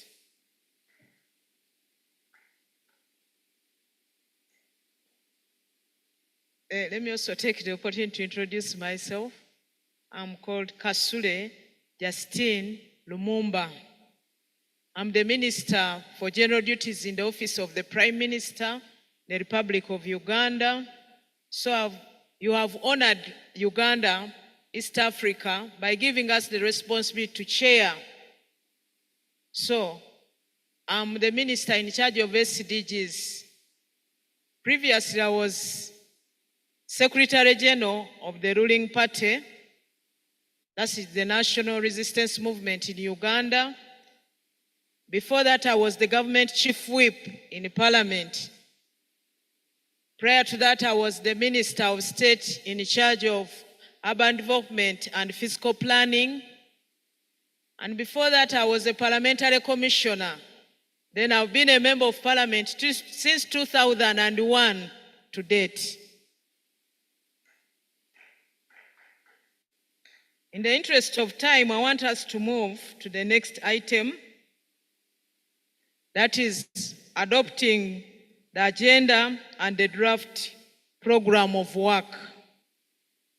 The provisional agenda and the noted provisional agenda and the draft program of work have been circulated to all the delegates and participants.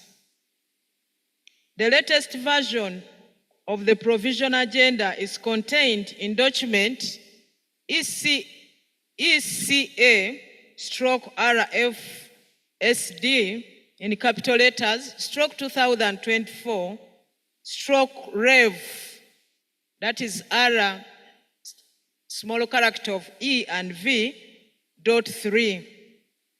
Then the provisional agenda is in the document ECA/RFSD/2025/2, and the draft program of work in document ECA/RFSD/2/Rev, that is capital R, E, small e, V, .1. Have you seen the documents? Is there any objection of adopting the agenda and program of work as proposed in those documents?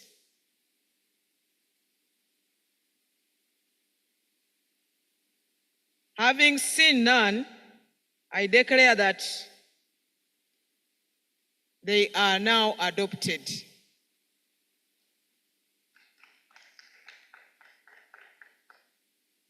So I want to request my colleagues, you can take your seats so that we invite the next team to lead us through the next session. Thank you so much. For us politicians, we want people to clap for us. Can you clap for our leaders as they go back, take their seats? And it's also health after lunch that we clap. That is also an exercise to our arms.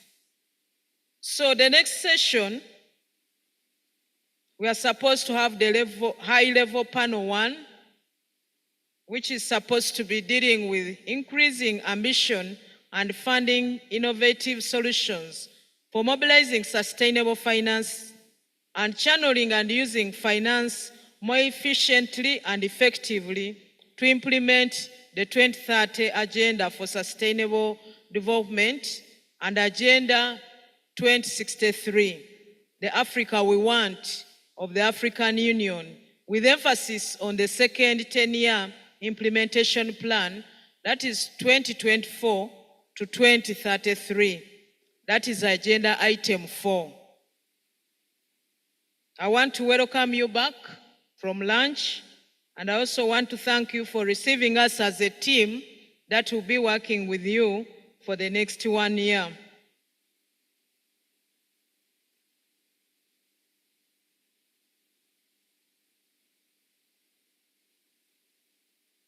So the high-level panel has been organized in the context of the serious challenges that Africa is facing in mobilizing resources to invest in the implementation of Sustainable Development Plan goals and the second 10-year implementation plan for the Agenda 2063.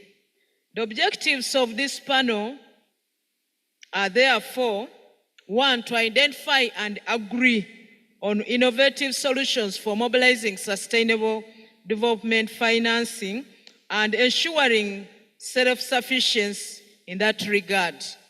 2, to propose innovative ways of channeling and using finances more efficiently and effectively to implement the Agenda 2030 and Agenda 2063, with emphasis on the 10-year implementation plan, that is 2024-2033. To advocate and mobilize the broad and effective participation of members of ICA and other stakeholders in the 4th International Conference on the Financing for Development, to ensure that the conference outcomes contribute to increasing sustainable finance for Africa. With that view of the panel, it is now my great pleasure to welcome the moderator of the panel, the United Nations Under-Secretary General and Executive Secretary to ICA, His Excellency Clever Gatete. I request him to come, take his seat, and introduce the panelists and take up his role as the moderator.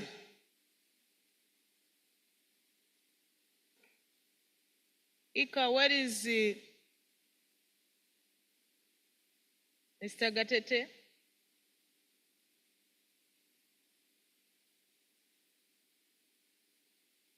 Your Excellency, good afternoon. Unfortunately, my boss, Mr. Clever Gatete, is now in an audience with His Excellency the President. So he asked me to be the moderator on his behalf. So, Honorable Minister, with your permission, therefore, I would be impersonating Mr. Gatete. As such, we could then start with this panel. And I would like first and foremost to congratulate you, Chair, and your team for being part of our new bureau and wish you successful tenure as the chair of this important bureau. Thank you. Thank you so much, Mr. Antonio Pedre, the Deputy Executive Secretary General, Deputy to Mr. Gatete. Let's welcome him. Thank you. Thank you very much. Please take over your role as the moderator. Thank you. Thank you. So I would like to invite the Minister of Finance, Planning and Economic Development of Uganda to join. I trust His Excellency Mataya Asaija. If not, is the Minister of State on the same ministry. I would also like to invite His Excellency, the Minister of Budget of Mauritania, and our outgoing chair of the Bureau to join us in this panel. And it's also my pleasure to invite Under Secretary General and Special Advisor of the United Nations Secretary General for Africa, Ms. Christina Duarte, to join us here in the panel. Then I would like, I don't know whether the governor of the Bank of Uganda is here to join the panel.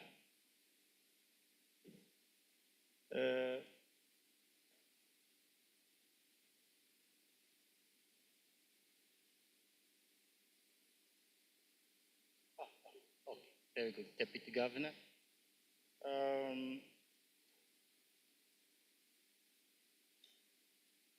Then I would like to equally invite the Commissioner for Agriculture, Rural Development, Blue Economy, and Sustainable Environment from the African Union.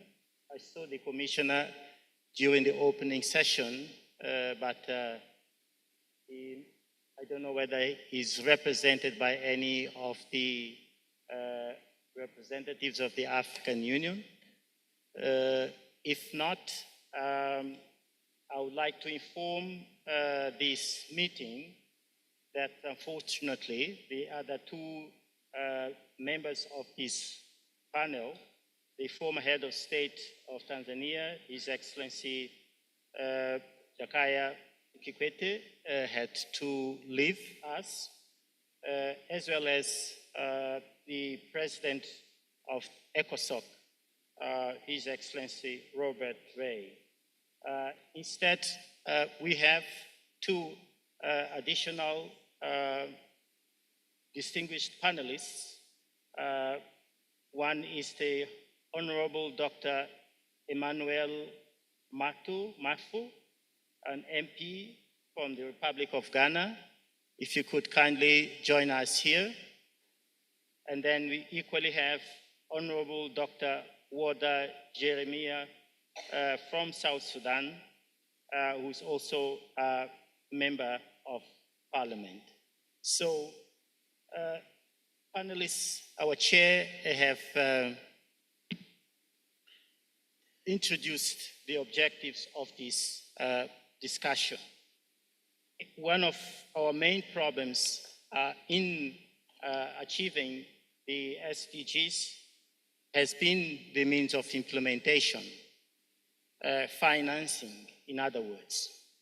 And in the earlier session, we've heard our distinguished leaders talking about the context in which we are operating today, where our member states, to start with, are facing serious problems in terms of the fiscal space due to structural reasons, some that are linked with our very low tax to GDP ratio, others that are associated with the cost of borrowing, which is extremely expensive. Hence, a couple of initiatives that have been articulated out there to try and reform the global financial architecture with a view to, among other things, making more resources available to our member states and at more favorable terms. We equally are fully aware of the debt distress, how our member states are feeling suffocated with the need to pay their debt and at the same time attend to their social and economic needs. So how to balance those two seemingly contrasting issues is not an easy proposition. So we would like to hear from all of you what are the options for the continent. There has been references throughout the beginning of this session of the African Regional Forum on Sustained Development to the importance of mobilizing domestic resources. Is this an option that we can pursue? Who is doing well? Can we peer learn among ourselves? Innovative financing has equally been identified as a means to indeed expand our revenue base. And on that note, a couple of suggestions have been made, from utilizing better the debt swaps, debt for nature, debt for climate action, utilizing valorizing our natural capital. So the entire conversation on mainstreaming natural capital accounting in national accounts, which could ultimately, if we can do it right, then lead to a rebasing of our GDPs. So this is part of the menu, and the conversation today, therefore, is to look at all of those options as we go to Spain for the 4th Financing for Development Conference. So to kickstart this discussion, I hope we have online our ambassador and permanent representative to the United Nations in Zambia, who is the facilitator of the outcome document of the 4th Industrial Conference on Financing for Development, His Excellency Mr. Chola Milambo, who would provide us an update of where we are in this very important process. Alan, is he online? All righty, good. Your Excellency, thank you very much for being patient. We had an extended lunch, but we are here ready to listen to you. The floor is yours. Thank you very much, Mr. Moderator.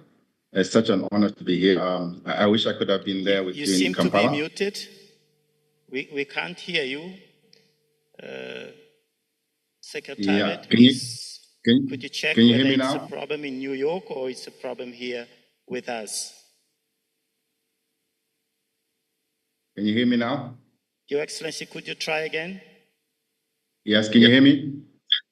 Okay. Can you hear me now? Loud and clear. Oh, fantastic. Thank you very much, Mr. Moderator. It's such a pleasure to address this meeting. I wish I could have been there with yourselves there in Uganda.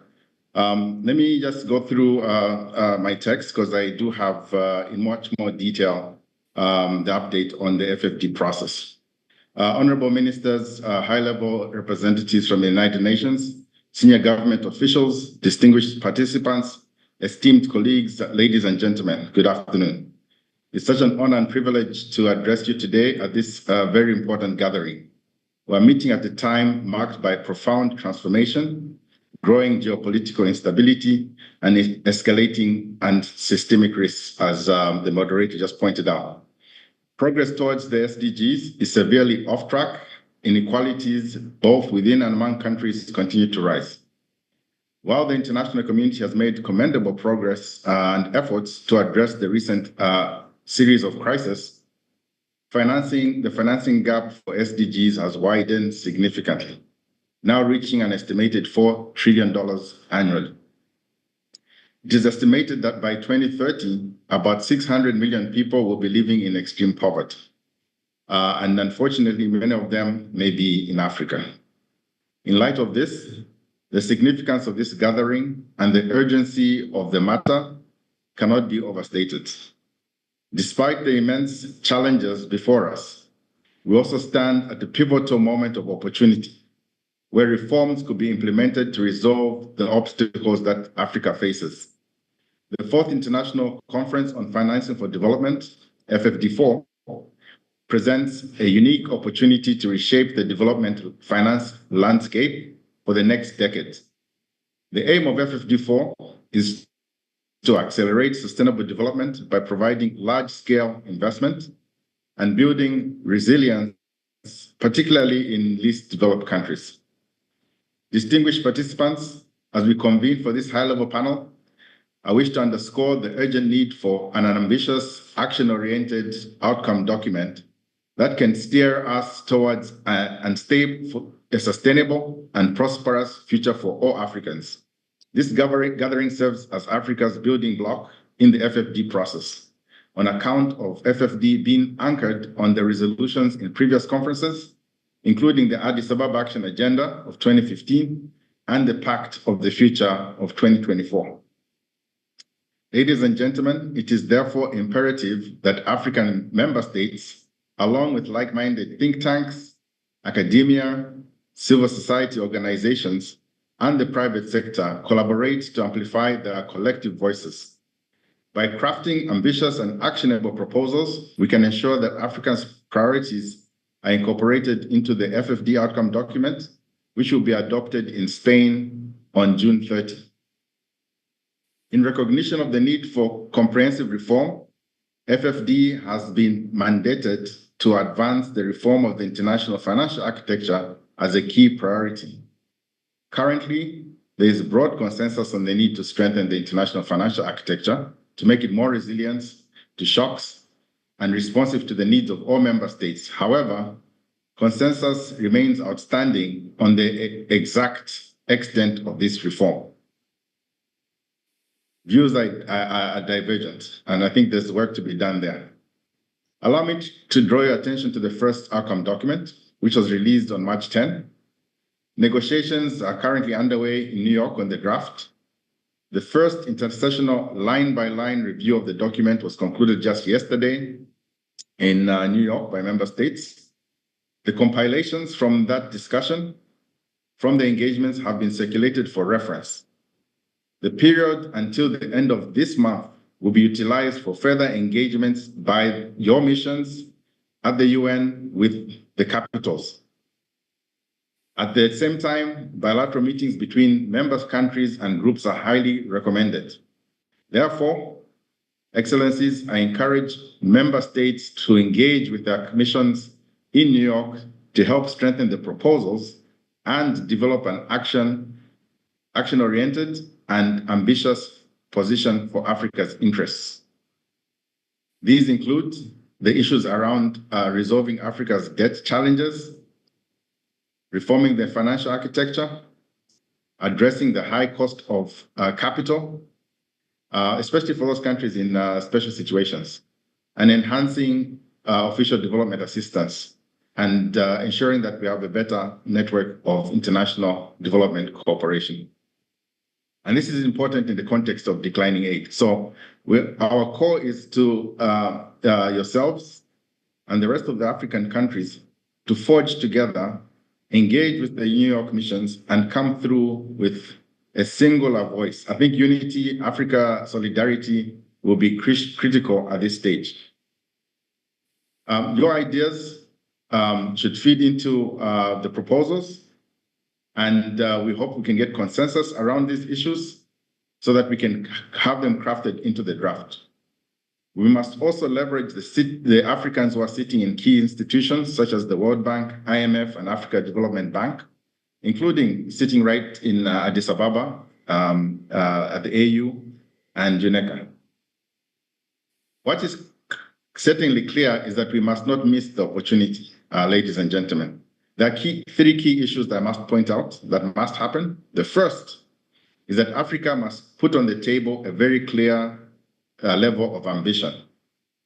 We all note that financing for development is needed for most of Africa. It's a crucial matter. That case must be made compellingly and must be clear and with well-reasoned and practicable level of ambition. Secondly, we must identify and advance proposals that will have a catalytic effect, especially in the situation where official development finance is declining. We have a proposal in the document that calls for enhancing the investment of funds of ODA into DRM so that we can get more out of less. Third, we need to mobilize political support and engagement at all levels, within, among, and beyond us. We are all aware of the significant challenge we face. These challenges demand both immediate and innovative responses. Ladies and gentlemen, the discussion today will play a crucial role in shaping our action plan, and your contributions are indispensable.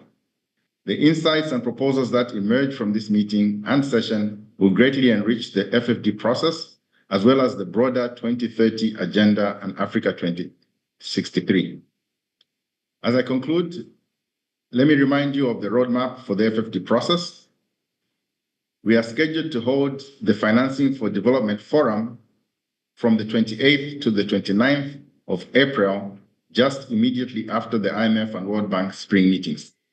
In this regard, we encourage all ministers from Africa to draw up their itineraries so that after the IMF and World Bank meetings in Washington, D.C., we meet in New York for the 4th Preparatory Committee meeting and the FFD Forum. This one, the 4th Preparatory Committee, will run from the 30th to the 1st of May, soon after the ECOSOC engagement. There, we will review the main elements of the first draft.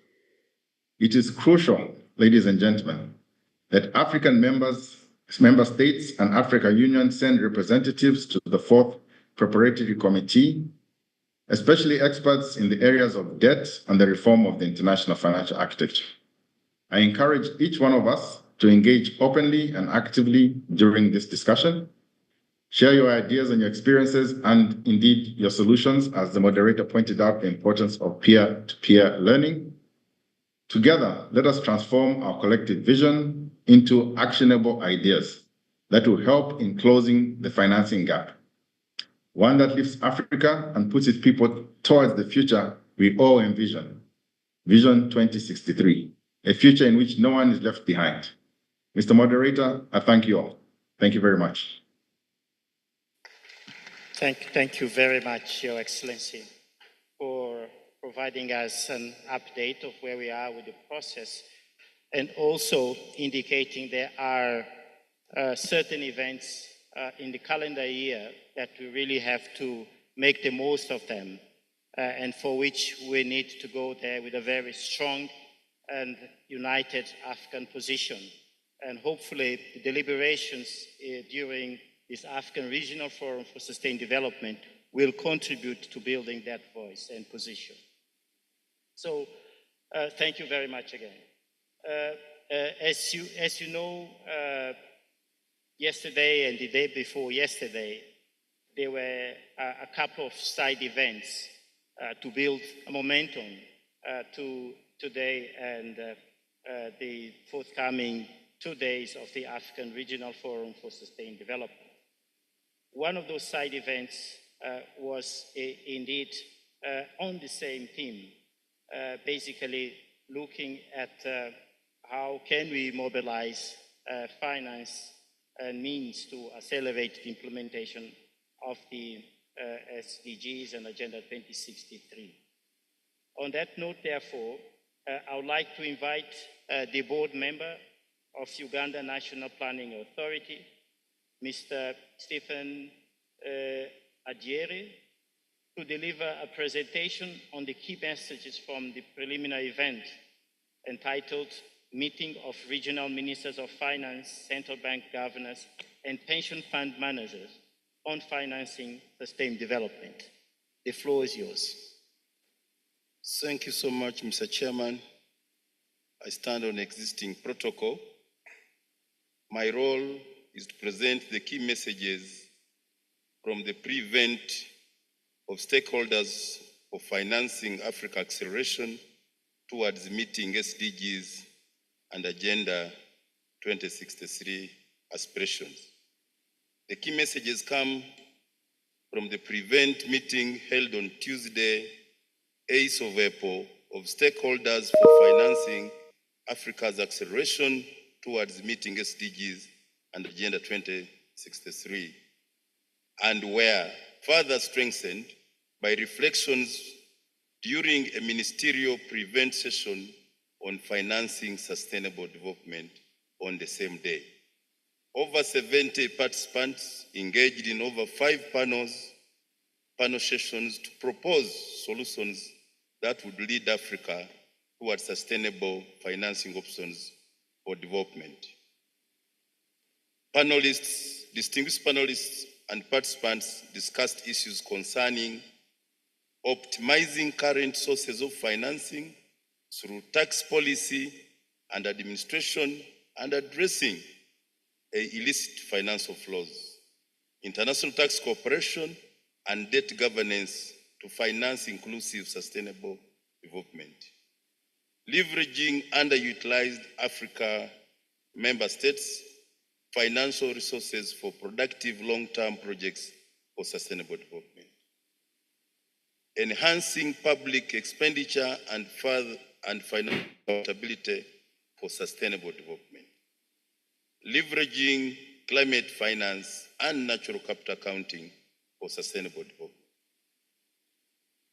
The other message is to boost domestic revenue by strengthening tax administration and systems, public financial management, enhance fiscal space, address illicit financial flows, and limit tax exemptions to strategic investments. The other being expand capital markets and access to innovative finance sources by enhancing access to private capital and blended finance, develop mechanisms to de-risk investments and enhance credit guarantee facilities, and leverage partnerships, pension funds, and diaspora bonds. The other is to promote investment in sustainable development, building domestic financial and capital markets. To also improve access to funding for climate adaptation and leverage green bonds and innovative climate financing instruments to support sustainable development. Also to expand capital markets and access to innovative finance sources. Continue to create national public-private partnership units to originate pension-friendly projects with sovereign guarantees. To establish monetary policy frameworks that incentivize commercial banks lending to priority sectors. To introduce tax incentives for institutional investors in municipal and development bonds. Also establish need for an African credit rating institution to ameliorate the harsh and unfair rating systems, global rating systems used on Africa that lead to higher costs of capital and resultant unsustainable debt repayment burden. Natural resources accounting should be prioritized in Africa. This can also be used to better value natural endowments to access other innovative financing instruments.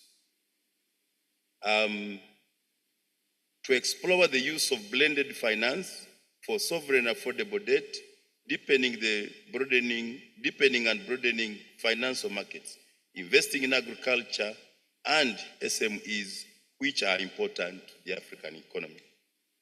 Need to explore innovative ways to promote citizen ownership and financing of development priorities and direct remittances for long-term development. We need to leverage regional cooperation by fast-tracking the African Continental Free Trade Agreement by removing trade barriers and promoting value addition to boost intra-Africa trade and global competitiveness. We need to improve institutional mechanism for financial management by ensuring a just, effective, and durable sovereign debt resolution mechanism. We also need to support and engage constructively in the negotiations on the United Nations Framework Convention on International Tax Cooperation and its protocols. We need to ensure legal frameworks for public and managerial office inclusion, gender-based budgeting, and financial literacy to enable women have access to development finance. We also need to develop an actionable implementation plan for achieving sustainable development finance in Africa. Additional to improving institutional mechanisms for financial management, we need to ensure a just, effective, and durable sovereign debt resolution mechanism. The need to support and engage constructively in the negotiations on the United Nations Framework Convention on International Tax Cooperation and its protocol. We need to ensure legal frameworks for public and managerial office inclusion, gender-based budgeting, and financial literacy to enable women have more, more access to development finance. We need to develop an actionable implementation plan for achieving sustainable development in Africa. We need to leverage the Financing for Development Conference in Seville to push Africa's financing development priorities, the second World Summit on Social Development, high-level political forum on SDGs, on Sustainable Development 2025. I thank you. Thank you very much. Thank you very much. Indeed, as a fair reflection of the discussions yesterday, Honorable Minister, you chaired the expert segment. You're a member of a panel that discussed some of the outcomes that Mr. Adiere just read on behalf of that side event. Could you share the Ugandan experience? Is there anything that you are doing here which you are proud of and which you think would be worth emulating by the rest of the continent?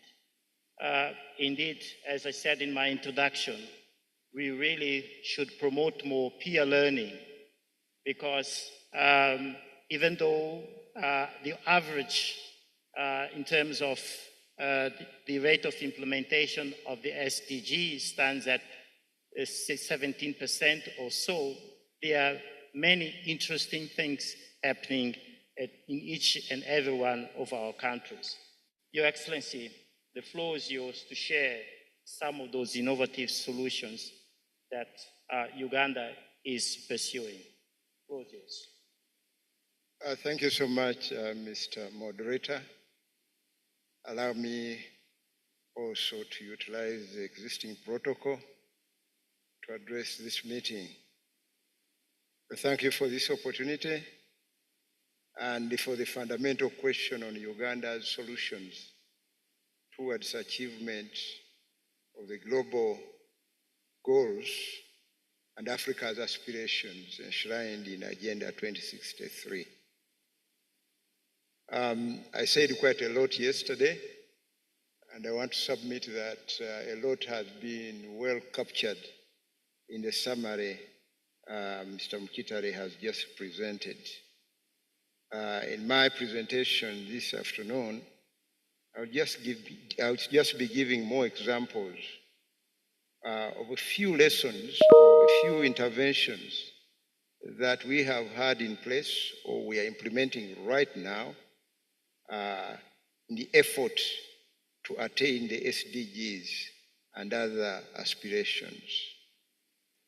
First, let me present what we call the tenfold growth strategy.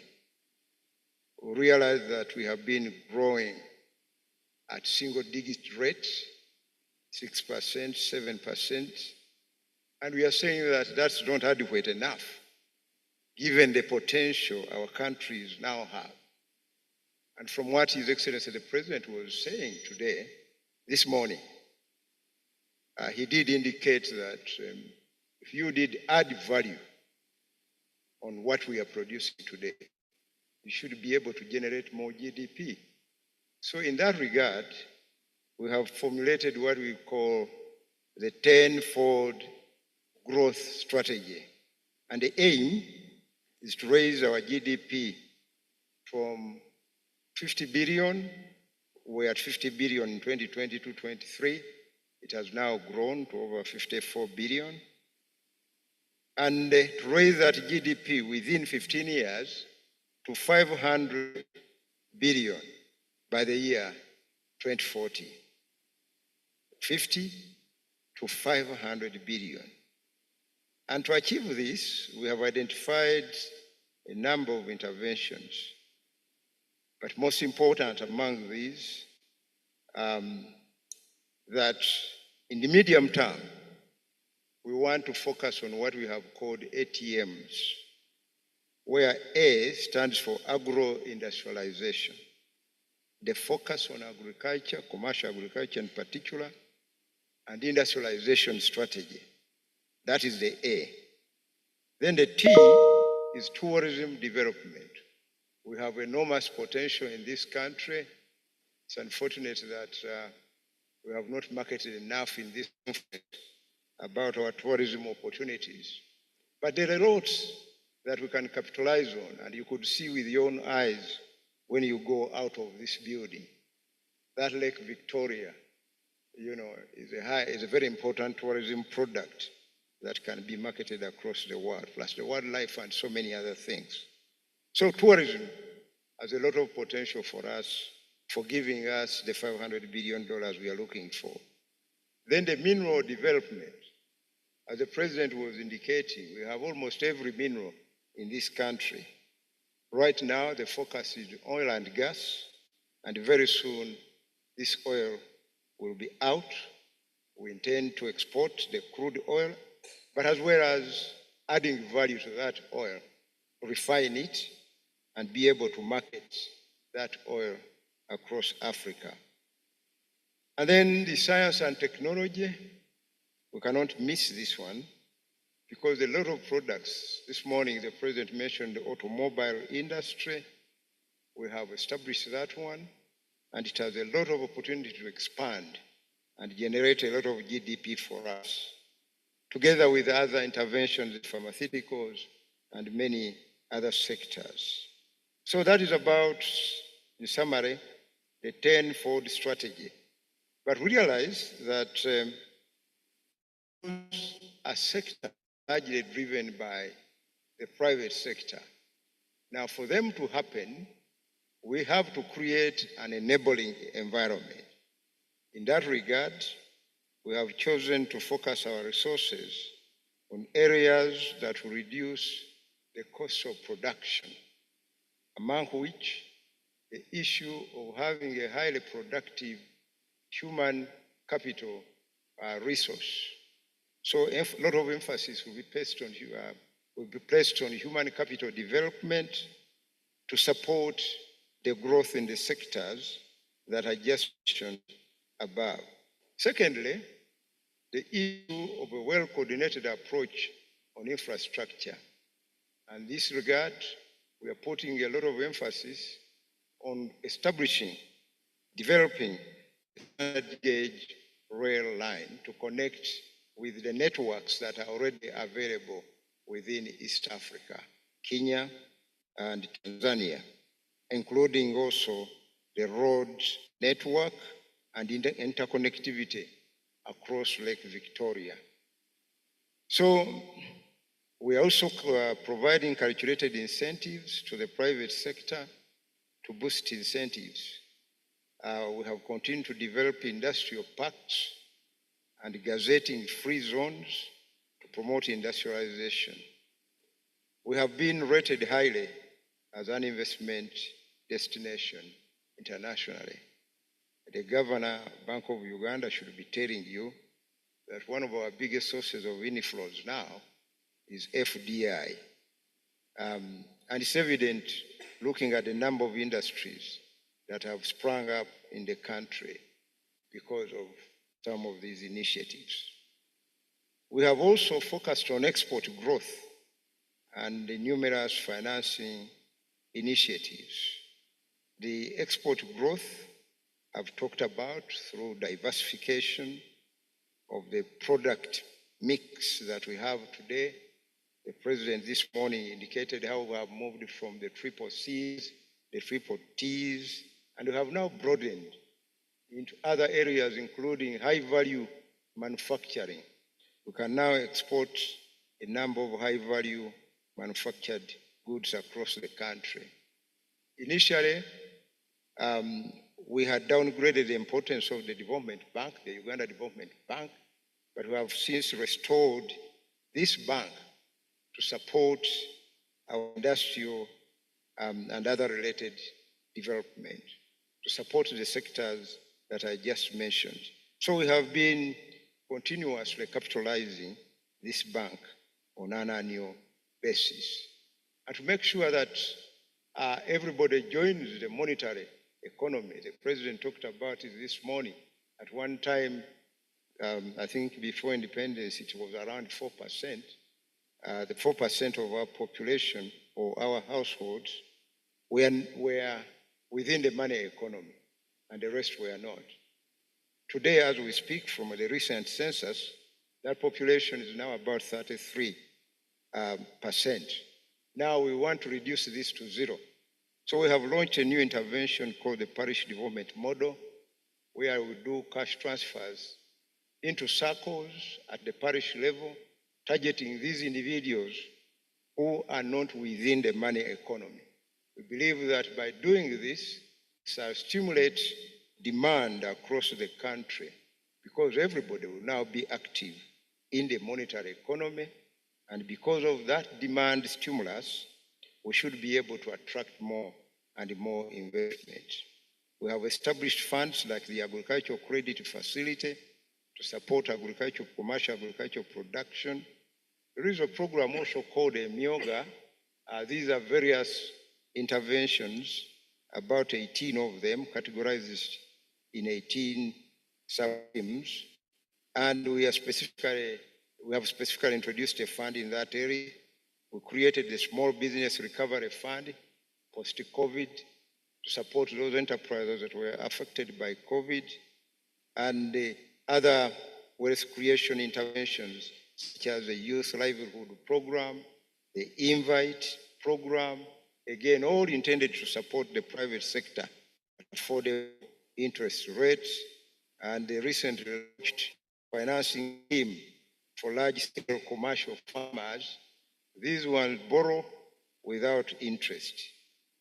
Now, the issue of access to credit, which has been a very big problem for a long time and continues to be, but we are trying to ensure that commercial lending rates continue declining from the current 17.7% recorded in April 2024, so that businesses are able to finance their growth opportunities and strategies. We have been able to grow the private sector credit over the years. Now, the issue of domestic revenue. Your Excellency, sorry to interrupt. So first, really to applaud you for the tremendous initiatives that you are launching. I would like to go back to your ATMs and to the calculated risks calculated incentives that you've referred to. Earlier, Mr. Mukitali indeed indicated that one of the things that we should avoid doing is to do the so-called perverse incentives. So would you just share with us your thoughts about the use of incentives. How can we balance the need to attract investment with the need to, at the same time, ensure that we get that option right to avoid reverse incentives in areas where perhaps we have comparative advantages that do not require incentives. Your experience in managing that would be appreciated. Tax expenditure has been one of our biggest challenges, and it continues to be a problem, denying our treasury over 2 trillion shillings. We are now refocusing it to ensure that we limit the opportunities for tax exemptions. But what we are doing is ensuring that we create an enabling environment for these enterprises to flourish. I've mentioned that the issue of ensuring that we reduce the costs they have to incur in the production process. I mentioned the areas here we are a landlocked country. We have a lot of problems associated with transport from Mombasa, from Dar es Salaam. We have to make sure that that cost is as low as possible. The costs associated with the money.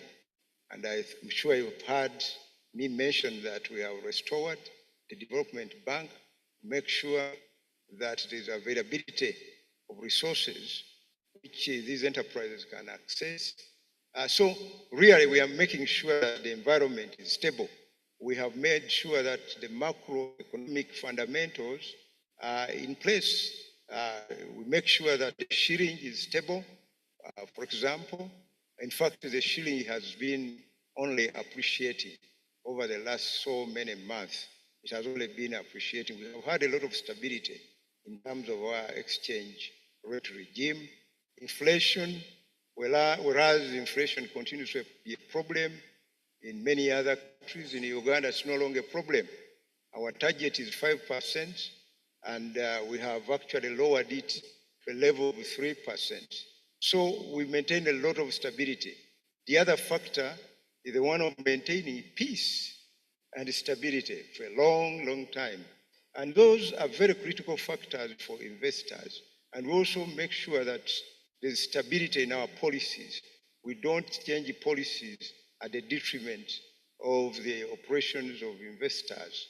So we ensure that we are stable enough. So we have refocused on the range of incentives that we provide, from tax incentives to creating an enabling environment to enable all these people, make money through that enabling environment. Thank you very much, Your Excellency.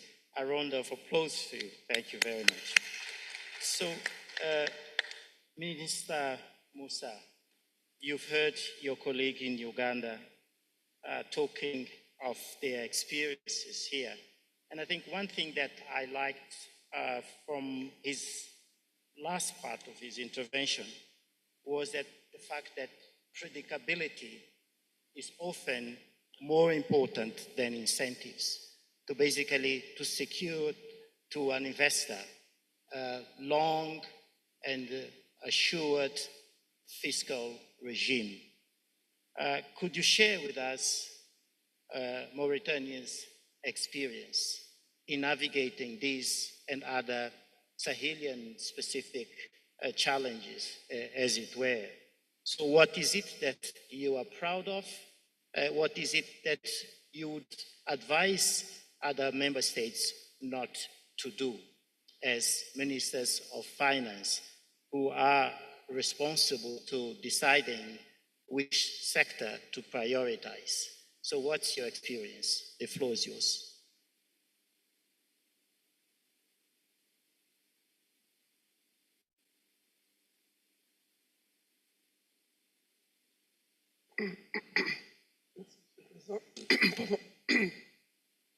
Justement, en répondant à votre question, Pardon. Permettez-moi de rappeler quelques réalités. Le contexte économique mondial aujourd'hui est en train d'assombrir à cause en fait des mesures prises par l'État américain, le gouvernement américain par rapport à l'augmentation des droits douaniers qui va forcément impacter le niveau de la croissance mondiale. Puisque le sujet qui nous réunit aujourd'hui, c'est comment des sources de financement alternatifs pour financer le gap de financement qui nous permettrait d'atteindre les objectifs des ODD à l'horizon 2030. Je souhaiterais seulement m'appesantir sur 3 éléments. Le premier, c'est qu'on est tous d'accord que l'aide publique au développement aujourd'hui n'est pas capable de financer le gap de financement résiduel qui permettrait d'atteindre aux objectifs au pays d'atteindre les cibles des objectifs de développement durable. Donc, il faudrait tous ensemble que nous réfléchissions pour voir quelles sont nos capacités à mobiliser les ressources internes. Pour le cas de la Mauritanie, on est parti d'un cas simple. Nous avons essayé de mettre en place une stratégie de mobilisation des ressources internes pour pouvoir augmenter nos sols dans l'objectif de pouvoir un peu pallier à l'insuffisance de l'aide publique au développement à travers des moyens de financement classiques. Ça, c'est un. Donc, la stratégie de mobilisation des ressources finances qui a été faite, on a pris en fait le ratio recette fiscale sur le PIB. Donc, en Mauritanie, aujourd'hui, ce ratio tourne autour de 16%. Alors que dans des pays à développement comparable comme le nôtre, tels que le Mali, le Sénégal, sont tournés autour de 20-22%. Donc, on s'est dit que nous avons un potentiel fiscal, des niches fiscales qu'on peut aller rechercher à travers, l'élargissement de l'assiette fiscale, à travers l'assainissement des fichiers du contribuable, 2, 3, à travers le recoupement entre les fichiers de la Direction générale des impôts et celui de l'ACNAM, de la Caisse nationale de sécurité sociale, de la Compagnie nationale de l'assurance médicale, pour pouvoir un peu débisquer les fonds contribuables qui sont logés dans un régime forfaitaire alors qu'ils devraient être dans le régime de réel. Donc, toutes ces actions mises bout à bout nous ont permis de réaliser un niveau de recette fiscale qui n'a jamais été atteint. Je pense que la réforme qui a été entreprise par l'État mauritanien s'inscrit dans cette dynamique-là qui permettrait,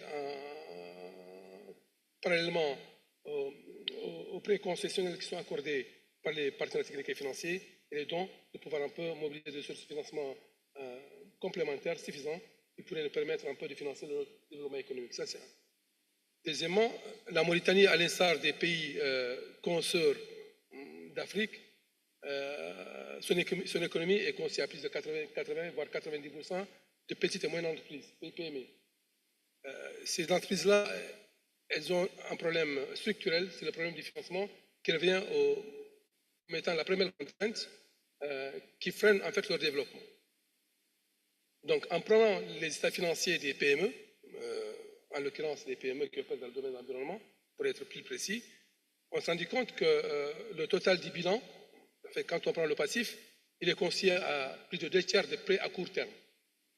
Alors que pour que ces entreprises-là puissent se pérenniser, il va falloir qu'elles aient accès à des ressources longues.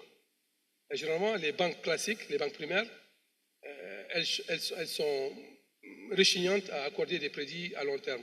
Donc, généralement, ces entreprises-là, elles ont recours à du court terme pour financer du long terme, quelque part, il y a un déséquilibre d'endettement. Donc, je ne vous apprends rien en disant que l'une des règles de l'orthodoxie financière, c'est de financer du court terme avec du court terme et du long terme avec du long terme. Quand vous financez du long terme avec du court terme, forcément, il y a un déséquilibre d'endettement. Donc, l'idée, c'est de mettre en place des sources de financement alternatifs au système bancaire classique pour pouvoir un peu accompagner le développement de ces entreprises-là. Donc, le gouvernement mauritanien a mis en place un fonds de garantie, justement pour répondre, pour lever en fait les contraintes auxquelles sont confrontées les PME en termes d'accès au crédit. Justement, l'une des premières contraintes auxquelles sont confrontées les PME, c'est l'accès au financement long. Donc, les banques, généralement, elles avancent l'idée selon laquelle les PME n'ont pas suffisamment de garantie, donc ils ne peuvent pas leur octroyer des crédits à long terme. Donc, la mise en place d'un fonds de garantie dédié aux PME, en l'occurrence les PME qui opèrent dans le même environnement, permettrait de sauter cette contrainte. 2. il y a des lignes de financement qui sont accordées par des bailleurs de fonds qui sont domiciliés dans les banques premières et que les PME n'ont pas accès par faute de communication. Donc l'idée, c'est d'orienter, d'accompagner les PME, de dire qu'il y a des lignes de financement dédiées qui permettraient de financer le développement. Ça, c'est deux. Le troisième point, le gouvernement mauritanien aussi vient de... Le projet de loi pour la création d'une bourse de valeur a été adopté. Donc la bourse, comme vous le savez, c'est un moyen de financement alternatif au système de financement classique. Donc le tissu productif, les PME en l'occurrence, peuvent accéder à un financement complémentaire à moindre coût. Voilà. Donc ça, c'est le troisième point. L'autre, justement, il y a l'une des réformes phares que l'État mauritanien a mise en place, c'est la taxe carbone. La taxe carbone qui entre en vigueur à partir du 1er janvier 2025, puisque les miniers et les pétroliers ont signé des conventions de stabilité fiscale avec l'État mauritanien pour pouvoir les inciter à adhérer, à s'approprier cette taxe. Donc la dénomination a été changée. Au lieu d'appeler taxe carbone, on l'a appelée contribution climat, qui, à mon sens, paraît beaucoup plus digeste et permettrait un peu aux entreprises qui opèrent dans le secteur minier et pétrolier de ne pas, en fait, de ne pas impacter l'aspect psychologique. Parce que quand on dit taxe, vraiment, comme ces entreprises-là, ces compagnies minières, elles ont des clauses de stabilité fiscale, donc elles peuvent être amenées à ne pas jouer le jeu. Voilà. Donc ça, c'est une des réformes phares aussi que l'État mauritanien a entrepris. Justement, pour rester dans la même lignée, il y a aussi son Excellence le Président de la République, Mohamed Cheikh Al-Ghazouani, pour ne pas laisser un pan important de la population sur le bord de la route, il y a un système de cash transfert qui est accordé, c'est des dotations mensuelles qu'ils ont accordées à des couches diminuées de la population qui pourraient s'adonner à des activités génératrices de revenus qui leur permettraient un peu de lutter contre la pauvreté. Voilà. Donc, tous ces éléments, je crois que c'est des éléments qui plaident en faveur de l'expérience mauritanienne, qui pourraient être dupliqués un peu dans les pays de la sous-région pour nous permettre un peu de réduire ces gaps. Merci beaucoup, Monsieur le Ministre. So the Executive Secretary is here, and he is the chair of this, he is the moderator of this particular session. But before he takes over, I would like to come back to you, because you made reference to small and medium enterprises. And indeed, if we add to that the informal sector, then I would argue that that's the missing link. And our Minister of Finance, the Minister of State and the Minister of Finance of Uganda made reference to the rebirth of development banks. Is this an option that you are considering also in Mauritania? Because indeed you made reference to the need for long-term financing, and that commercial banks in most of our countries don't have appetite for that. They are indeed more involved in short-term financing, trade-related, and so on and so forth. And yet, for us to be able to address our structural problems, we need long-term financing. So what are your views about the role of development banks in Africa in general, whether you have those in Mauritania, and what are your plans in that regard? Thank you.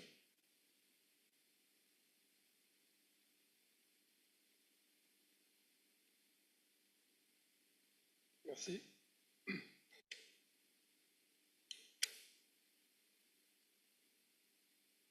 Merci. Pour répondre à votre question, je disais tout à l'heure à l'entame de mes propos qu'effectivement, compte tenu de la problématique du financement des PME, qui ont des difficultés pour accéder aux ressources longues, donc les banques primaires elles ont une aversion par rapport au risque. En fait, compte tenu de l'asymétrie d'information qu'il y a au niveau de cette catégorie d'entreprises-là. Donc, pour répondre directement à votre question, la Mauritanie a mis en place une caisse de dépôt et de développement qui a pour objectif d'accompagner les jeunes promoteurs, parce que je voudrais apporter une précision, parce que dans le cycle de vie des PME, nous avons trois phases. Nous avons la phase pré-création, la phase création et la post-création. L'idée, c'est de mettre en place des ressources de financement stable qui pourrait répondre à la problématique du financement durant le cycle de vie de la création des entreprises, durant les 3 phases que je viens d'évoquer. Donc, la CDD, en l'occurrence, a mis en place des produits financiers destinés à accompagner les promoteurs de projets pour voir un peu s'y plier à la cadence du système bancaire en termes de financement stable. Non. Je suis d'accord avec vous que l'Afrique aujourd'hui a besoin de mettre en place des banques publiques de développement dont l'objectif premier est de disponibiliser des ressources longues. On savait que l'investissement ne peut être financé que par des ressources longues. À l'absence de ressources longues, l'investissement ne peut pas être financé, et du coup, ce qui met à mal la pérennité des structures qui ont été créées. Donc, je pense que l'idéal, parmi les sources de financement innovantes que la Mauritanie, à l'instar des autres pays, pourrait proposer, la mise en place des banques de développement aussi est une option. En plus des banques de développement, il y a aussi la mise en place, comme je disais tout à fait, la création de bourses de valeur qui permettrait aux banques, aux entreprises d'accéder à des sources de financement longues moins coûteuses que les produits qui sont accordés par les banques primaires. Ça, c'est deux. Il y a aussi les sociétés de capital risque qui interviennent aussi pendant tout le cycle de vie de création, d'amorçage, de développement des PME, mais cela suppose qu'un environnement réglementaire soit mis en place, parce que l'investisseur qui vient pour investir dans les PME, il est aussi intéressé par un souci de rentabilité. Donc, quelque part, il faudrait que sa mise de départ, il y ait la possibilité de la fructifier avec des mesures qui sont prises par rapport au rapatriement des dividendes et tout. Je pense que ça doit être accompagné par des mesures réglementaires.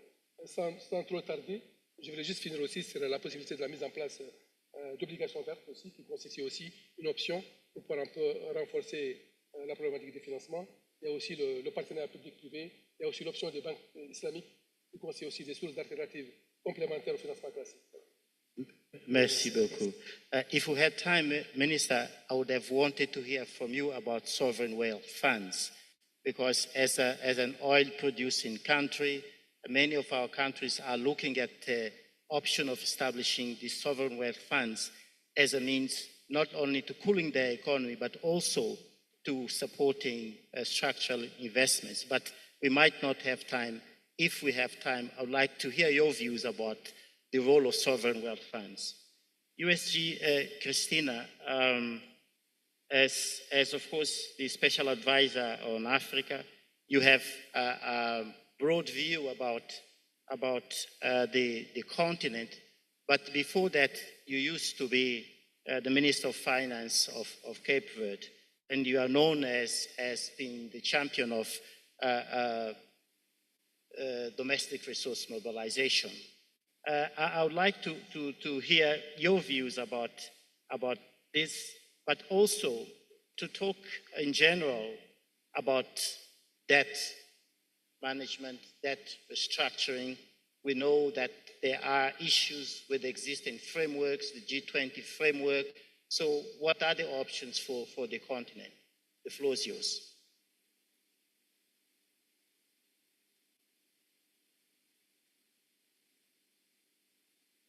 Okay. Good afternoon, my dear brother Katete. Thank you very much for the invitation. It's always a pleasure to team up with you and the whole team of ECA, all protocols observed. Pedro, allow me 3 minutes for responding to the questions as former Minister of Finance. But I would like to go very quickly to the theme of the session, because the theme of the session is critical for the Financing for Development Conference that will take place in July in Sevilla. Very, very quickly. I'm sure that reading carefully the subject of this conversation, I don't know if it's exactly here in the big screen, we can say that today's subject has 2 components, essentially. The first is innovative financing solutions for mobilizing sustainable development. But then, these same subjects touch on channeling and using finance more efficiently and effectively. So let me first concentrate on the on the first one, innovative solutions for mobilizing sustainable finance. And this is really important for the next Financing for Development conference. First, I would like to take the opportunity of this conversation to tell you that I strongly believe that innovative financing solutions for mobilizing sustainable development, the conversation should not be about transactions. When I say conversation about transactions, Pedro, I'm talking about narrow the conversations to, for example, debt swaps for clients, SPVs, financing against future road receivables, fancy derivatives, and unbalanced PPPs, etc. I don't think we should narrow the conversation to a transaction conversation. Second idea that I'd like to bring here very quickly is mobilizing sustainable financing, as is in the subject of today's session. In my view, and I will be a little bit provocative if you allow me, Pedro, has nothing to do with innovative finance. These are two different animals. One animal is mobilizing sustainable finance. We are at a completely different level of the conversation. Another is innovative solutions. Is a different level. In fact, innovative financing, if you notice all the conversations about innovative financing, essentially adopts a transactional approach. At the end of the day, we end up discussing transactions, debt swaps, credit facilities, credit lines, SDR allocations, you name it. And usually transactional conversations are short-term conversations. Mobilizing sustainable finance requires we should adopt a transformative approach, not a transactional one. Not narrow the conversation to a sum of transactions, but adopt a transformative approach when discussing sustainable finance. Is the only way to fight back, or to tackle the challenge. Allow me to provide very quickly an example, debt swaps. If we structure debt swaps for school feeding, this is transactional. We, instead of serving the debt, we put money in Hot Wheels. When the money is over, no money to continue the school feeding program. This is transaction. Let's take the same example and apply a transformative approach. Debt swaps for homegrown school feeding, at the same time earmark funds to help that country building strong domestic resource mobilization systems. In 5 years, the national budget take over the school feeding. Completely different. Same transaction. One approach as tout court as a transaction, other approach as transformative. Debt swaps with homegrown school feeding. So basically helping transform the food systems because you are really using local production. You earmark part of that, let's say 10%, 15%, to help that country start investing in digital public infrastructure, building strong domestic resource mobilization. In 5 years, the national budget takes over the school feeding program. So mobilizing finance, as Pedro, is about getting money. If we make it simple, getting money. So we need to know where is the money. So in order to get. And the money, if you adopt a transactional approach, we will be looking for the money outside Africa. Debt swaps, again, is outside Africa. It has to do with the essentially external debt and so on. Credit facilities is outside Africa, etc. But if we adopt a transformative approach, we'll realize that the money is here. The money is in Africa. The money is not outside Africa. And I'm not referring to natural resources. I'm referring to financial resources. The money is here in Africa. In fact, when we close our business today, Africa will have lost 1.4 billion, only today. When you go to bed in Serene Hotel, this hotel you mentioned, when you go to bed, Africa will have lost 1.4 billion. So why this conversation is important for financing for development, for debt management, the question of that Pedro believe that needs to land in Sevilla, so in the Financing for Development conference, not, and I'll be very open and bold, not with the ODA bag mindset.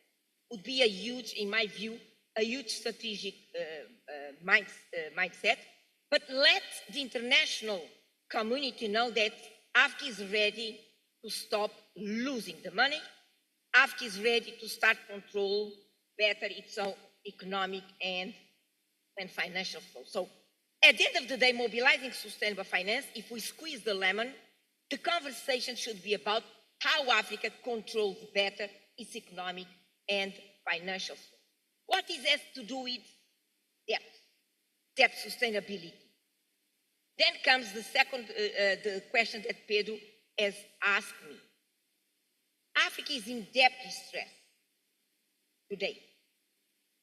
You read all the reports. Africa is in debt distress.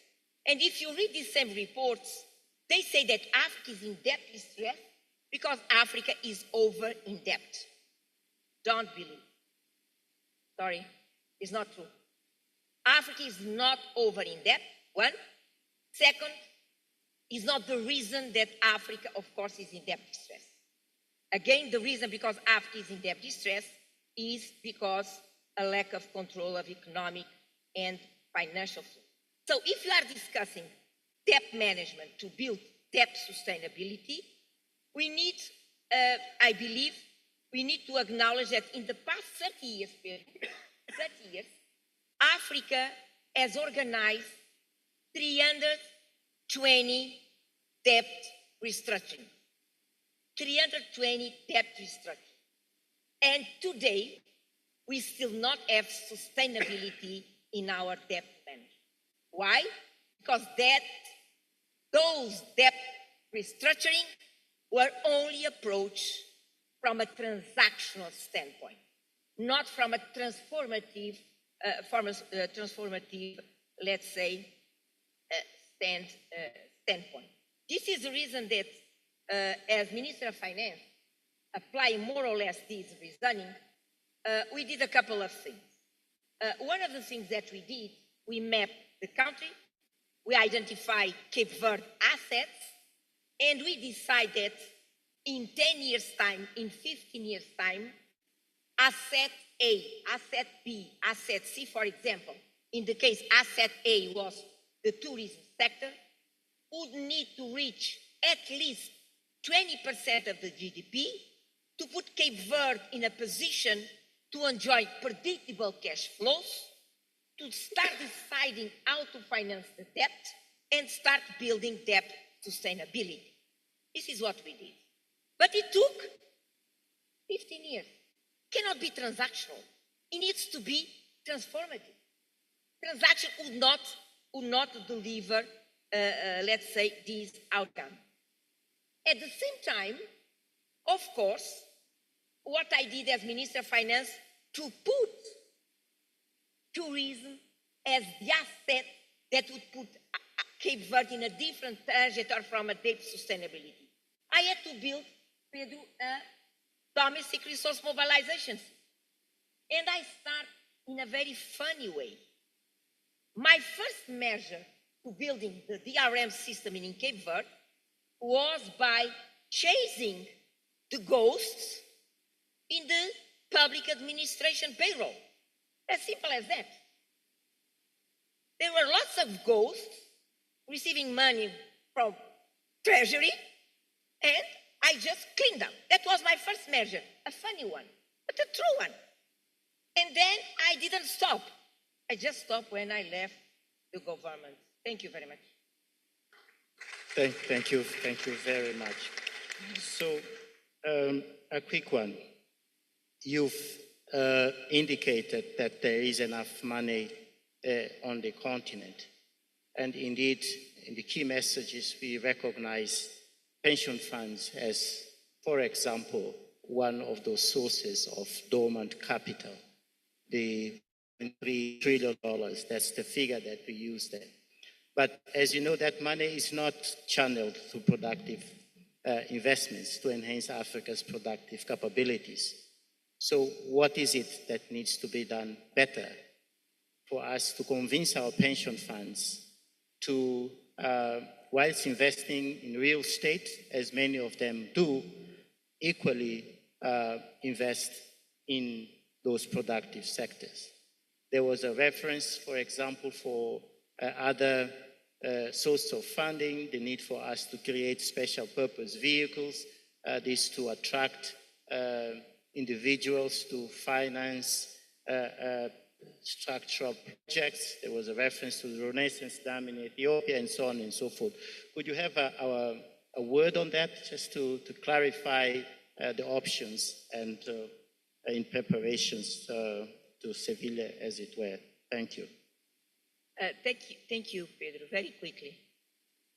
Yes, the African pension funds, more or less, the total is around $1.3 trillion. And most of this liquidity is invested outside the continent, it's true. Meaning that, but this is African money, but is invested outside the continent, usually international financial sector. So this creates a paradox. Every time Africa taps international financial markets, every time, to get a loan, to issue a bond, you name it, Africa is borrowing its own money and pay interest in its own money. Why? Why pension funds are applied outside Africa and not inside Africa? It has to do with the risk profile. The risk profile. And everybody is very furious with the credit rating agencies. I think we are just wasting our time fighting with them, by the way. They have been configured to act in this way. What we need to understand, what is in our hands as policymakers, leaders of this continent, to reshape the risk profile of our country. I worked 10 years for Citibank Citigroup. If you ask me what I did in these 10 years in Africa, I chased predictable cash flows. This is what I did. How we measure the risk profile of the countries? The ability of that country to produce predictable cash flows today, tomorrow, and in the next 25 years. Now I would like to ask you, ODA is predictable? No. FDI is predictable? No. What is predictable? Our own money, our own economic flows, our own financial flows. So there is only one way to reshape, redesign the risk profile of African countries. Again, as you know, Pedro, my obsession, again, building strong domestic resource mobilization. We stop losing money. We start producing predictable cash flows. From that day, pension funds will start investing in Africa. In the case of Cape Verde, pension funds are forbidden to invest outside Cape Verde. It's not an option for them, the Cape Verdean pension. If you have to invest, you invest here. You invest in Cape Verde and you invest in the development of Cape Verde. Thank you very much. So the chair has reminded me that, yes, indeed, a round of applause, that we are going beyond the time that has been allocated for this conversation. But with your permission, Chair, I'll go through the panelists that we still have on board. And now, I mean, a very important one is really the governor of the central bank. Last time we were in a similar situation a couple of decades ago. I'm looking at 2008 and so on, the global financial architecture. I do recall that the ECA has organized a caucus meeting with all the governors of central banks to discuss whether they should go or not beyond the limits of their mandates. Here is about your monetary policy role.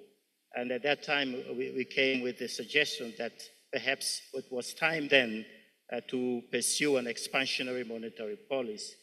So, Your Excellency, Governor, we are perhaps in a similar situation now, a couple of decades later, with escalating debt.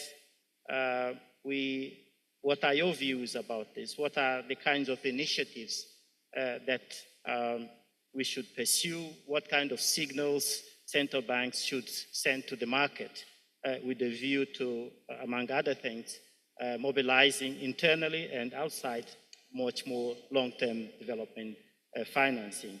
The floor is yours. Thank you very much, Moderator. My name is Augustus Nwagaba, and I'm the Deputy Governor of the Bank of Uganda. I'm representing the Bank of Uganda here. I want to welcome you to Uganda and also to wish you very good stay and also enjoyable life here. This is one of the best countries you can have in the world in terms of anything that you want to enjoy. The hospitality is very high, and so please enjoy Uganda. Now, the role of the central bank, as we all know, is that central banks have the mandate for ensuring price stability. That's why we are here as Bank of Uganda. That's why you are there at the central bank in the country where you come from. We ensure that the prices of goods and services remain stable. That's the mandate number one. Mandate number two is to ensure that there is sound financial system, that the financial system is very sound, that the commercial banks are working, that when you present your checks, they are honored. When you have credit, you get credit, deploy it, and also repay. But we don't have very high NPL. We don't have very high loans, which are non-performing. Those have been the fundamental roles of the central bank. For us at the Bank of Uganda, we have done exceedingly well in these two mandates.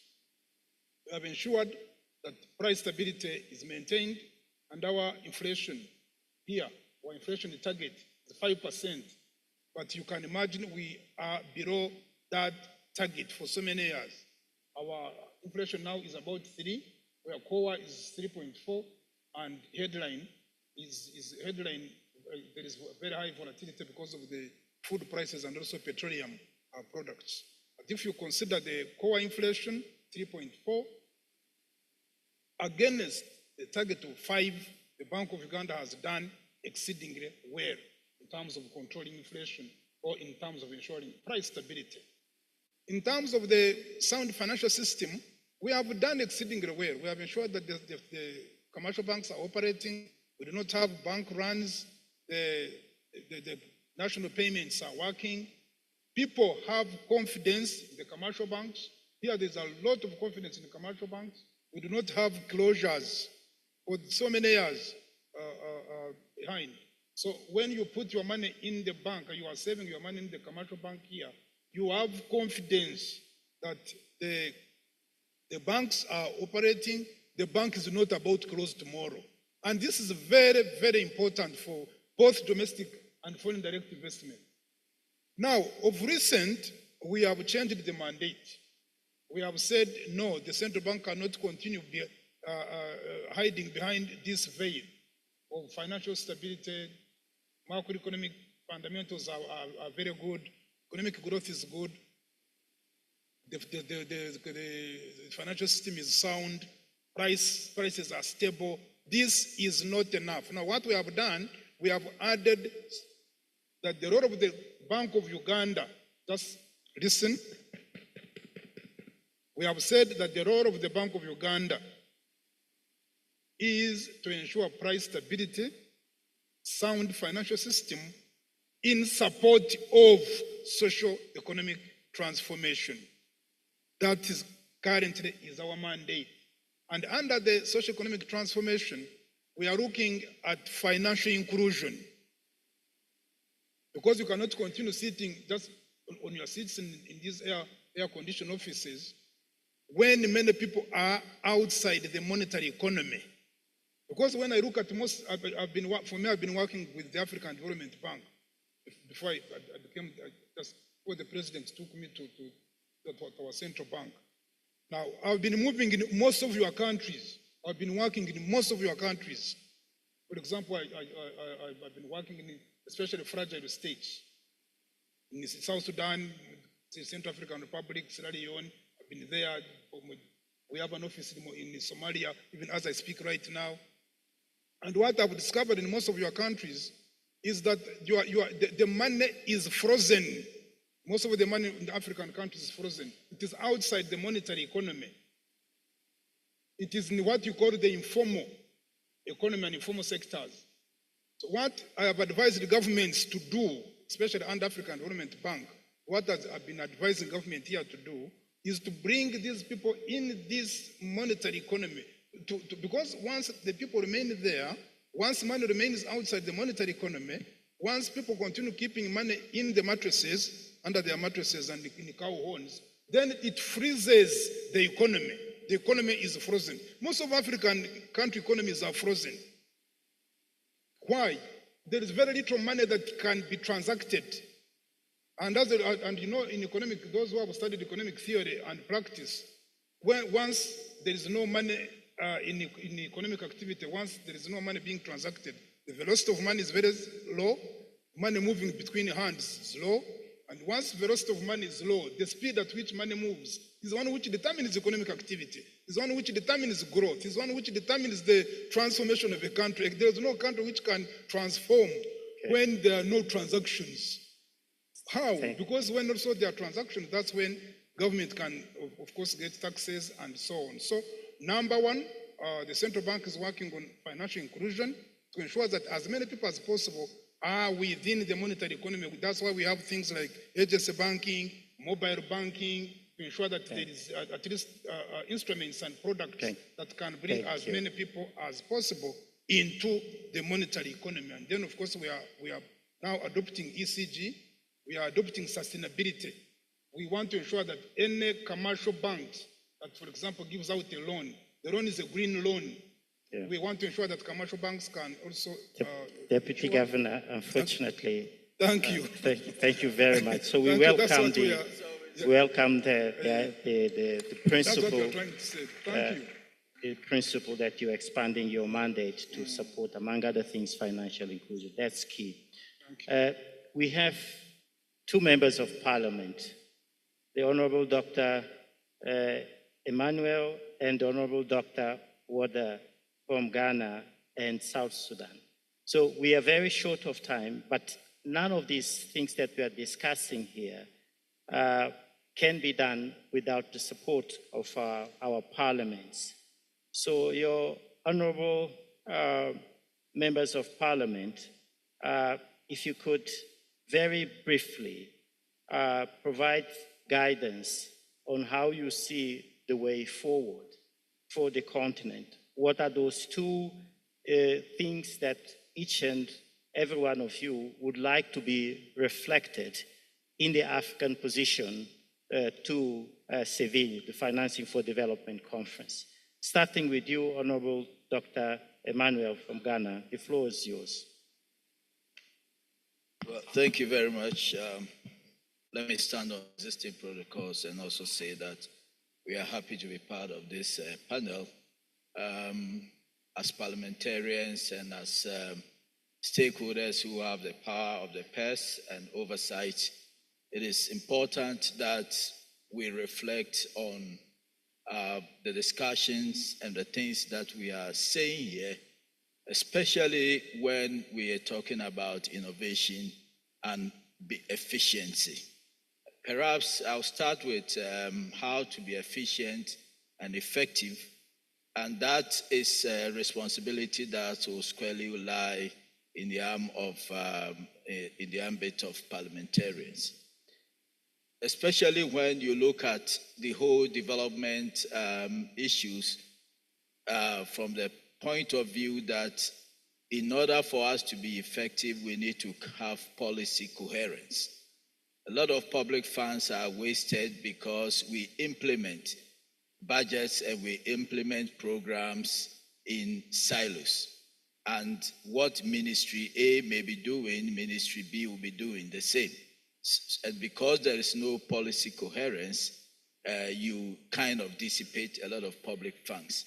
And so I think the first one innovation that must come is that we need to look at how are we making sure that there's policy coherence. And there's no way that you can see policy coming together than in the public budget, because budget is where the thoughts of government are actually manifested in terms of resource allocation. And in that respect, parliaments will have a bigger role in making sure that we question and we interrogate budgets to make sure that whatever has been put in national budgets are efficient. There are no para programs and para allocations and things like that. I think we also need to look at the issue of domestic revenues, mobilizing money within, and all the panelists have talked about the need for us to look internal. You look at property rates across Africa. A lot of every economy in Africa is growing in terms of properties, yet property rate is one of the lowest, domestic revenue that we are getting, and monies that we could have gotten from even property rates alone may be more than monies that we get from loans from IMF or World Bank or so on. So we need to look internal.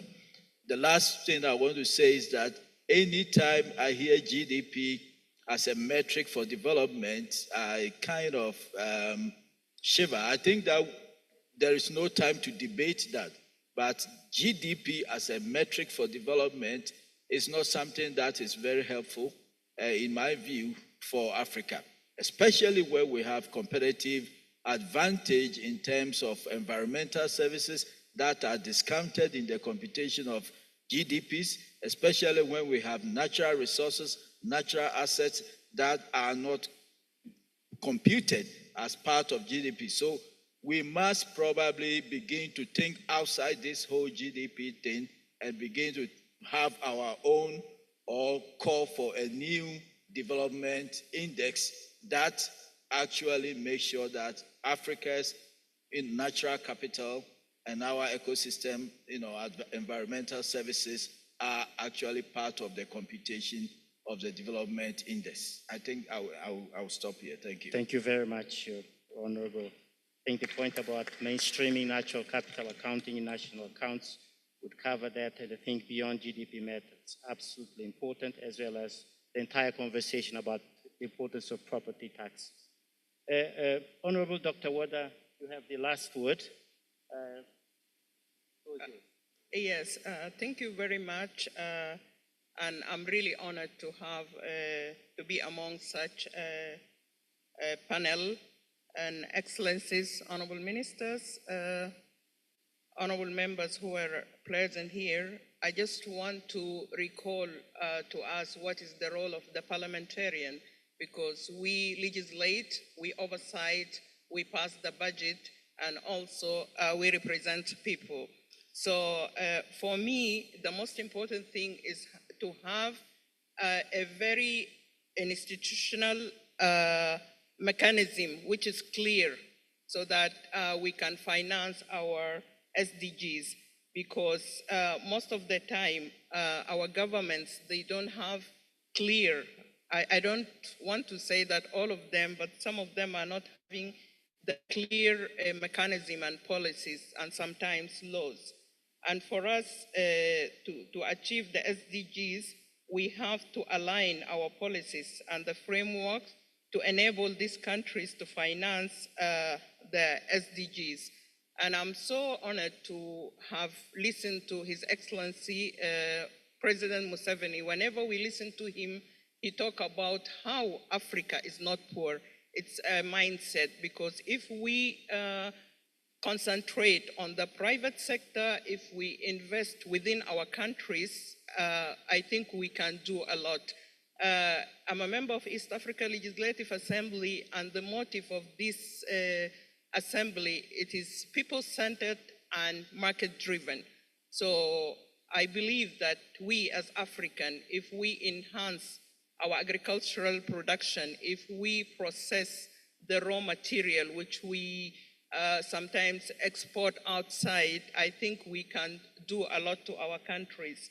And I'm pleased that we have women here, and the women topic was today in the agenda, because as women, we are more than 60% in this region. And I know that including women in this aspect will enhance the investment in the SDGs. And the other thing is that we have really to also include the youth, because youth make a percentage in our region. I want to also include that one of the objective of the SDGs is that we have to have a prosperous world, and we have to have a peace in our world. So we have to work very hard really to enable all the stakeholders really to help us achieve this. And sometimes as members of parliament, when we do the oversight, we find that even for our countries, for our private sector to access some of the loans really, it's a lot of hard work, and also there is twisting of arms. So it's on behalf of the people whom I represent, on behalf of this region, we want to also, as we have some of the stakeholders here, that, you know, as sovereign countries, we shouldn't include twisting of hands when it comes to the support which should come to this region to achieve some of these SDGs. Thank you very much. So a round of applause to this excellent panel. Thank you very much for your insights. My executive secretary here, he agreed to provide the closing remarks. And with your permission, Chair, I'll request him to step in here. Thank you. Yeah, thank you very much. I don't think I agreed. I just have no choice. Yeah, thank you very much, really, for being here. Sorry you had an audience and I was not here, but I think you did a great job in terms of really getting information and advice from the experts that we have here, from the ministers to other experts. I just say my takeaway is 5 points. Number one is the economic management. The macroeconomic management is very critical. And what I mean by that is the monetary policy side, the fiscal stability, the financial stability, and the fiscal policy, all coming together to stabilize the economy. If you don't have that, and I'm just talking from the experience as someone who has been a governor of the central bank and a minister of finance, if you don't have that, everything else will not work. That's number one. And many experts here, including my good friend, the deputy governor, has elaborated on that. Number two, and where we have not done very well as Africa, is domestic resource mobilization. By this, I mean two things. Government needs money. The only way it does that is through taxation. Do you have appropriate taxes? Is our tax system digitized? How about the informal sector, the 82% who are in the informal sector who need to come to the formal sector? What mechanism do we have in that?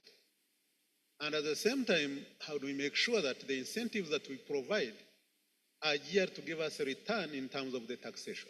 Where have we gone wrong to make sure that by this time we only have 15.6% of tax to GDP ratio, the lowest anywhere in the whole world? Some of our countries are having 6% of tax to GDP ratio. Others are having higher, but on average, 15.6%.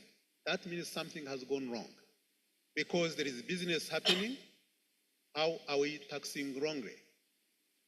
And that's the most important for government to get revenues. How about the private sector? Our private sector is reliant now on commercial banks because we don't have the capital market.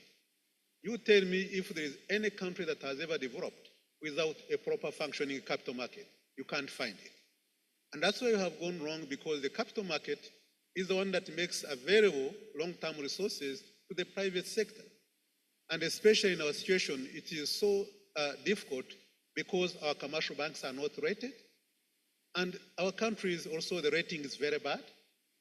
And that's why we have two investment-grade countries now. It's Botswana and Mauritius. It means something has gone wrong. We have all been attuned to aid and having an exercise with IMF and World Bank, getting some of the aid from bilaterals, getting some of the concessional loans. We forget that we need to have rating so that we can now be able to mobilize resources outside these financial institutions and we get it from the marketplace. This is where we have to invest mostly so that we can be able to make sure that we can eventually be reliant on ourselves. And many people have said it. I'm glad for that. Thirdly, we have a market. We have the Africa Continental Market, Africa Continental Free Trade Area. We all agreed this is our market. The trading and the openness has been in our regional blocks. There are 8 of them that are approved by the African Union. Now, we have been trading in those smaller blocks, but now we have to expand. But on average, when you put everything together, it's around 15% in terms of intra-Africa trade. But when you see some regions are trading more with each other, but not at the continental level. And that's why we need to remove whatever the impediments are there to make sure that we have one market. And I think the tariffs are also a signal to us that if we don't trade among ourselves, then we are not sure about the outside market. That's why it becomes now very, very important. Fourthly, there is also the private sector involvement. There is no way government alone is going to be able to develop the continent. We need private sector. We need the investors coming in Africa. But what is preventing them from coming? It's the risk. When they look at the rating, they see risk or perception of risk in most cases. And what we need to do is the de-risking. What do we need to do to de-risk so that people can come and make money, but at the same time invest in our continent? Invest in the whole infrastructure that we are talking about. Invest in the regional value chain, because now we have identified 94 value chains that we can start with, from coffee to minerals to tea to beef, everything. How do we make sure that our minerals can be processed, the final product here? How do we make sure that chocolate can be produced here?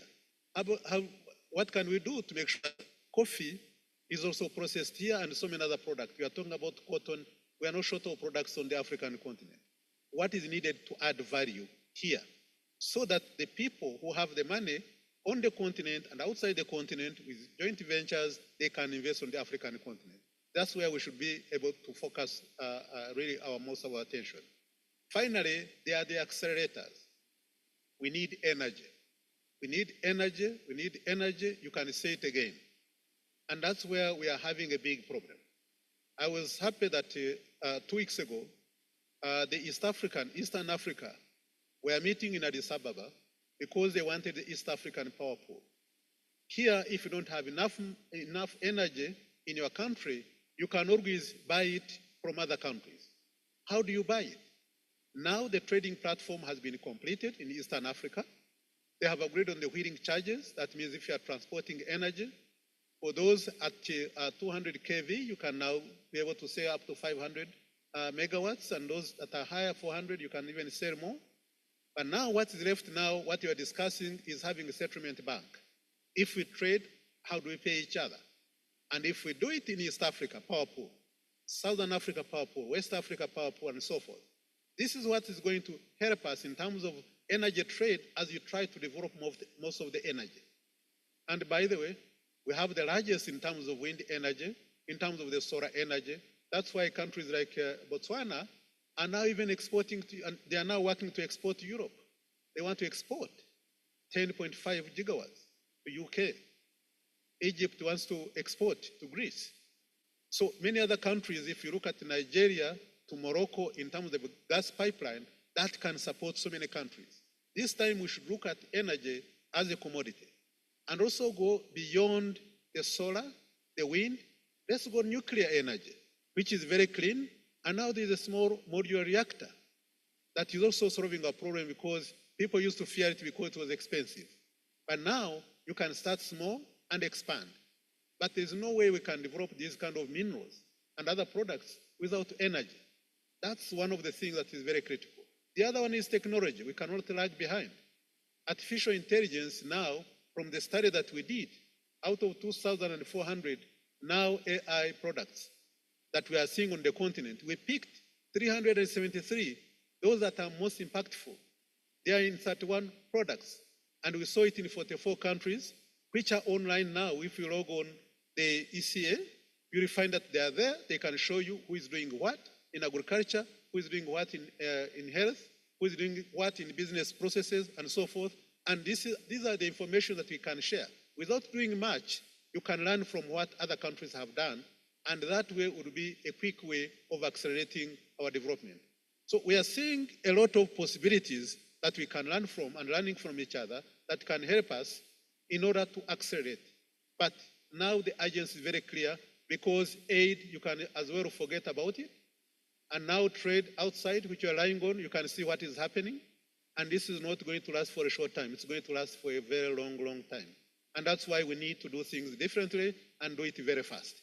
Maybe let me stop here, but I wanted just to thank all of you for really giving us your ideas. Thank you very much. Thank you so much, Your Excellency. We want to thank you for wrapping it up. We want to thank your deputy who has moderated the session so well, and we want to thank you, panelists, for sharing with us what you are doing in your countries. And please, let's learn and carry this home because we are all working under same conditions, same challenges, so that we find solutions collectively. Thank you. A round of applause to the team. Thank you.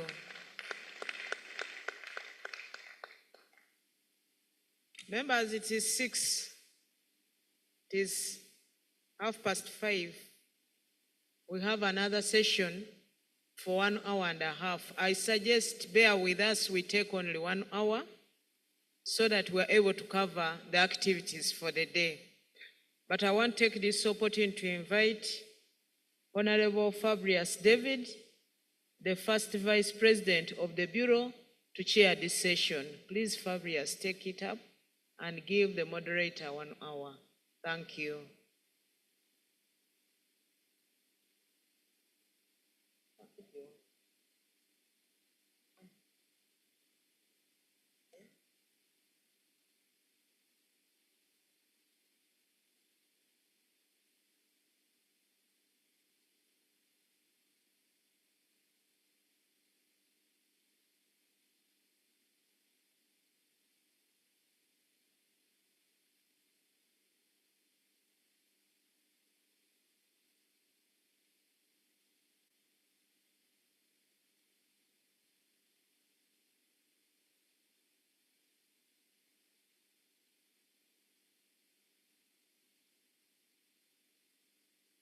Thank you, Chair.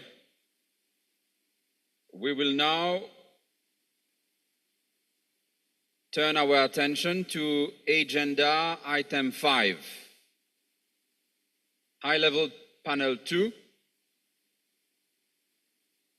Scaling Sustainable, Inclusive, Science-Based, Evidence-Based, and Data-Driven Solutions to dramatically increase economic growth, boost job creation, and accelerate implementation of the 2030 Agenda and Agenda 2063. Distinguished delegates, with only 5 years remaining until 2030, the deadline for achievement of the Sustainable Development Goals, swifter progress is needed. This is particularly crucial for our region where, at the current rate of progress, only 10 of 144 measurable targets under the goals will be achieved by 2030. This is less than 7%. And we have 106 targets requiring accelerated action and another 28 showing signs of regression. In addition, in 2024, the African Union adopted the second 10-year implementation plan, 2024-2033, of Agenda 2063, and has designated that period the decade of acceleration of Agenda 2063. In the light of the launch of the plan, the initiatives used to implement the 2030 Agenda and Agenda 2063 need to be better integrated and accelerated. The objectives of this panel are therefore, first, to critically reflect on, identify, and present sustainable, inclusive, science-based and evidence-based solutions that can dramatically increase the pace and scale of job creation, economic growth, and implementation of the 2030 Agenda and Agenda 2063. Secondly, to identify and articulate the targeted roles of governments, entities of the United Nations system, the African Union Commission, and other intergovernmental organizations, private sector companies, young people, and civil society organizations as stakeholders in the design of evidence-based and science-based solutions for implementation of the two agendas, and in supporting and effecting the adoption of such solutions. And thirdly, to identify the investments and success factors that are needed in order for solutions to have a real impact when implemented. With that overview of the panel, it is now my great pleasure to welcome the moderator of the panel, the Director, Regional Service Center for Africa, United Nations Development Programme, Mr. Matthias Nab, to request him to introduce the speakers and panelists and take up his role as moderator of this panel. And as pointed out by Madam Chair, since we are running out of time and it is already 5:45, this high-level panel, and I ask you for your understanding, this high-level panel will last for 1 hour. So, Mr. Moderator, you have 1 hour to moderate and to animate this high-level panel. Thank you.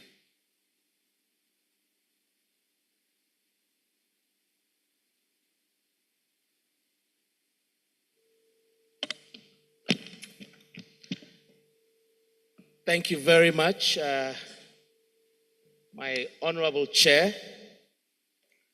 My name is Matthias Zananap, and I'll be your moderator for this session. We've just been told that we have only an hour, so that is enough, an alarm bell ringing. I would like to recognize and invite the distinguished speakers and panelists to be on stage with me, starting with His Excellency, the former Prime Minister of Ethiopia, Haile Mariam Desalegn. Then I would like to introduce also the Deputy Executive Secretary, Program Support for ECA, Mr. Antonio Pedro, to join us as well. And as he's coming to the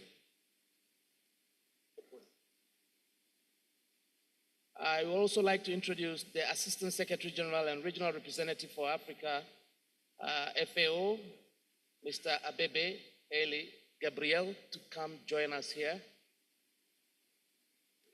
The Director General of the African Union Commission, Mr. Fatala Sijilmasi, please join us upstage. I would like to introduce Honorable Dr. Gladness Salema, MP, Honorable MP for Tanzania, please join us.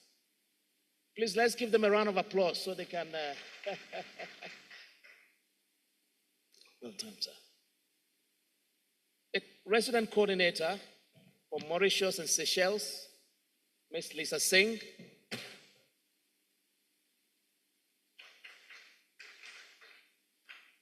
And last but not the least, the Director, Africa Hub Leadership Center, Daniel Nyaganjura.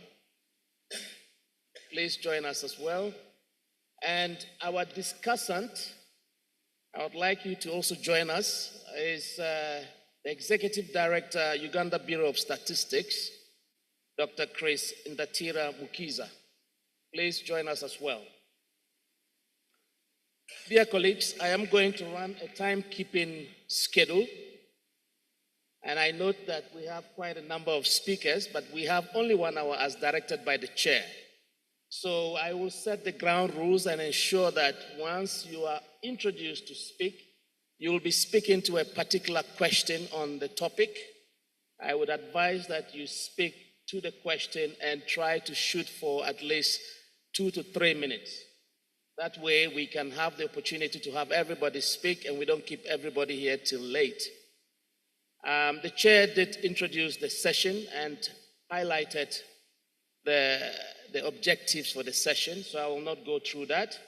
But before we get to the panelists, I was informed, and I think we will have a statement from the Assistant Secretary General, UNDP, Assistant Administrator and Regional Director for Africa, Ms. Ahuna Ezekonwa. If the colleagues could put her online. I can talk.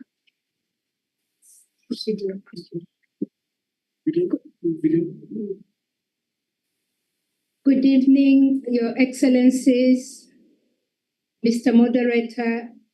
My name is Evelyn Bamba. I am on mission with Madam Ahuna Ezekonwa.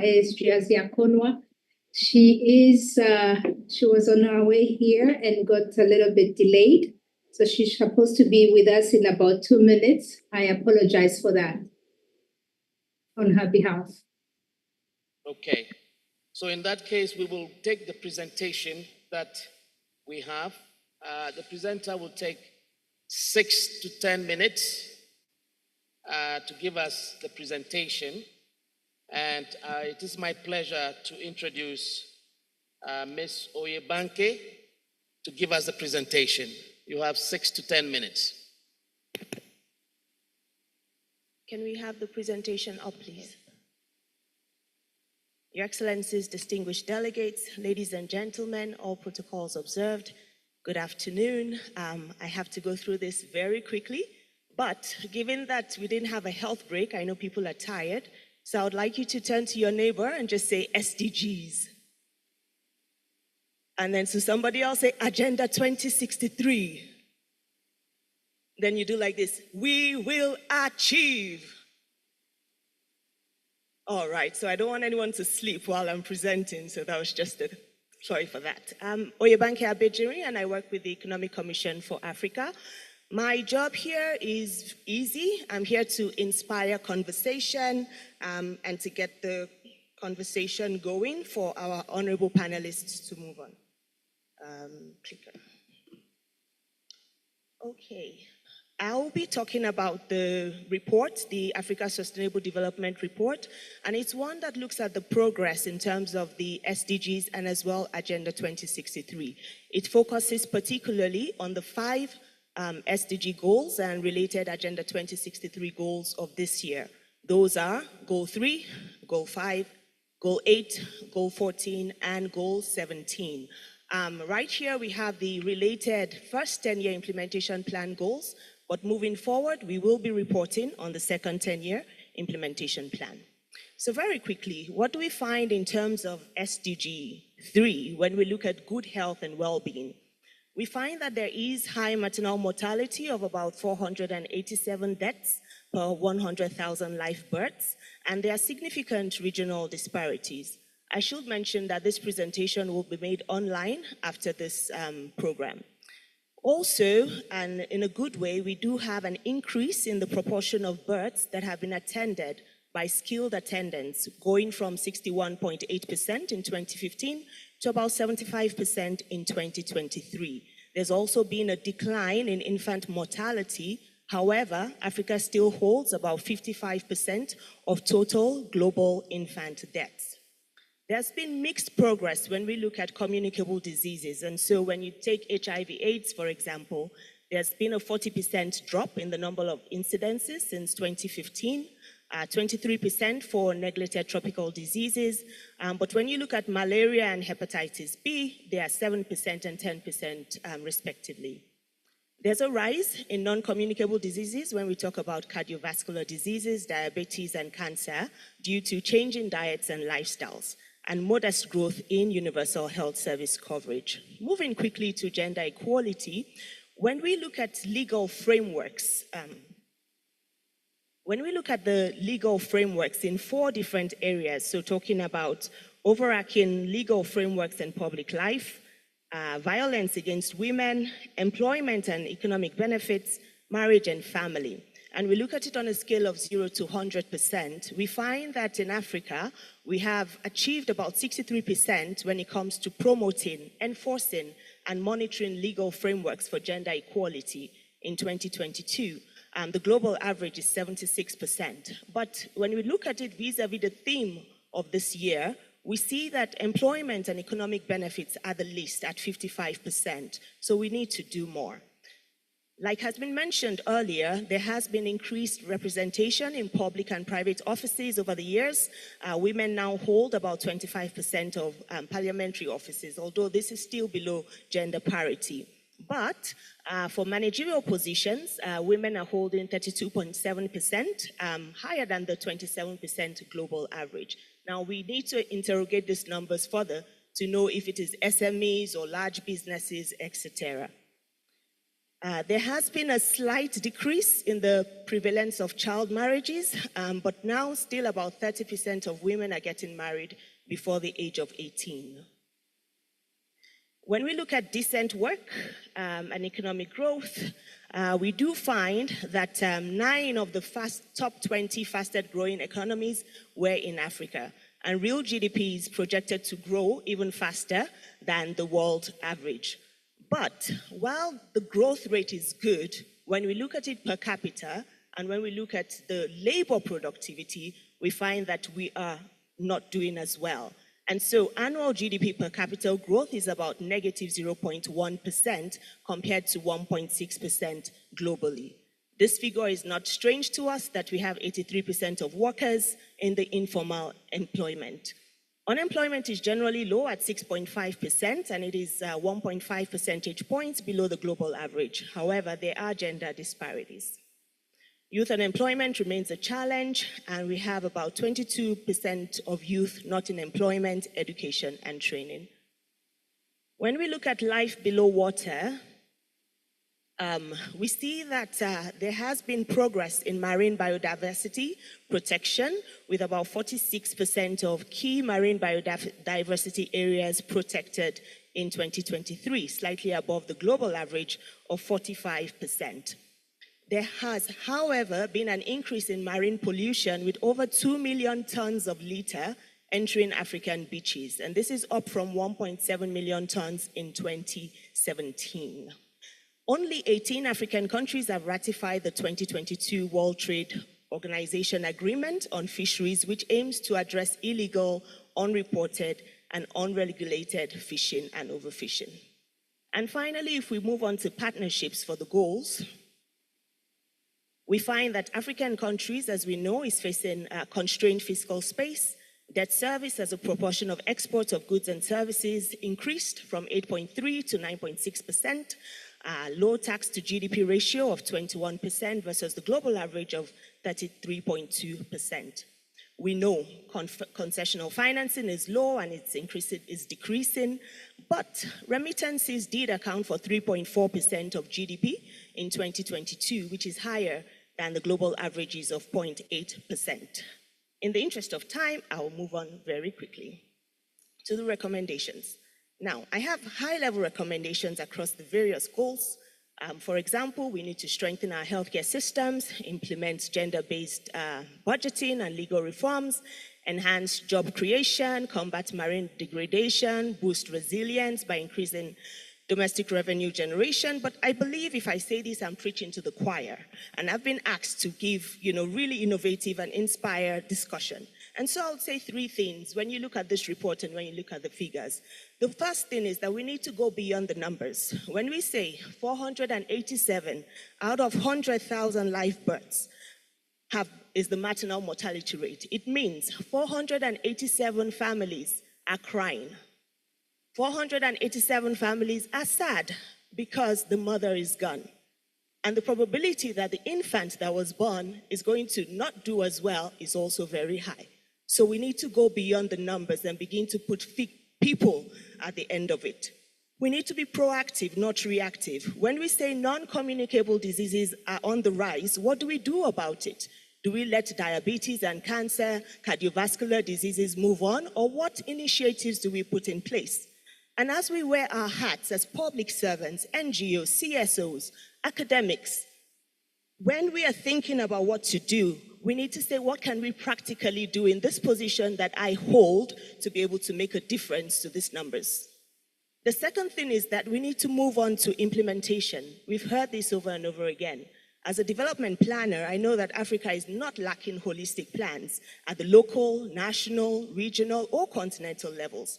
These plans reflect some of the recommendations that we have already, but we need to take a critical approach to understand why are our plans failing and what can we do with what we have. And finally, we need to invest in our young people. Agenda 2063 has 38 more years. I would have retired by then. However, the 1-year-old today would be getting to that age then. They are the ones who can birth, implement, and see our visions to fruition.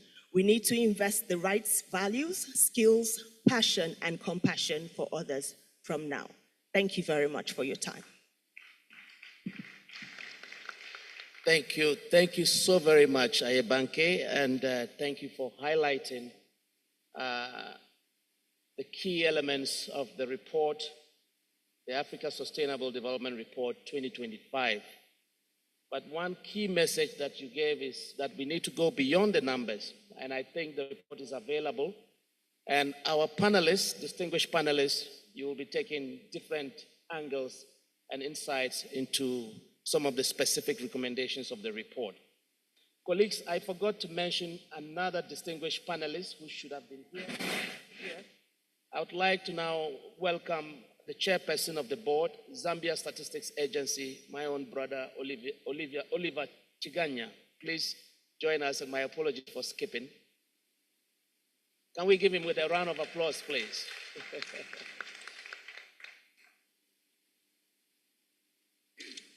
Okay, so now I would like to move to our panelists, distinguished panelists. And as I said, I will request that you stick to 2 to 3 minutes in terms of giving a perspective on the question that you'll be asked. And I'd like to start with your permission, Your Excellency Eli Mariam de Salem. Congratulations on this year's Africa Leadership Forum of former heads of states, which just happened here. Could you please give few insights from the forum on the role of Africa's leadership and practical solutions to accelerate implementation of the SDGs and Agenda 2063? I know it's a loaded question, and you have the floor, sir. Yeah, thank you very much, our moderator. As you said, it's very much loaded, but nonetheless, I will try to summarize what the former heads of state and government, of course, the African Leadership Forum has deliberated on. I think we all agreed that we are lagging behind on the achievement of SDG targets, as was reported several times, so I don't need to report that. Facts and figures are very clear. But we wanted to understand why this is happening. So the first and foremost thing is the capacity to deliver. I think that delivery capacity is much more important at this time, and African nations has to focus on building that capacity, and we shouldn't wait for somebody to come and help us in doing so. But we do have that, capacity if we can manage it properly. So that is one impediment. But the second one is the basis for SDG development was implementation, means of implementation. You all know the Addis Ababa Action Agenda for financing sustainable development goals. I think these days that basis has already eroded.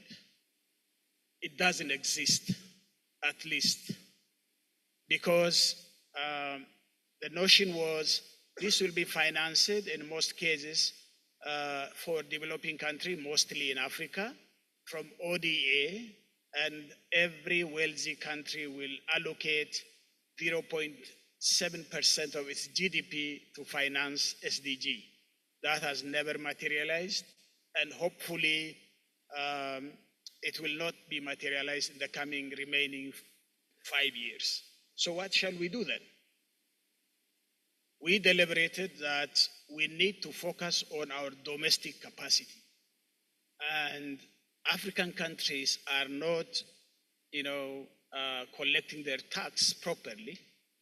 And our fiscal space is so narrow, so we need to collect domestic, finance through means of taxes. And that's very important. We have been saying this several times, but this is a time, it's a tipping point where we cannot go forward without it. So we need to do that, and this needs political commitment and as well as political action. So I think this is very important. How can we do that?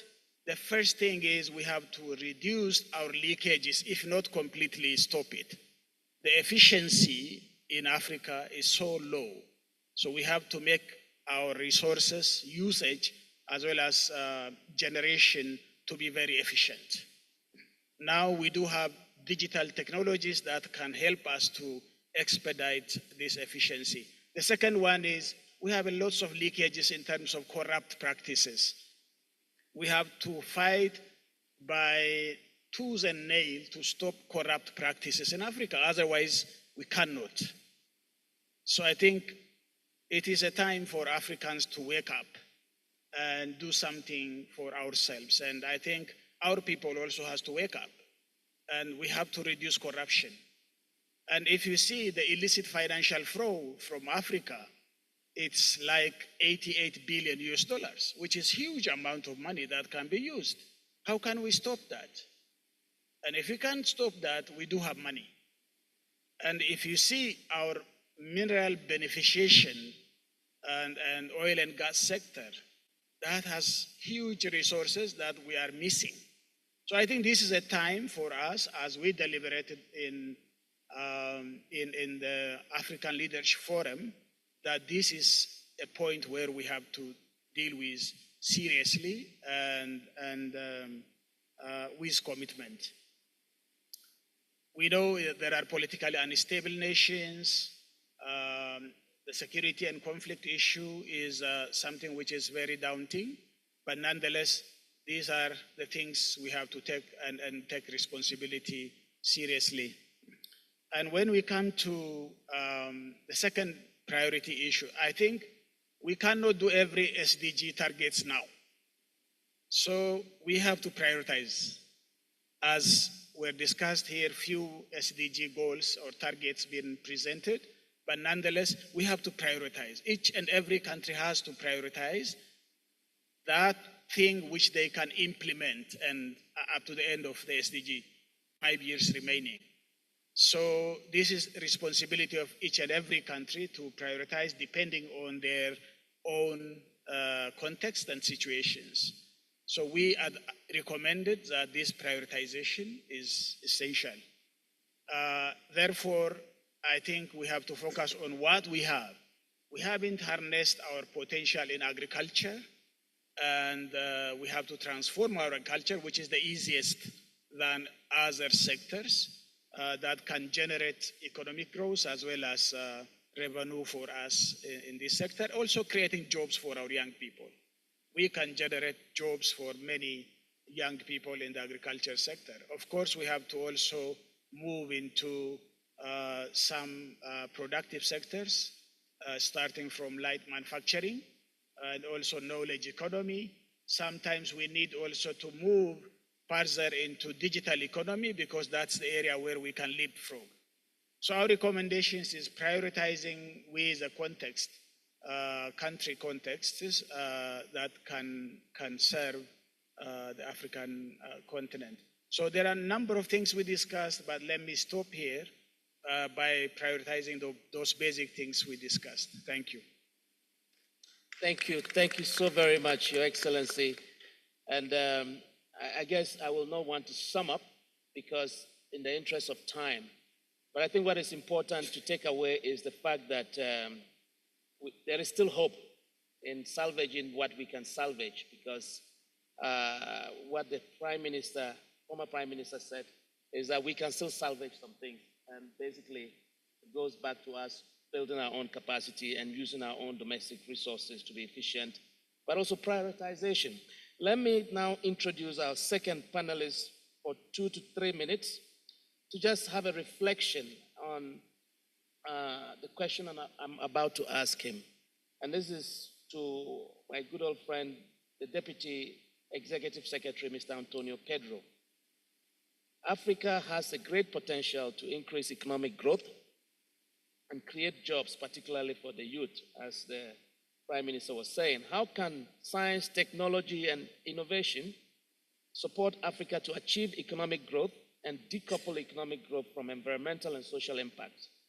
And while you are at it, I would also like you to share some insights on what are the science and evidence-based or technological solutions that can unlock this potential and accelerate implementation of the 2 agendas. Thank you very much, Moderator Matthias. So, potential will not enable us to meet the SDGs. Potential will not create the jobs that we need. Potential will not address our structural problems. And what are our structural problems? In the morning, His Excellency, the President of Uganda, Yoweri Museveni, did say that exporting raw materials is exporting jobs, we are donors. So we need to address that. And it's only through science, technology, and innovation that we'll be able to move up in the ladder, moving from exporting raw materials to exporting finished goods. So it is not a luxury, therefore, to invest in science, technology, innovation. It's critical for us to be able to address our structural problem, which is at the bottom of every metrics, whatever you want to bring out there. So, and in doing, and it's equally existential because if we do not invest in science, technology, and innovation, what constitutes our comparative advantage today will no longer be a comparative advantage. For everything where we have a very significant comparative advantage, 60, 70% of global production, other parts of the house are looking at alternatives to reduce their dependence on those resources. They're looking at utilizing science and technology, material science, and so on and so forth. So, meaning we need to prioritize this if we want to secure our comparative advantage and make our comparative advantage a competitive advantage. So that's a very important lesson. Second, and this is not the SDG that we are reviewing today, but it's really about SDG 12, sustainable consumption and production, and why it makes business sense in the current environment. As you know, certain jurisdictions are imposing non-tariff barriers in the form of carbon border adjustment mechanisms. Basically, imposing taxes for the carbon intensity of what you produce.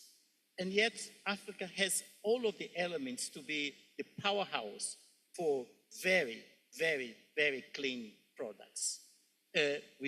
You know the endowments that we have, 60% of solar energy, very significant potential in wind energy, geothermal energy, and so on.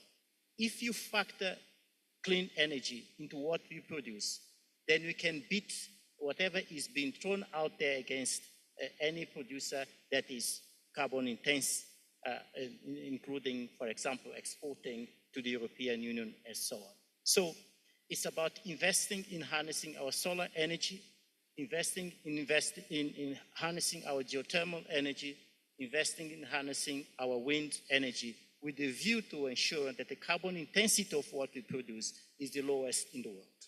So this makes business sense. But what is the problem here?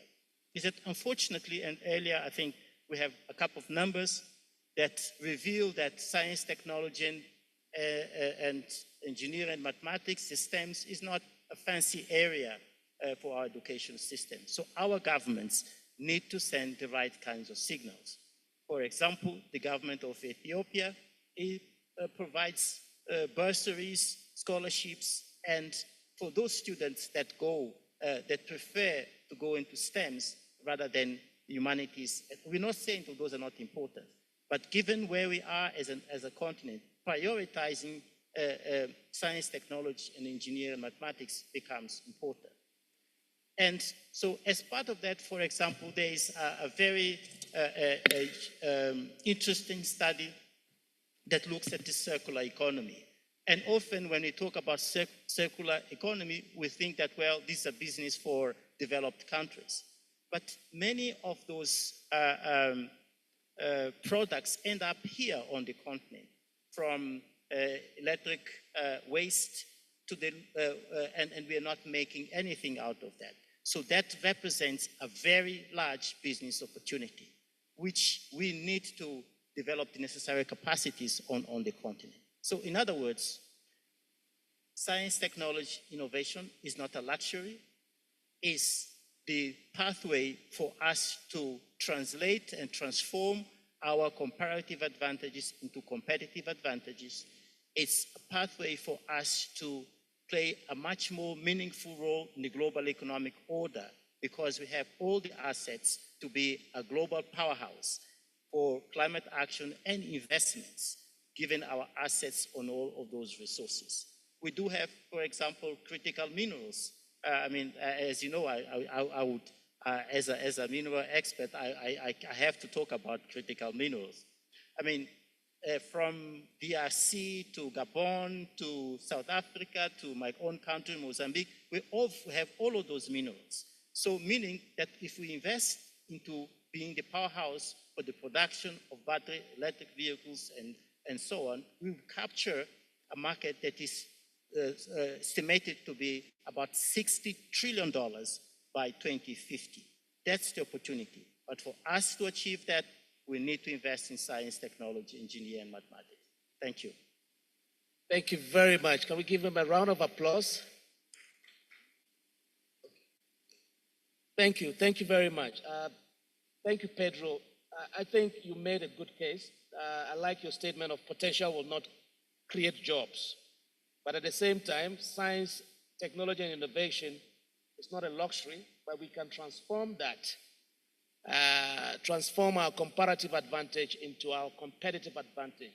What a beautiful way to make the case for science, technology, and innovation. Dear colleagues, I would like to take the opportunity now to call on the Assistant Administrator and Assistant Secretary General and Director of UNDP's Regional Bureau for Africa, who is now online, to give her short statement that she was supposed to give before the start of this session. So may I have the opportunity and the pleasure to call on my boss, Ahuna Ezekonwa. You have the floor.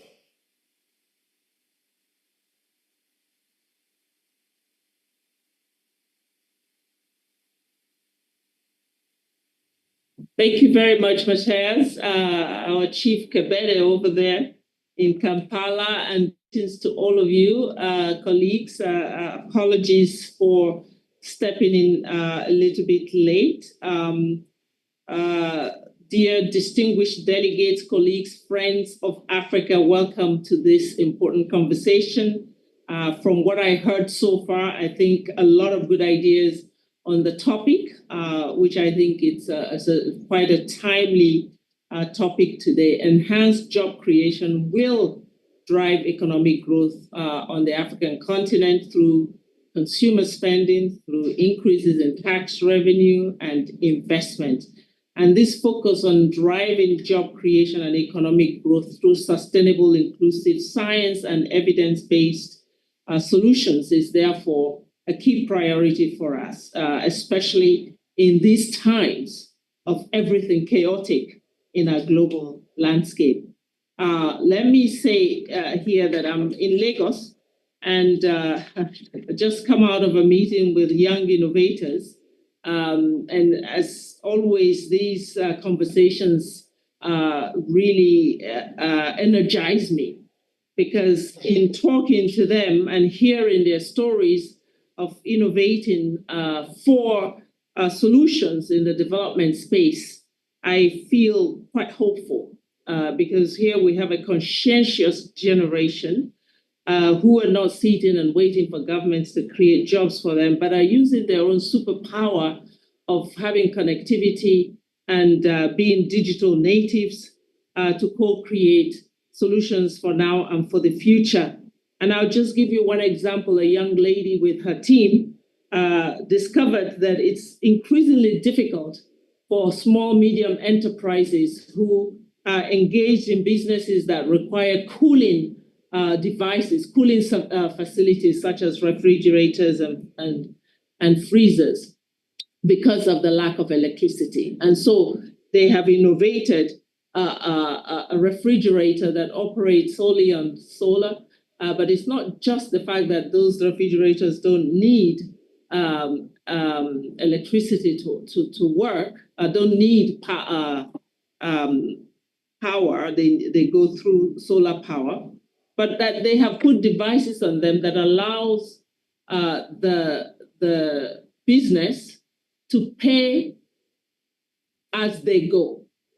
So for a machine that costs $1,700, if you're a business that needs 10 of them to actually scale your business and produce more and sell more, you cannot come up with $17,000 upfront. But you can purchase these 10 machines and pay just 20% down payment, and then pay a small amount every month. If you don't pay, it automatically goes off. So the business is assured that payment will be made. The users are assured of constant supply of electricity and at affordable rates. The capital markets today are not designed for those on the lower chain here of the economy. But we have innovators who are designing for them, who are making sure that financial access is made possible to power these businesses that are actually the ones creating the majority of the jobs. They are the most neglected, yet they have the best chance of creating not just jobs, but meaningful and sustainable livelihoods. This is proven. SMEs provide more than 80% of jobs in some countries.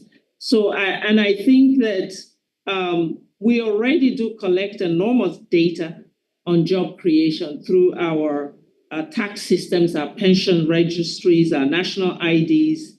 And the next step would be translating that data into insights that then inform public and private investment choices. But we also have AI coming on stream to help interpret this data and populate them at scale. So I hope that with this session, we are bridging that gap between ambition and action by leveraging already what's existing, particularly in the space of youth innovation and technology, and the entrepreneurs that we have today in our countries.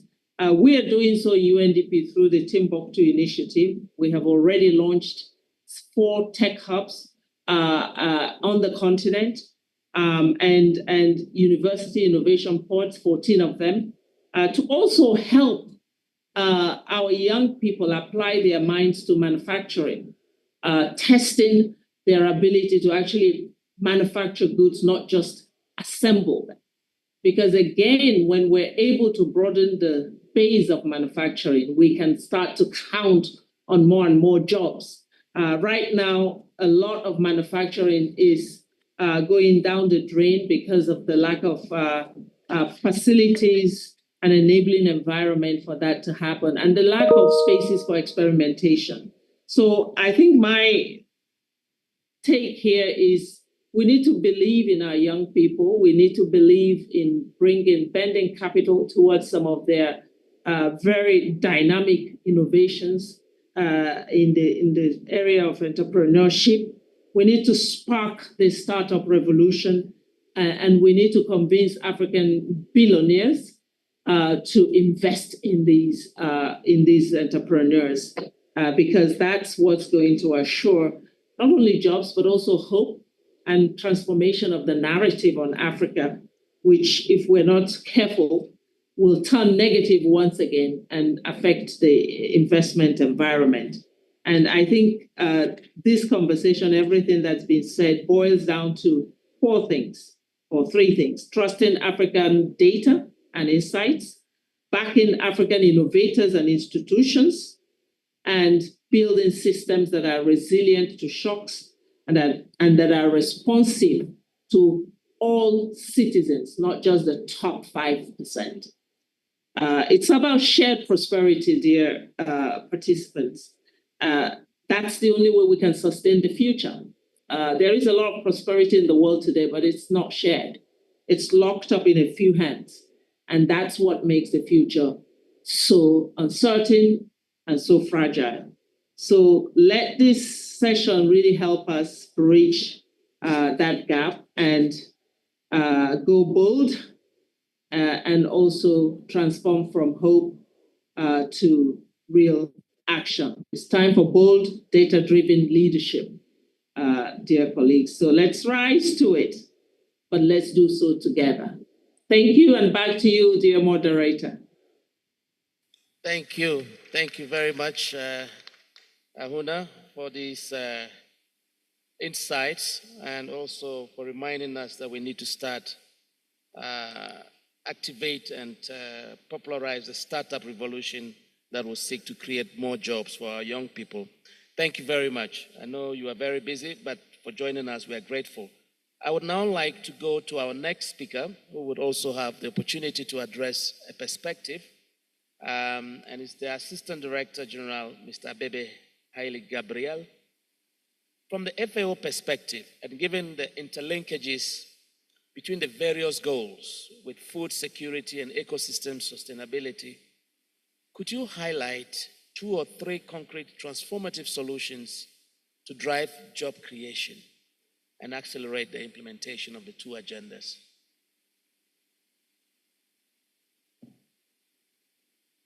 Thank you,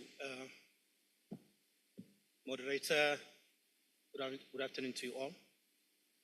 2-3 minutes in this very loaded question, very interesting question, but I believe that His Excellency President of the Republic of Uganda has alluded to quite a number of issues related to agri-food systems transformation this morning.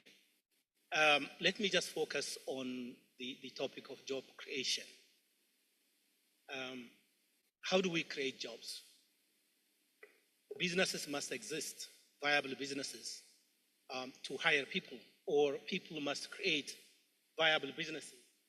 And for these viable businesses to thrive, they must have markets. Any businessman, before creating the business, must do assessment of the markets. Now, let's look at some of the numbers at the Africa level. On average, available statistics indicate that we import about $85 billion worth of food, 85 billion US dollars per annum. And these are cereals, livestock products, and so on. And we import them from Europe, from Latin America, from Asia, from the Americas, and so on. 85 billion US dollars. And we don't borrow money to pay for them. Consumers pay cash. Okay, so there is this huge market and it keeps growing every year, which means that if we can create viable agri-food systems jobs, there is a market in Africa. It's not easy, it's not straightforward. That market is being crowded out by increased competition from the same imports, which means homework for our policy makers to do something about it. But there is market. The problem that we cannot access this local market and we cannot even export is because the productivity is low. It's about 1/3 of the average for developing countries. And so we must boost productivity. And I'm not talking just about production, agricultural production. I'm talking about value system development across the whole value chain. I'm talking about agribusinesses, agro-industries, because that is where most of the money is. According to some estimates, it's worth about $1 trillion business, the agribusiness, agro-industries within Africa. So if we are serious about creating jobs at a speed that corresponds with the growing demand for employment, then we have to really address those structural issues. Secondly, we have to also address the economic base. We're talking about our ecosystem resilience, our ecosystem management.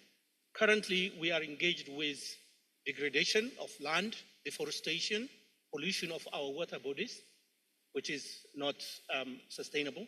So we have to find solutions to address this, and there are solutions. We have climate-smart agriculture, we have agroecology principles, we have restoration practices. We're not talking from theory. We have tried this in several countries, and there are rewarding, good practices we can scale up. Finally, that ties these things together. If you look at the richest people in the world today, in which sector are they? They are in the IT sector, they are in the digital sector. This is growing fast, but it's also bringing all sectors together. And this, we believe, it can be a vehicle to be leveraged to bring about agri-food systems transformation, which leads to increased job creation and expansion. FAO has an initiative called Digital Villages Initiative. Yes, it's about connectivity, but it's beyond connectivity. It's about development of content. It's about training. It's purpose-driven, where many young agricultural and agribusiness entrepreneurs take advantage of and benefit from. And this can be easily scaled up. It requires leadership, national leadership, governments. It requires partnerships, public-private partnerships. It requires investment. These things are not straightforward. But I think from experience, it also requires mutual accountability. So whenever we come every year, I think we should find a way of monitoring progress and holding ourselves accountable mutually. What have we done on the kind of things which we have spoken about? I thank you. Can we give a round of applause? Thank you so much, Director General. I wish we had enough time to give you the opportunity to expand on some of the things you've said. But boosting productivity and enhancing value chain are keywords that are coming. I see a lot of opportunities here from all the panelists that have spoken. The glass is still half full. So thank you very much for giving us hope that we can still salvage and create jobs. Let me now have the opportunity to invite the Director General of the AUC, Mr. Fatala Tijilmasi, to also reflect or give us some reflection on the following issue. The adoption of the second 10-year implementation plan of Agenda 2063 presents an opportunity to increase momentum on both agendas. From the AUC perspective, what major actions are needed and what role should African governments, partners, and private sector play in support of these actions or those actions? You have the floor, sir. Thank you very much, moderator, distinguished excellencies, members of the panel, ladies and gentlemen. I stand on existing protocol, but allow me to start by extending heartfelt gratitude and recognition to our gracious host, the Republic of Uganda, its leadership, the government, its people, for the very warm hospitality and the excellent organization of this event, along with all the organizers. Chair, moderator, for the sake of time, allow me to share with you two key messages. I think since the beginning of the day, the key word that has been repeated numerous times is action. And indeed, my first message here is to say that the Agenda 2063, especially in its second 10-year implementation plan, is a plan of action. It stems from the observations made in the first 10-year implementation plan, where an assessment, a very pragmatic assessment, has been made on the achievements, the obstacles, the challenges, and what needs to be done. Again, a call for action. The second 10-year, building on the moonshots to cover the different priorities. And yes, everything is a priority, but we need, as His Excellency said, we need to prioritize among the priorities. But one of the methodologies that have been chosen, and I think it will help us move forward concretely, is to have clear targets, clear goals, and a methodology of monitoring and following up in order to make sure that the objectives that we have set are A, set on a pragmatic perspective, and B, that their implementation is monitored. And as we are doing this, we need to build on the observation, and I think it was in the excellent document that have been shared in preparation of this wonderful event, that our continent, Africa, has around a growth rate of around 3%. It varies, of course, from one region to another, from one country to another, but the average is around 3%. We know from evidence and data, we need to at least double it. And this doubling is not only incremental, but also, thank you, but also exponential. One of the reasons, and I want to highlight it, is the demographic parameters. We must not lose sight of the demographics of our continent. We are a continent of 1.4 billion people. We are projecting by 2050, or 2050, to be 2.5 billion. And I think earlier, a presenter very eloquently said that Agenda 2063 is an agenda for youth, and as we are speaking about Agenda 2063, we're talking about 2.5 and not the 1.4 of today. This is why growth is so important, not only incrementally, but also exponentially.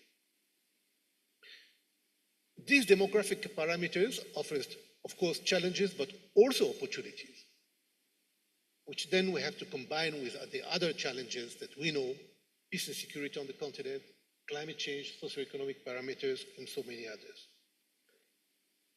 But as we are moving forward, we have to build also on the enormous potential that we have. And I don't want to repeat them because they have been mentioned throughout the day. The youth and the great number and the fantastic opportunities it presents. in terms of workforce, in terms of innovation. The agricultural lands that we have on the continent, 65% of the world's uncultivated arable land. And of course, I think it was mentioned by Deputy Executive Secretary, the limitless energy potential and critical raw materials that effectively empowers our continent, both for our industry and for climate solutions. So the monitoring, the implementation of the second 10-year implementation plan is a plan of action. And this is, I think, what should drive our transformative agenda. And the second 10-year implementation plan is a transformative agenda, but it's also owning the narrative of our future.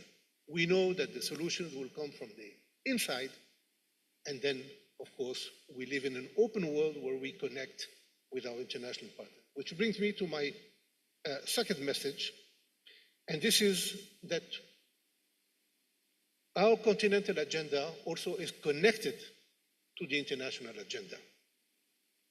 We spoke throughout the day, and I want to support these statements about the Sevilla Conference on Financing for Development, a little later down the road in July.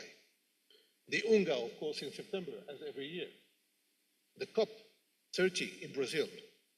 The Social Summit in Qatar in November. Just to mention a few, and there are so many others. The outcomes of our deliberations here today, of all the work that I'm very proud to say that the UN system and the African Union Commission are working hand in hand towards the double achievements of the SDGs and the Agenda 2063. All the action and the solutions identified have to be promoted, defended, and highlighted in a coordinated and coherent manner in all these frameworks. Because at the end of the day, all these high-level events have a very important African priority that we can highlight, defend, and promote. In this respect, the active participation of the African Union to the G20, to which, as you all know, the African Union is now a full member of the G20, is a very important framework in which a certain number of global issues are discussed, such as the reform of the international financial architecture, the reform of the NDBs. We were talking earlier about the illicit flows, the financial illicit flows, access to finance, debt management, cost of capital, all these very critical issues that are on the global agenda, but that are essential and critical for growth. It's doubling on our continent. I just wanted to close these remarks by connecting also the continental agenda with the global agenda, and again, reiterating the need of owning the narrative in order to promote our action plan. Thank you. A round of applause. Thank you. Thank you very much. The 2 points you've raised are very clear. It's time for action. It's action-oriented. And also the need for coordination between the two agendas. I think that is really very clear. I really wish we had more time. I'm very conscious of the time that we have left, and we still have quite a number of panelists to share their insights. So allow me to try to break the ice a little bit and get somebody else, not from this side, but from this side. I would like to invite our honorable MP from Tanzania to just, from where you sit as a lawmaker, and having heard all these panelists and since morning, what are the 2 things that you think you can share with us from where you sit as a parliamentarian that can speak to the topic that we are discussing today now about science, technology, and innovation, accelerating the agendas, the 2 agendas? You have the floor. Thank you so much, Chair, and I'm really grateful for this opportunity, and I support the insights which have been brought by my fellow panelists.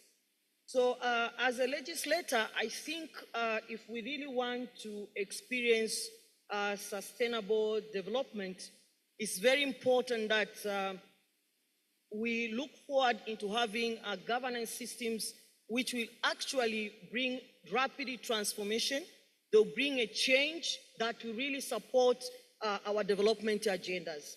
So I agree that we need to prioritize, but this evening I would like to speak our priority in terms of the key actors whom we have in the economy, and I feel like somehow they've been left aside as far as the support is concerned when we look on sustainable development, and these are the informal sector.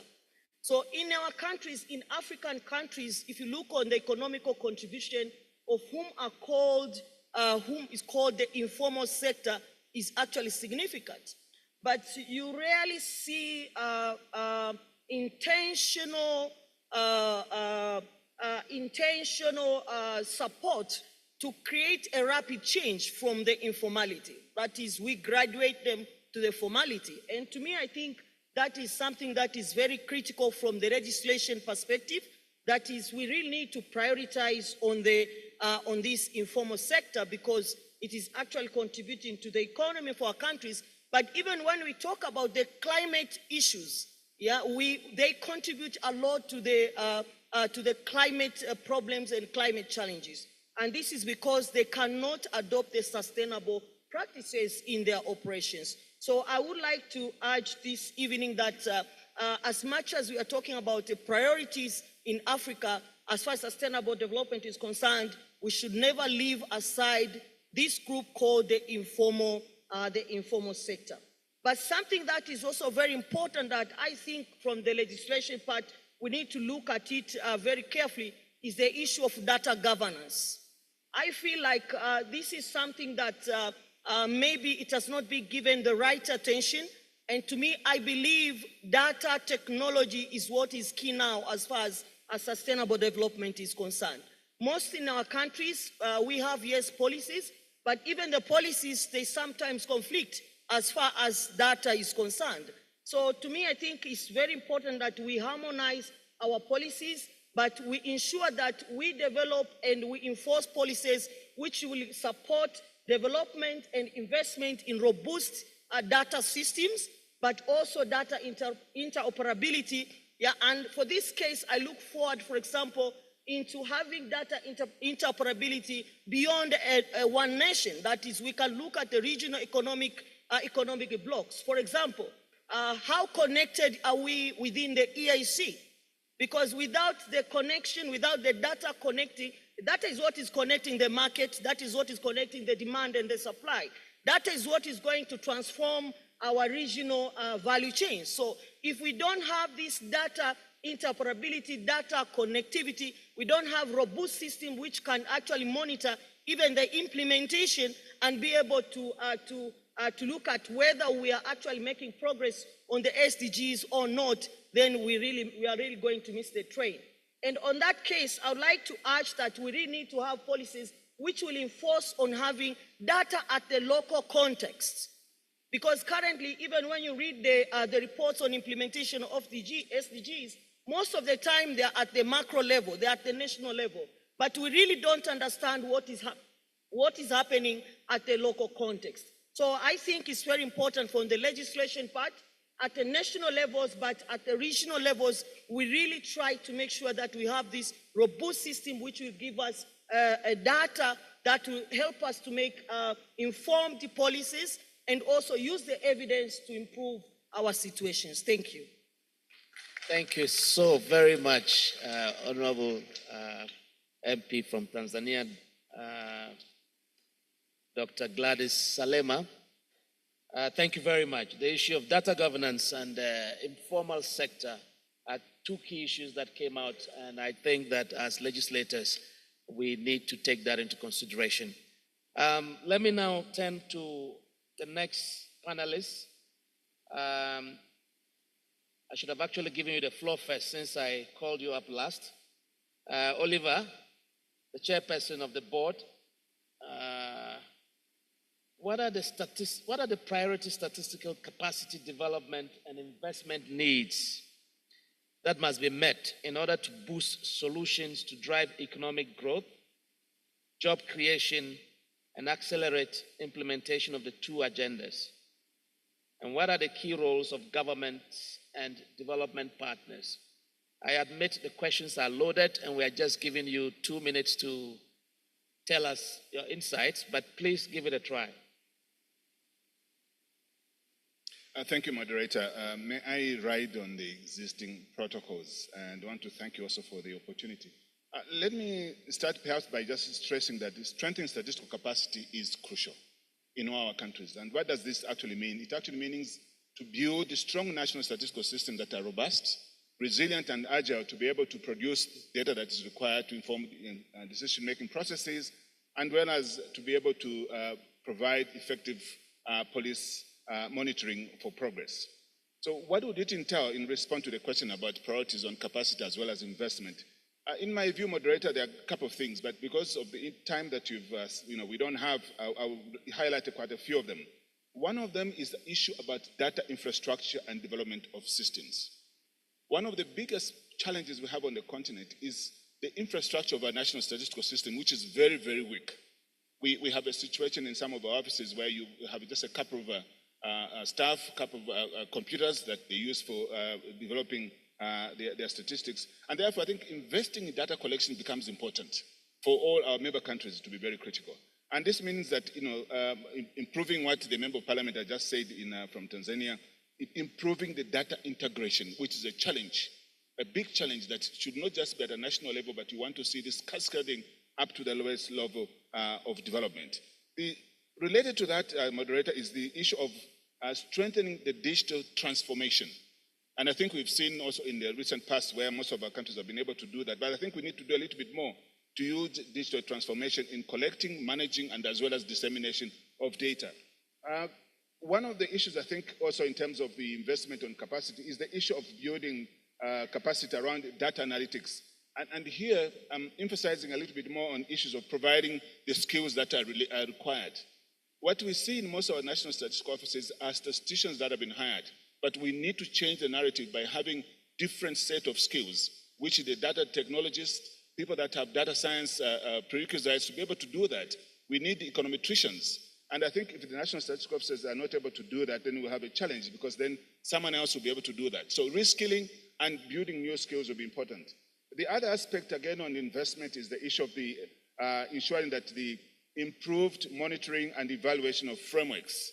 The evaluation that we have right now is on the assessment of progress on a number of things. But I think the evaluation that we don't have is the impact on the things that we do, the impact on the policies, the impact of the mechanisms that have been put in place. What is the impact of that? I think developing capacity in that area will be important. Lastly, around the investment, I think, Chair, I would want to emphasize what was already said earlier on, even by His Excellency, the President of Uganda. This is partnership. I think there were two forms. He talked about brotherhood and partnership beyond. But here, I think the emphasis is fostering partnership on data collection and sharing. Again, the representative from Tanzania did mention this, very, very critical. But partnership here, we're talking about how do we collaborate with the private sector, the academia, and the government, and civil society, that triangle, because they have data that is required.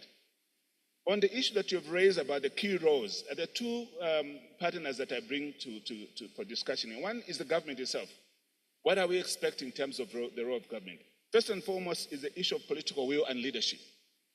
To be able to, government to be able to demonstrate that there is a strong political will in prioritizing data and investing in it.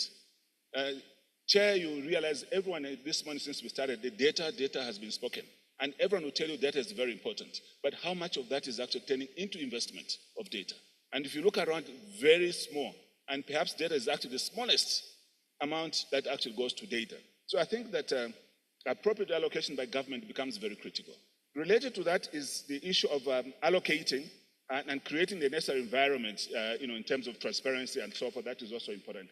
The other aspect I think related around government is collaborating also with the private sector. Usually the government does not want to collaborate with that area. I think issue of leveraging of innovation, technology is important. A lot of innovation sits with the private sector. And I think the government having to turn and work with them, that becomes very, very important. The other partner, the other role is the partners themselves. I think what we would see from the partners is the issue of how do they provide support, in this case, financial support and investment around capacity building. And here we're talking about the infrastructure development that is required and the research in statistics. And related to that, I think, is that how can they support the training programs? I talked about the new skills that are required. I think the partners can actually play a big role in ensuring that we have the right skills that are put in place there. And lastly, around that same is the issue of facilitating data sharing, again, relating to what the Member of Parliament of Tanzania talked about, is that how do we foster this collaboration between the government, the international organization, the private sector, and research institutions to ensure that the data is actually flows seamlessly in all levels. On the aspect of the what this will actually entail, I think that the government must prioritize development of robust data systems, which has been referred to. I think the partners should be able to offer financial support, as I said earlier on, and this would require or ensure what also accurate data drives informing decision making, fostering economic growth and job creation that we've talked about, and will lay the necessary foundation to be able to transform this continent to the point or to the level that is desired. I'll leave it there, Chairperson. Thank you very much. Thank you so much, Oliver. You said a lot in 2.5 to 3 minutes, and I just hope that our discussant, when he takes the floor, will be able to at least refer and recapture some of the issues that you are all bringing out that I am not able, in the interest of time, to summarize to you. But let me say that I will now invite the resident coordinator of Mauritius and Seychelles, Ms. Lisa Singh, to also give us a perspective on the following. In your experience as UN resident coordinator, which approaches and solutions being implemented by governments and United Nations entities have been proved to have an impact in driving economic growth, boosting job creation, and accelerating implementation of Agenda 2030 and Agenda 2063? And for a bonus, what interventions and investments are needed to scale up? I know it's a loaded question again, but just give us an insight from the UN perspective and where you sit.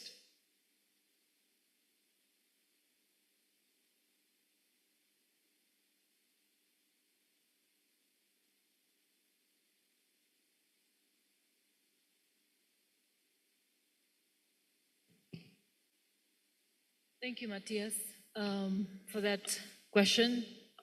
It's a very loaded question, as you say, but I'll try to pick up a few points. Look, from the UN perspective, when you just look at the panel itself, there are a couple of agencies represented here, right? Which means globally, we have a lot of expertise, knowledge, and know-how we can use to support the government. And one of the things I will say, because we're in this, to resonate to the topic and the fact we've been talking for the last few days about the Agenda 2063 as well as the SDGs, I think it is upon the UN and our development partners to really ensure we help an integrated, coherent approach in the realization of this agenda. And we know that these agenda at the ground level, at country level, are translated to the national development plans. So I think it's very important that we coalesce to strengthen the implementation through concrete measurements, concrete, partnership, concrete performance metric, concrete responsibilization. And this is where we're missing, because we've been talking a lot about how do we go from planning to action. And having worked in Africa for over 15 years, I can tell you there's no dearth of good planning policies. Where we lack is the implementation.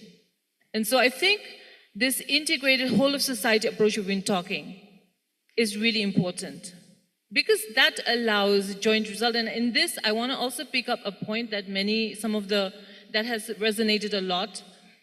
The whole issue of local content, citizen-centric agenda, because this is really important in terms of reinforcing the social contract. And we have a lot of, I heard a lot of examples where, even yesterday when we were talking about the VNR, where these models are happening. And this is the value as you and we can support in terms of peer exchange and knowledge brokering. And in the continent, because we've been talking a lot about acceleration, I have a particular preoccupation, and this preoccupation comes from the fact that I'm resident coordinator in Seychelles and Mauritius. The two countries, Seychelles is a high-income country. It's the only high-income country in Africa. Mauritius is an upper middle-income country. Now, in Mauritius, we are suddenly facing, what shall I say, the middle-income trap. How do you accelerate? We've had diversification, but we need to now accelerate. And one of the key bottlenecks we've seen is we are looking ahead. We're seeing the future lies in digitalization, fintech, AI, blockchain, what have you. But the educational system is not geared towards taking us there. And if I take just an example, only 5% of Mauritian students are going into STEM studies. And when you break down into gender, it's even more serious. So this has a serious implication in terms of the future competitivity of this country. And I think this is an area that we really need to address. In the past, we looked at human capital from the perspective of education, health, very good tick marks. But now it's about skill sets, knowledge-based economy. And that also requires anticipation, strategic foresight, So these are the areas that are really important. I'll just have a last point. We've been talking a lot of brain drain. At the end of the day, because of the continental integration agenda, it's also about people movement. So we need to be cognizant that, we need to support the people movement. Migration has become a big part. So in this regard, when we're talking about value change, job creation, intermediate goods and exchanges, we're talking about jobs and capturing it and keeping it within the continent. So I think there has to be a very strategic pivot towards that. So I'll stop here. Thank you. Thank you so very much, Lisa. And thanks for sharing the perspective from the UN side, but also highlighting the fact that prioritization has started by the Prime Minister, former Prime Minister, and highlighting that the specific case of Mauritius, the issue of STEM and prioritizing skills and knowledge is key. Thank you very much. Ladies and gentlemen, we have one more, and then we will take the perspectives of the discussant, which will also be very brief. And I will consider that to be the summary and conclusion from the discussant. So you will have at least more minutes than everyone else. I have the honor to introduce the director, Mr. Daniel Nyaganyura. And I would like you to address the following issue. From the regional workshop for major groups and other stakeholders, I would like you to highlight, or could you highlight 3 concrete solutions to create jobs and accelerate the implementation of the 2 agendas? Just 3. Thank you. Thank you so much, the moderator. We are talking about job creation. And I think the fundamental question we should ask is, how do we create the jobs? The main issue we should talk about is the fact that our educational system is based on the colonial educational system. That was actually designed to create and educate people so that they can enter into a job market of the interest that was not available. Now, after a post-colonial era, the industry disappeared. The educational system did not change. We still produce people who end up going to look for a job, not go and create a job. As a result, we've got a brain drain. People are going where the industry is. So I think one of the first things we should look is addressing that. we need to develop capacity in our young people, in our women, in our youths, so that they can, at the end of a training, they will be able to come up and draft a business plan. They will be able to come up and write a business proposal. They will be able to manage a business. Very few people from our educational institutions will be able to run a business after a course of 3 years. So I think one of the things we need to address that. Let's ensure that we have curriculum that are talking to the challenges we are facing now.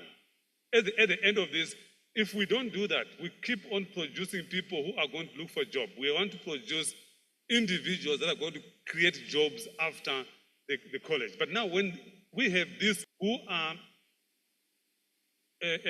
got education, who is educated in business, but they don't have resources. We talk about investment in SME.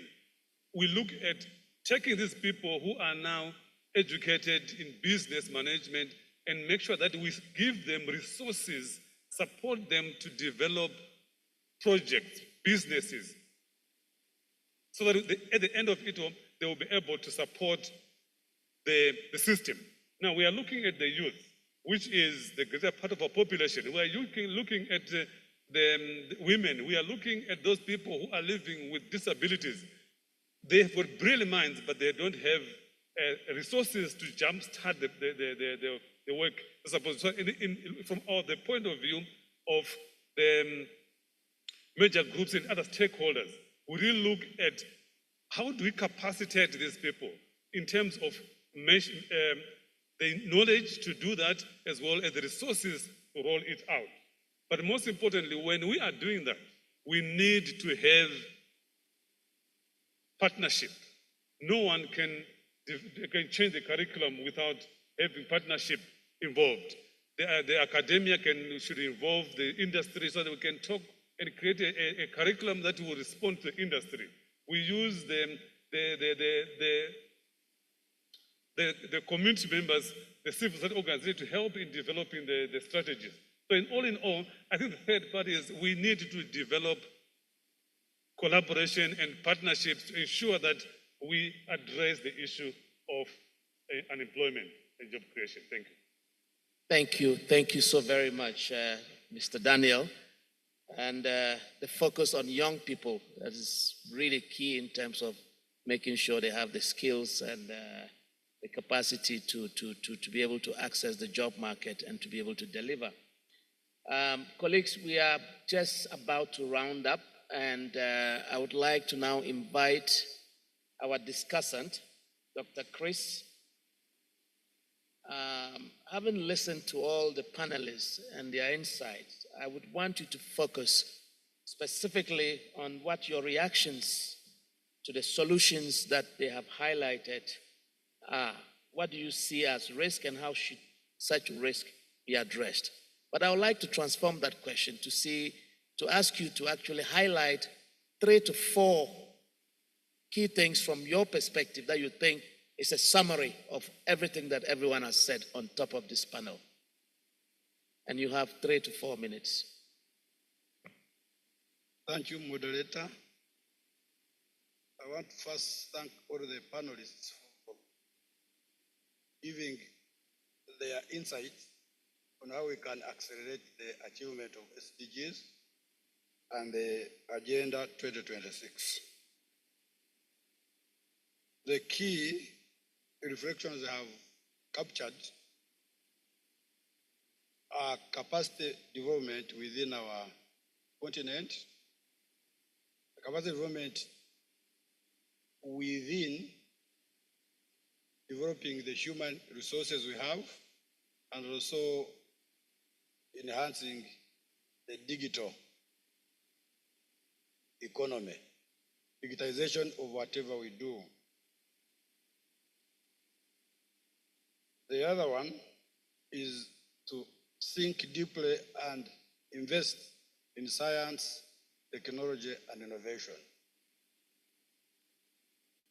Because this is one of the key factors of production that we know once we have the technological change, much of our output will increase beyond the other traditional factors of production. We seem not to be realizing our potential. Africa has fertile land as a factor of production. We have high numbers of the population. As we have seen, we are growing towards 2 billion. The biggest portion is youth. If I take the Ugandan example, 49% of the population is aged below 17 years. And if we do not plan very well for these young children, especially giving them proper skill sets in order to be productive, we are sitting on a time bomb. The other aspect that has been well articulated is on financing for achieving the SDGs and Agenda 2063. We all seem now to notice that aid will not help us. We have had aid since colonialism up to today. We have not gone far. One panelist has assured us that we have enough resources, but how to mobilize these resources domestically while closing the leakages for efficient mobilization of the domestic revenue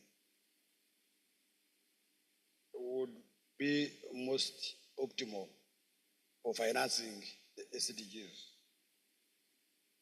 And of course, the other aspect that came up, when we produce goods and services, where do we market them? We have enough population that can consume. However, there are some distortions within our economic structure. The high tariff and non-tariff barriers, one of them.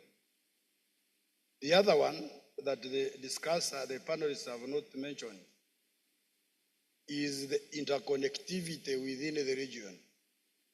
For example, if you are to move from Kampala here, Entebbe, and you are going to Tunis, you have to pass either in one of the European capitals or somewhere in Dubai. And look at the time you have wasted. And if it were even goods, how would the African continental free trade area operate if we can't even move goods from a village to the capital city, to the border, and across the border? We need to invest in the transport system. We need to build the infrastructure.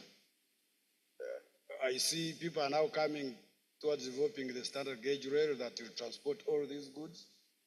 How do you connect Africa to West Africa, to Central Africa, to North Africa, and so forth? So while we need market for our goods, that is a distortion that we need to address. The other aspect is that we have a lot of informal economy in our continent. It's important that we see how to incentivize these informal activities in the formal. They should be registered, but the informal actors should be educated as to the benefits of being registered. When I am registered, will I only pay tax, or I'll get some benefits from the tax collector or government? The last point, of course, touches me as the chief statistician of the country, is on statistical governance. And Honorable from Republic of Tanzania also talked about data connectivity. We should move beyond producing and disseminating statistics within our countries only. we should have technology that centralizes the statistics. In East Africa, at least we are moving towards it. So if these other economic sub-regions would enhance that, so that we can be able to know where the opportunities are and where the weaknesses are, and inform the policymakers how to address them. The development of robust ecosystems within our nations is important. We have weak statistical infrastructure, as well articulated by my friend Oliver. We need also to embrace other means beyond the traditional data sources. We have been using censuses, surveys, and some of our administrative data, which is also in very poor shape. But we need also to embrace the data science, data analytics, include the citizen-generated data and big data within our data system, inform policy. I think that's what I can conclude. We have very good policies. Somebody talked about our planning is weak. In fact, our plans are very good, but implementation of the plans within the African continent is a problem. How do we ensure that what our plan is implemented to achieve our national development goals and therefore the sustainable development goals? Thank you. Thank you. Thank you so very much. Colleagues, in addition to what the discussant has really brilliantly summarized, I would have given each panelist 1 minute, but due to time constraints by my chair who is here, I will give him the last word. Let me include, in addition to the summary that Dr. Chris gave, we started with the report presented brilliantly by our colleague, which talked about some mixed feeling or mixed performance in the SDG progress. And I think that in itself was a wake-up call. But that mixed performance also tells us that the glass is half full. That means that there is still hope in somehow how we can redeem some of the SDGs in our specific context. And so the panelists looked at ways we could reorient efforts. And the questions were quite specific to some, but I think what was the thread was that there is hope, and we still have the opportunity with all the recommendations that you have given to salvage some of the SDGs, especially those ones that we can now prioritize. And prioritization as a key word came across. So there is hope if we prioritize the right SDGs, put in the right investments, we can still be able to redeem some of the issues around not accomplishing them. But more specifically to the issue of scaling sustainable, inclusive, science-based, evidence-based, and data-driven solutions to increase growth, boost job creation. A lot of you also highlighted the fact that the potential is there, but our governments need to be intentional in terms of prioritizing STEM education while also making sure that the right investments into science and technology, into data governance, and into the investments in statistical infrastructure. I think all this is good and came as suggestions and possibilities that could still help us salvage the remaining SDGs that we have. I would like to stop here and to thank all our panelists sincerely while giving the last word to my honorable chair. Thank you. This brings us to the end of a very enriching panel discussion. I would like to once again to thank all our panelists for your very insightful contribution to this panel. A special word of thanks to you, Mr. Moderator, for your timely management of this discussion. Actually, this brings us to the end of official business of the first day of our forum.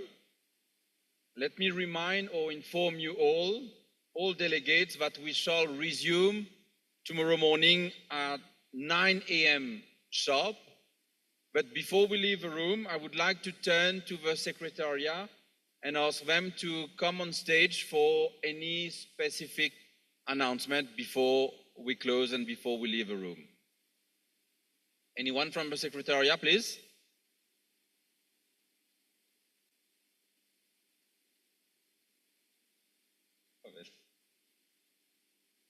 Okay, then I think no specific announcement. This is the closing of our first day of the forum. I thank all delegates and participants, all excellencies, for your presence and participation. I wish you all a very nice and relaxing evening, and we shall meet tomorrow morning at 9 a.m. Thank you all.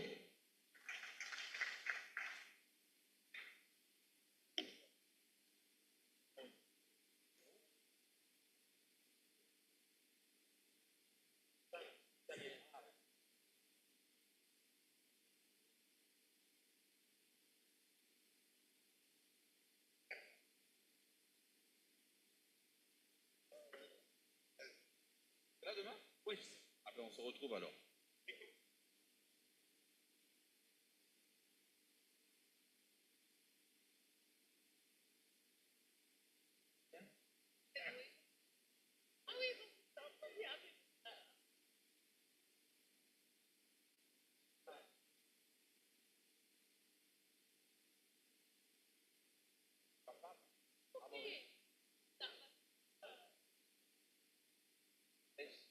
Et à l'économie bleue. Avec le ministre Boulel. Le seul délégué de Maurice pour ce forum.